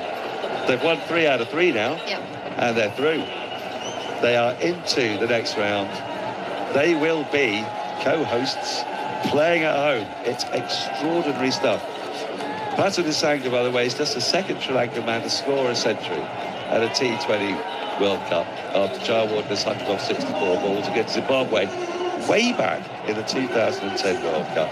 That is how rare an innings like this is. And to do it in front of your home crowd, I mean, he's going to be feeling on top of the world, isn't he?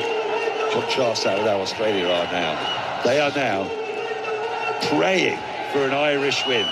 They need an Irish win to stay in the competition.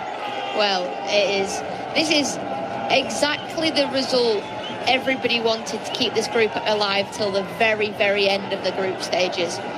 But Sri Lanka have been outstanding today. Australia, well, I actually can't believe it. With the position that they were in after 8.3 overs, they were 104 for 1. And then they were bowled out for 181. I can't believe how consistently they lost wickets. I can't believe how Sri Lanka managed to bring themselves back into the game.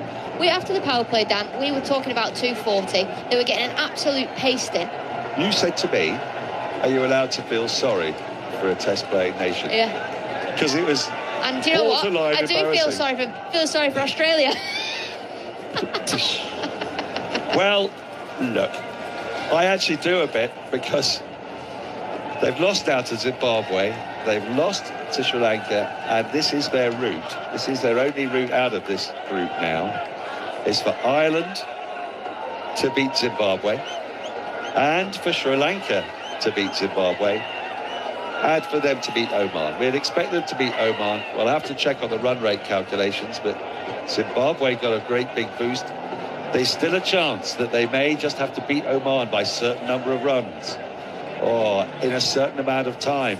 But that could all be moot tomorrow if Zimbabwe, who have been really impressive in this tournament, turn up against an Irish side who will have to go really hard, because Ireland's only route to getting through is a big net run rate boost. Now, to do that, they're going to have to really charge at Zimbabwe.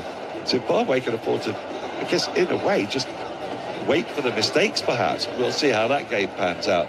But at the moment, Australian hopes of staying in this competition are hanging by a fine, fine thread. And, well, it's just been the most extraordinary spectacle today. We've seen hitting of the highest order. Overall, 42 fours and 12 sixes. The difference is that Sri Lanka have won this, and they've won it in the end comfortably. You look at that scorecard and you'll go, why is everybody getting so excited? Sri Lanka won by 8 wickets with 2 overs to spare. Boring game. Well, it could not be further from the truth. It was a truly astounding game, and the way the pitch played, or at least maybe the way the pitch played, the way the Australian batters played, and the way the Sri Lankan bowlers bowled, especially Hemantha, for example, and Chamira right at the death, who bowled a fantastic over at the back end, a couple of good overs at the back end, made us think that the pitch had actually gone, that it was going to be a much more challenging target than it was. But, well, Sri Lanka lost a wicket, the score at 8, then he lost one more, and the score was 105. A partnership of 79 in 36 balls, in 6 overs. Yeah. Going at 13s. I mean, it was truly remarkable, wasn't it, for Sri Lanka? Unbelievable. Especially in, playing Australia. They're the second best team in the world. Look at that run rate, Dan. So Australia, let me tell you, Sri Lanka played 3, won 3, qualified. Their net run rate, don't need to worry about. Zimbabwe, they have a net run rate of plus 1.98. Australia, plus 0.41. Zimbabwe play against Ireland and Sri Lanka. If they lose both those games, that net run rate will come down. And that would give Australia, you would think, they'd have to beat Oman by a bit, but it won't be by loads. So that is really the equation for Australia. For Zimbabwe, it's just beat Ireland and you're through, or Sri Lanka for that matter. For Ireland, they've got a tiny scintilla of a hope there. They do. They actually do. I mean, they still require some assistance for sure, but oh well, it means that we've got a great game tomorrow, because we're covering that, are we not? That's at 9:30 in the morning UK time, 3 o'clock our time, on this pitch. Well, this pitch at this ground. And if this pitch is anything to go by, it could be another humdinger. I was about to say we're going to have a humdinger. You took the words out of my mouth. I mean, I know they say, we're higher up, we're at altitude, so the ball's flying more. That may be part of it, but this feels like a sort of T20 venue where we're going to see 180s to 200s. And, we're going to have to recalibrate after what we've been watching in Colombo. The accelerate phase for once was an accelerate phase. Yeah, it was. It was. And I'll tell you what, this Australia side, they're the second best team in the world, but are they what they were? They are missing Hazelwood, they're missing Cummins, obviously Stark isn't playing either. And they're missing Steve Smith. They chose not to play. And when you look at that collapse and you wonder what he might have been able to do. Yeah, Marnus Labuschagne's obviously played a little bit as well. He's nowhere near. But I'm just thinking of when you look at that Australia side, is it a team of what they once were? And I don't think they are, because Marcus Stoinis in the middle's 36, Glenn Maxwell's 37, Mitch Marsh 34. The captain's probably got another round him in at most. Adam Zampa's 33. They're not once what they were. And you've also got inexperience. Yes, domestic experience with Cooper Connolly and Xavier Bartlett. It was noticeable, wasn't it? Bartlett wasn't called upon again. He bowled 2 overs at the top for 22. Ellis didn't get to finish his 4 because the game was done so quickly. Well, his third went for 20, didn't it? Yeah. Connolly bowled well in patches, but he never looked like being a wicket-taking threat, which was an issue. Stoinis went large in his last over, and a feature of today was just Sri Lanka's nervousness. But time and time again, they hit the last ball of an over for 4. They say put pressure on, get a 4 in the first ball of the over. Well, fine. But if you can't do that, and you've hit 4 singles and a dot, make it up, get 4 at the back end. Zampa struggled, I thought, for rhythm a bit throughout, but he would start overs with short balls and took time to find his length. They look a shadow of former Australian sides, but I don't want to take anything away from Sri Lanka because no one gave them a prayer. Sri Lanka had the ruthlessness that you're used to Australia having. Yeah, I mean, what a chase. What a unbelievable chase, but also not to allow yourselves after the power play for your heads to drop. I mean, the power play was an utter shambles for Sri Lanka. It actually couldn't have gone any worse. There was missed fields. Yeah, absolutely no prizes for guessing who the player of the match is. It is Pathum Nissanka, and he'll receive his prize from a fellow opener. Bittersweet this might be for ICC Hall of Famer Matt Hayden, and an opener as well. So, yeah, fantastic for his century to guide Sri Lanka to a record chase. Right, Pathum, tell me how you did that.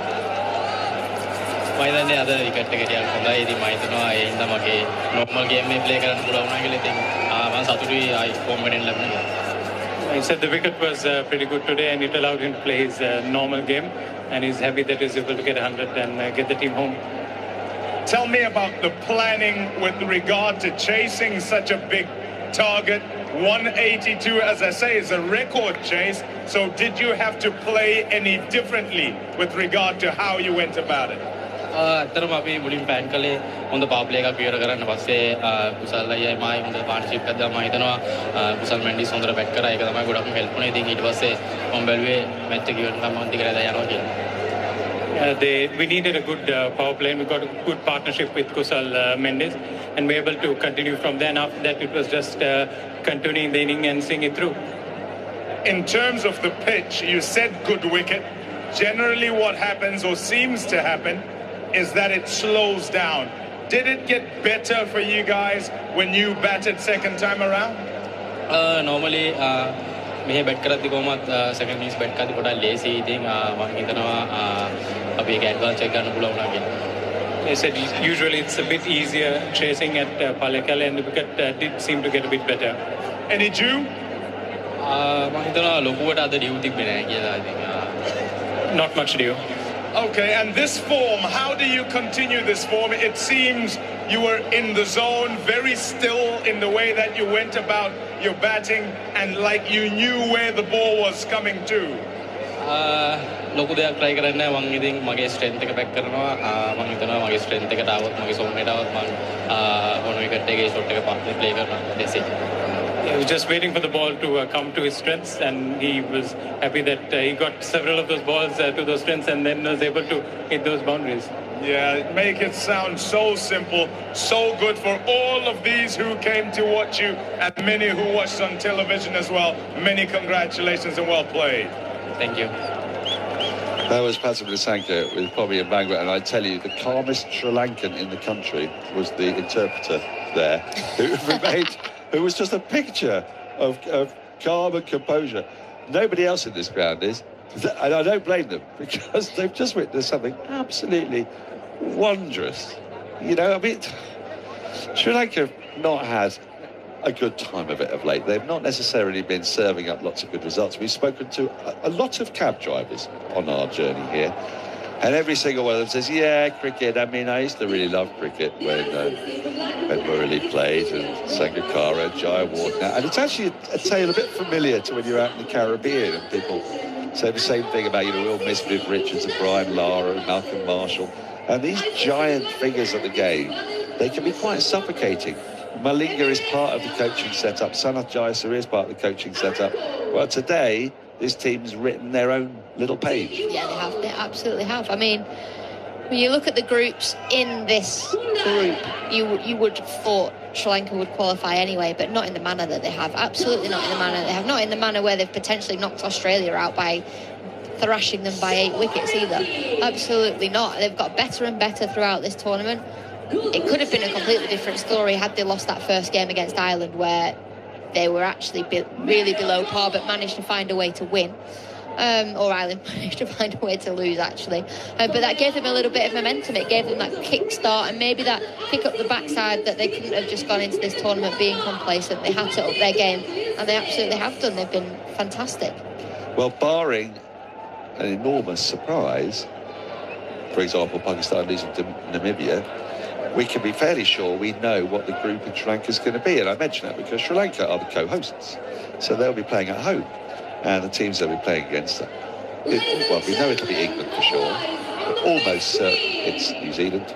And we're almost certain it's Pakistan. So that group is pretty much nailed on.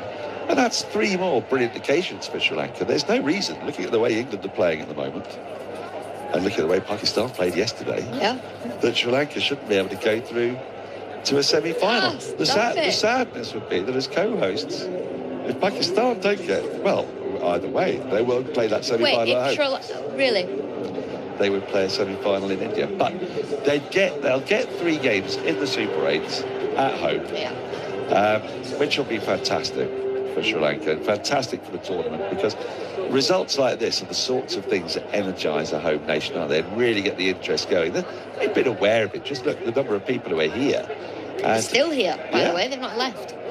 No, it might be quite a long trip for us to get back today. But I don't begrudge that at all. It's just marvellous to see so many happy Sri Lankans, especially after, you know, as I've mentioned, it's been a lean time for Sri Lankan cricket. And for Patrick Nisanka to give them that 100 off 52 balls, it's an innings that nobody here will forget. And when you do that to a side like Australia, describe the confidence that'll give that squad. So much confidence. I think the winning in the manner that they have, it does give you that boost, but it's funny in tournament cricket because you can't let the highs get too high, especially with the lows as well. You can't let them get too low. You've got to move on to the next game. But absolutely will they be dancing around that dressing room tonight.